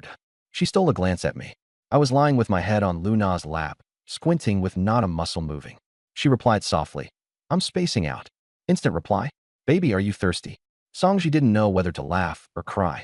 She had so much water in her bag she could never use it all, so she'd already traded it for skincare products. But this was Lin Feng's heartfelt gesture, so she accepted it. With a hint of guilt, she still hadn't dared tell him about becoming a maid. She cautiously asked, wasn't the water at the trading post monopolized by Mark? Where did you get it? The other side fell silent for more than 10 seconds. Yes, I just got lucky. Heh, trying to fool a ghost. Song Ji's heart sank. She thought of that death island from earlier. How lucky could Lin Feng possibly get, really? Take a photo and show me. The picture was sent instantly. A gray, overcast sky, bare sand.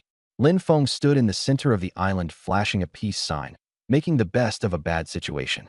Behind him was a shabby shed pieced together from wooden boards. It was less a wooden house than a hut. Songji stared at the photo, stunned.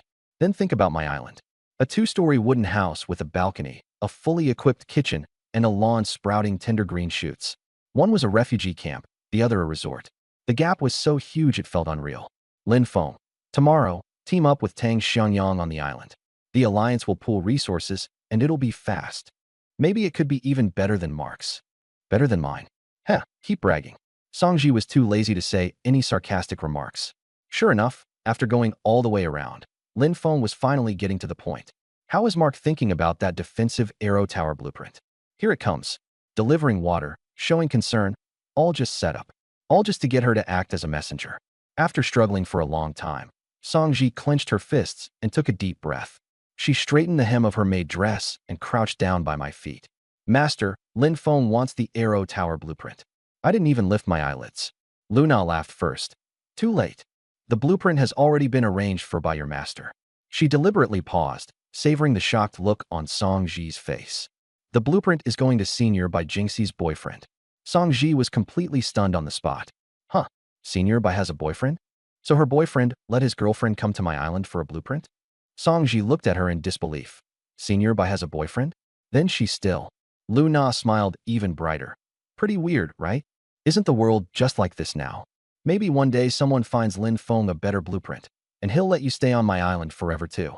Songji rolled her eyes at her. Lin Feng isn't that kind of person. But as soon as she said that, even she wavered first. One blueprint might not. What about 10? What about 100? Or something that could decide life and death? She didn't dare think any further. Then Luna gently asked me, "Baby, what did Lin Feng use to exchange for it?" I replied lazily, "5 ocean hearts." After a pause, "But forget it, 5 can't upgrade the island. Useless." This time it was Luna's turn to scream. She grabbed my face and pressed it against her lower abdomen. "He actually has 5? I was just live streaming deliveries, and someone opened with asking for tens of thousands of resources. I thought they were crazy and blacklisted them right away. Baby, 5 is worth over 100,000 resources. What a huge loss. Resources? The thing I'm worried about most right now is not being able to spend the resources." My lips pressed against her lower abdomen. "Not a loss. The heart of the ocean is expensive now, but it'll drop in price later." Okay. Luna still felt pained. Songji was in turmoil. According to Luna, 70 to 800,000 resources? An astronomical figure. I had actually turned it down. I looked up at her. "You don't need to make things difficult for yourself. Just tell him I used the blueprint to trade for another girlfriend to come to the island." After saying that, I buried my head back in Luna's embrace. "Yes, master." Songji lowered her eyes, concealing the ripples in them. Seeing how determined I was, she had already taken by Jingxi as a sure thing. But those words, tell Lin Feng exactly as they were, that the blueprint was exchanged for someone else's girlfriend? What was this implying? A terrifying thought surfaced in her mind. Could I be wanting to use the same method to make a deal with Lin Feng too? She gritted her teeth and sent the message. A few seconds later, Lin Feng replied, "Heh, I admire him for not caring about anything just for a woman." The message was dripping with jealousy. "It's okay, baby. If you're thirsty, come find me. I'm busy now." On Lin Feng's side, he closed the chat window. I let out a long sigh. He understood what Songji meant by that, but he didn't want to think too deeply about it. Songji was his girlfriend, and he would never let her go. "Bro Feng, did you get the blueprint?" A teammate squeezed over. Lin Feng shook his head irritably. That kid traded the blueprint for a woman. Traded it for a woman? He really knows how to enjoy life. 3 school beauties on the island still aren't enough. And he wants more women? What a beast. They cursed out loud, but their eyes were full of envy. Who wouldn't want to live that kind of godlike life? And then look at themselves. 4 stinking men squeezed into a broken shack. Sweat and foot odor everywhere, 10,000 times worse than the dorms. Damn it.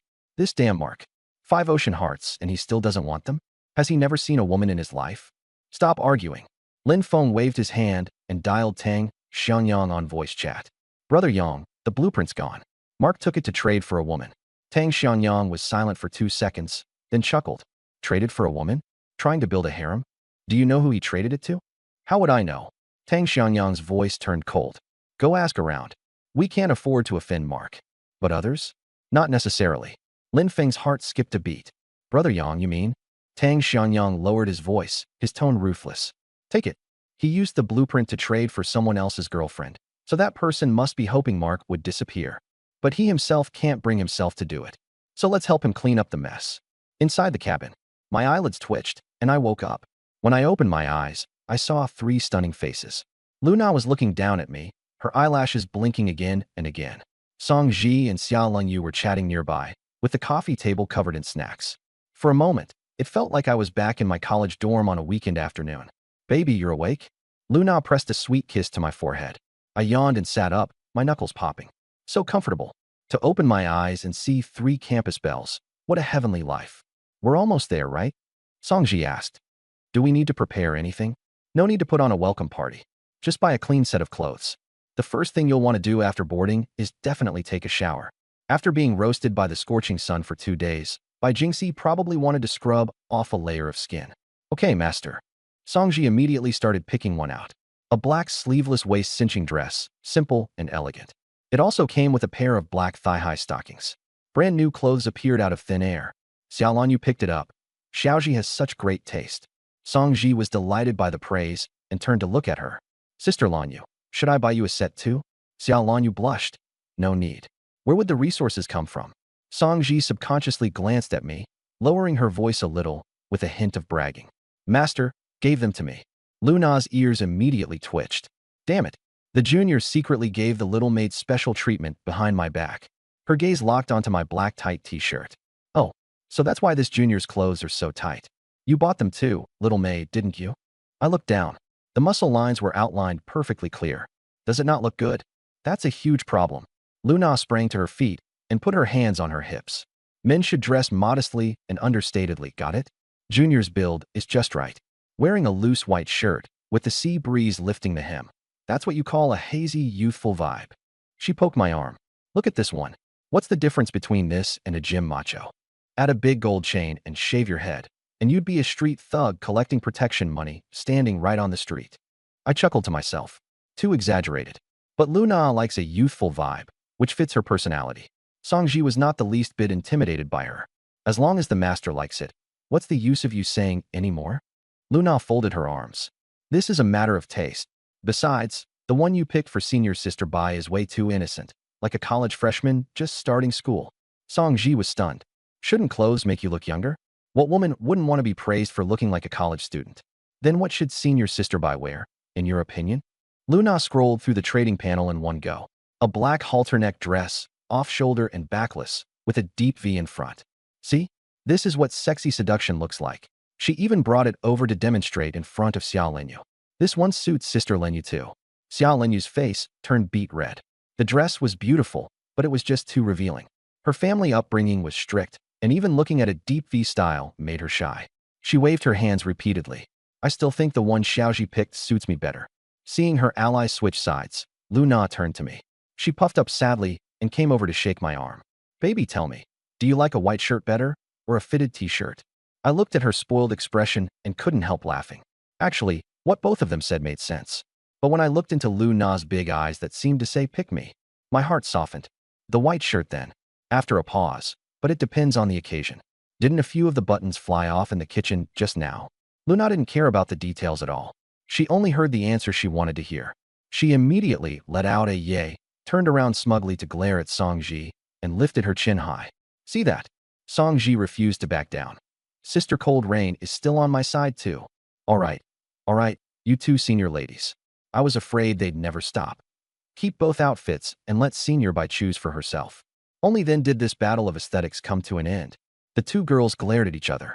They placed the clothes side by side in the most conspicuous spot on the coffee table. Neither of them was willing to back down. The yacht sailed for a few more minutes. I stood up and glanced through the porthole. A tiny black dot on the horizon quickly grew larger. We'd arrived. Come on, get on deck. The four of us stood side by side at the bow, with the sea breeze blowing. We looked like immortals descending from heaven. The island was getting closer and closer. A rundown shack, two men lying unconscious in the sand, and under the shack sat a man and a woman. That woman was Bai Jingxi. She raised a hand to shield her forehead. The moment she squinted and saw our pink yacht, her whole body jolted. She crawled forward a few steps on hands and feet. The instant she made out me at the bow, tears burst like a dam. I really had come to pick her up.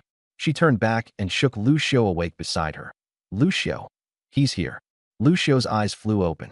He clenched his fists until they cracked loudly, his chest heaving violently. He looked up and saw the pink yacht just a stone's throw away.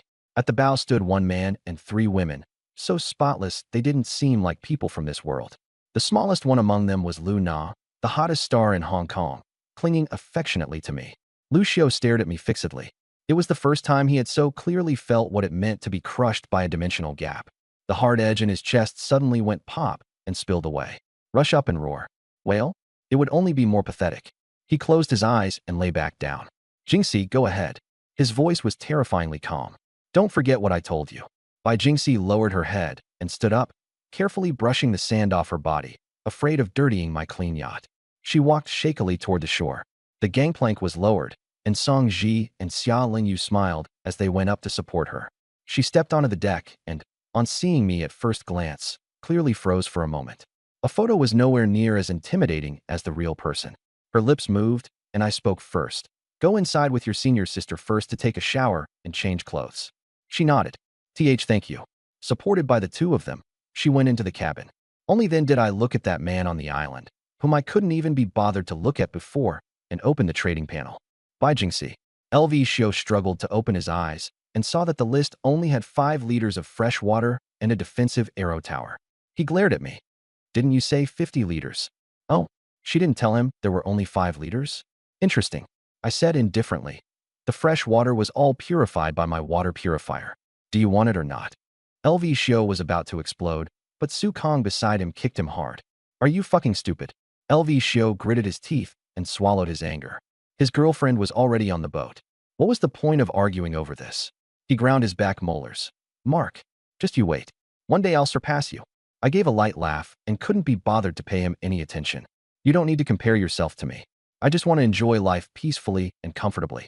Those words made Su Kong, standing nearby, narrow his pupils. Enjoy life? On this damned ocean, everyone was struggling to survive, and my goal was actually to enjoy life? Su Kong immediately stepped forward, lowering his posture as much as possible. Boss Mark, I want to form an island alliance. Could you invest a little resource in us? In the future, we'll handle all the dirty and tiring work on your island. Growing vegetables, raising pigs, herding cattle. Luna became interested. Oh, Su Kong continued. Just a little basic resources, enough for us to grow crops and raise livestock. We only hope you'll guarantee our basic safety. Luna tilted her head and thought about it. The request wasn't too much. Especially growing vegetables and raising pigs. She didn't want my island reeking of stink. She hugged my arm and shook it. Baby, just agree to him. I looked at Su Kong, then glanced at Lu Xiao, who was still glaring at me. What do you think? Su Kong anxiously kept winking at him. Lu Xiao lowered his head in humiliation. I agree too. All right, I'll think about it. As soon as the words fell, the yacht engine roared, drawing an arc before disappearing over the horizon. I stood on the deck, letting the sea breeze blow over me. Inside the cabin, moisture hung thick in the air. Bai Jingxi let the three of them wash her down, looking haggard and exhausted, with creepy red rashes breaking out on her skin. Fragrant foam wrapped around her, washing away the crusted layer of filth. Both comfort and grievance surged up at once. Xia Lingyu carefully avoided her sunburned skin. Senior, Mark, he's actually pretty nice. You can stay here without worrying. Song Ji immediately chimed in. Yeah, Senior, the island master has a kitchen. Whatever you want to eat, he can make it. Luna and Xia Lingyu both glared at her. Bai Jingxi froze. Master? Why are you calling him master? Song Ji scratched her head. Cosplay. Just fooling around. Hee hee. After bathing, Song Ji took out a full set of skincare products. Once the body lotion was applied, Bai Jingxi's mind went completely blank.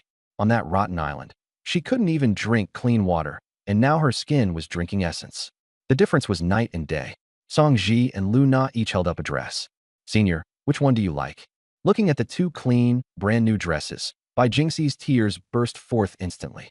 On the island, she had been worried about being bitten to death by sea beasts, while they were fretting over which pretty clothes to wear. From silent tears to wailing sobs. All the fear, despair, and grievances from these past days poured out. I thought I was going to die on that island. After crying for several minutes, her voice turned hoarse. Senior, you've got us. From now on, it's all going to be good days. With red-rimmed eyes, Bai Jingxi randomly pointed to the black dress in Luna's hand. Luna jumped up and flashed a V sign. I win. Once she put on the dress, the halter neck and deep V neckline outlined her figure in a way that was breathtaking. Just then, I pushed the door open and walked in. The first thing I saw was her. Like a pearl wiped clean of dust. The corners of her eyes were still red from crying, adding a fragile, broken beauty. A 92-point stunner figure, perfectly accentuated by the black dress. Hong Kong University's top goddess, truly deserving of her reputation. I let my gaze linger for a few seconds before looking away. How do you feel? She gave a hoarse little laugh. I'm fine, thank you. There was no rush to copy her talent. I had to wait until she officially set foot on the island. What mattered most now was getting her fed. I opened the trading panel. 1,500 wood, 8-inch matcha tiramisu. A rich aroma instantly filled the cabin. Eat something first. Bai Jingxi's eyes widened. Just smelling it made her stomach ache with burning hunger. Over the past 2 days, she had only eaten a small piece of dry bread. She had completely forgotten about any goddess image, barefoot as she rushed over and trembled while stuffing a corner of it into her mouth. So delicious. She finished one piece in just a few bites, without pausing, then grabbed a second, green cream smearing the corners of her mouth and cheeks. Song Ji patted her on the back. Senior, slow down. No one's going to fight you for it. Bai Jingxi jolted, her cheeks burning red, and lifted a piece to hand to me. Sorry, this is for you. I smiled and waved it off. You eat it yourself. We've all already had some. Her hand hesitated in midair for 0.521 seconds. Then she honestly withdrew it and kept eating in small, quick bites. Luna laughed out loud. Senior, all 5 of us are from HKU, and we're all your juniors. Bai Jingxi stuffed her mouth with cake and mumbled. Really? So pretty. Luna directly straddled me and wrapped her arms around my neck, leaning in to bite me. Xia Lengyu was afraid of leaving Bai Jingxi with the impression that the island had a very uninhibited style, so she coughed dryly. Ahem.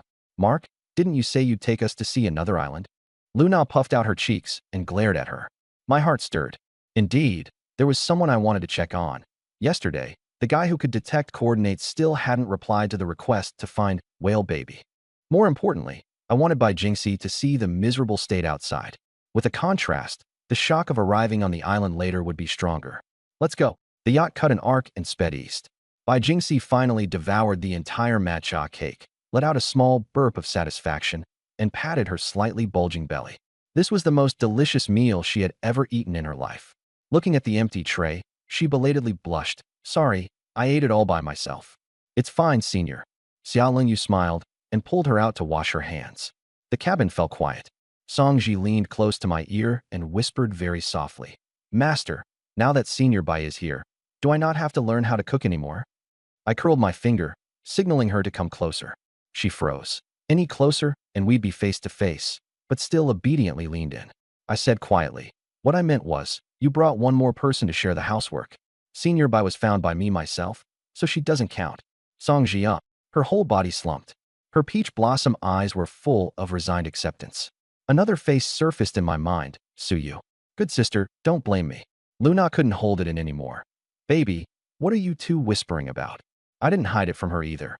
Songji said she wants to bring Suyu. Songji clamped a hand over my mouth. At the mention of Suyu, Luna immediately got it. Oh, the one who kept fighting you for Lin Feng and spreading those slut-shaming rumors about you everywhere? Xiaoji, you're planning to tie up your love rival and bring her to our island. Songji stopped pretending altogether. Yeah, back in school she spread rumors that I was promiscuous and would take any guy. Just thinking about it made her furious. She was clearly a pure, innocent girl and had never even had a boyfriend once. I remembered it too. There really had been such a post on the forum, and it caused quite a stir at the time. So there's that kind of backstory?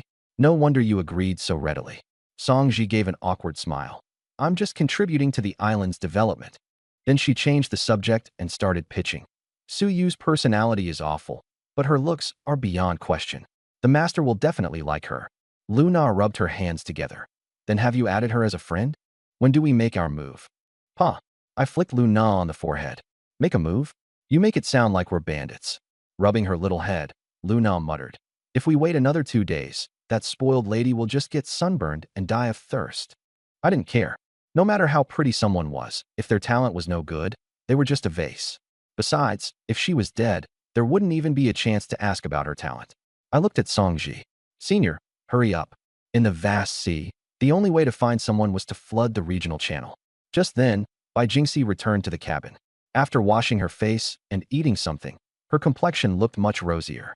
She sat on the couch, her hands fidgeting nervously. So you're my direct junior? Yep, it's a small world after all. Luna chuckled. Senior, the legendary campus goddess of HKU. You're still a hot topic at school. Bai Jingxi gave a self-deprecating smile. What good is being the top goddess? She couldn't even get herself a drink of water. She turned to me. Junior, I really appreciate the help over these past few days. I gave her a once-over. No need to be so formal, senior. But coming to my island comes with conditions. The atmosphere in the cabin shifted instantly. Luna's smile froze, and her elbow nudged my side. What's this guy doing? Wasn't the plan to settle her down first and talk terms later? Songji shifted uneasily. She probably figured it out. The island only had one man. Yet the senior had just stepped onto the boat. Bai Jingxi wasn't naive. After years of navigating through society, she caught the implication immediately. Her hands clenched tightly, and the pale face of her boyfriend, Lu Xiao, flashed briefly in her memory. Her cheeks flushed red, her breathing quickened, and her voice came out in barely more than a whisper. Just tell me. As long as it's not too much. The campus legend who had been idolized for years now avoided my gaze, her eyes darting nervously. I had to hold back a chuckle. This was just a test, to see where her limits lay. I wasn't here because of her looks. What I wanted was her F-grade talent. Do I really need to spell it out for you?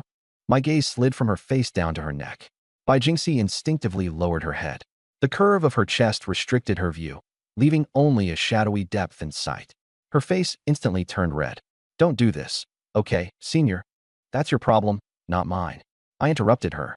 Luna was freaking out on the side, frantically shooting me looks. Know your limits. Watch your limits. I ignored it completely. If you want to get on my island, either accept the conditions or I'll send you back right now. Luna froze. This guy was serious? Suddenly, a thought flashed through her mind like lightning. Her expression changed from shock to a strange look that was half wanting to laugh and half afraid to, and she covered her mouth, her shoulders shaking nonstop. You're such a bad guy. Songji glanced at Bai Jingxi, and after a few seconds, a smile also spread across her face. The two of them understood. But Bai Jingxi was in a fierce inner struggle. Go back. Back to that shabby 4 square meter island. Keep getting sunburned and peeling? Starve? No, I don't want to. The half hour of paradise just now had already made it impossible for me to go back. But what about Elvicio? Forget it. At worst, I'll just hide it from him. Her head nodded uncontrollably. I smiled with satisfaction. Her bottom line was very low, or rather, she didn't have one at all. But let's forget it for today. She still had a sunburn, and her emotions were unstable. I didn't want to do anything with someone who had just barely escaped death. Since you agreed, then let me tell you my conditions. I deliberately drew out the pause for an especially long time. A full 10 seconds. The cabin was so quiet you could hear breathing. Finally, I slowly spoke. After we get on the island, you have to wear stockings every day. You can't take them off except when bathing or sleeping. Can you accept that? What? Bai Jingxi suddenly looked up, her face full of disbelief. That hanging heart thudded back into her chest. A wave of heat surged from the soles of her feet to the top of her head. Embarrassment, anger, and the absurd feeling of being played all rushed up at once. This despicable junior. He was definitely doing it on purpose. She had even figured out how to trick her boyfriend just now. And this was it. I agree. She ground out the 3 words through clenched teeth. Songji timely handed her a brand new pair of black stockings, leaning close to her ear to comfort her softly. He just has this little quirk, no malice. Luna finally couldn't hold it in anymore and doubled over, laughing so hard she was shaking. Baby, you're seriously too bad.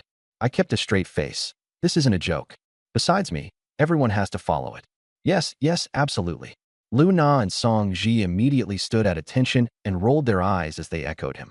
Bai Jingxi glared at me, her chest rising and falling. Can you stop talking with such a dramatic pause in the future? I smiled. If I don't drag it out, how would I know where senior sister's bottom line is? You. Bai Jingxi nearly passed out from anger. What kind of dirty talk had she not said before? Yet she ended up being completely pinned down by someone a few years younger. She took the stockings and angrily tore open the packaging. However, a refreshing chill touched his fingertips. Huh. She pressed it to her cheek to test it. It was ice cold, like a cooling face mask. Song Ji smiled and explained, Senior, these are cooling stockings. You won't feel hot wearing them in this weather. Bai Jingxi looked at me, legs crossed, wearing a smug expression, and her thoughts grew complicated. Wearing stockings. Was that really just his personal preference? Or was he merely using that excuse to give the girls on the island a better experience? This junior was impossible to see through. With most of her anger gone, I didn't provoke her any further. There would be plenty of time. I glanced at the deck. Xiao Lanyu was still standing alone there, holding binoculars and looking out over the sea. Luna followed my gaze and curled her lip. She's probably checking to see whether she can find Xiao Shangnan. I frowned. Her boyfriend still hasn't contacted her. No news on whether he's dead or alive. Looks bad. I looked at her slender back and sighed. Among the girls on the island, Song Ji had already been secured, and I had an 80 or 90% chance with Senior Bai. Only Xiao Lanyu still seemed like an outsider. Talk to her more when you have time. Luna gave me a sidelong glance. Don't worry, I get it. Just as she finished speaking, Xiao Lanyu on the deck suddenly turned around, her expression tense. Come out and look. There's something unusual in the sea over there. Several people immediately rushed out of the cabin. I walked over. What's wrong? She handed over the binoculars and pointed into the distance. Over there, there's a huge black fog.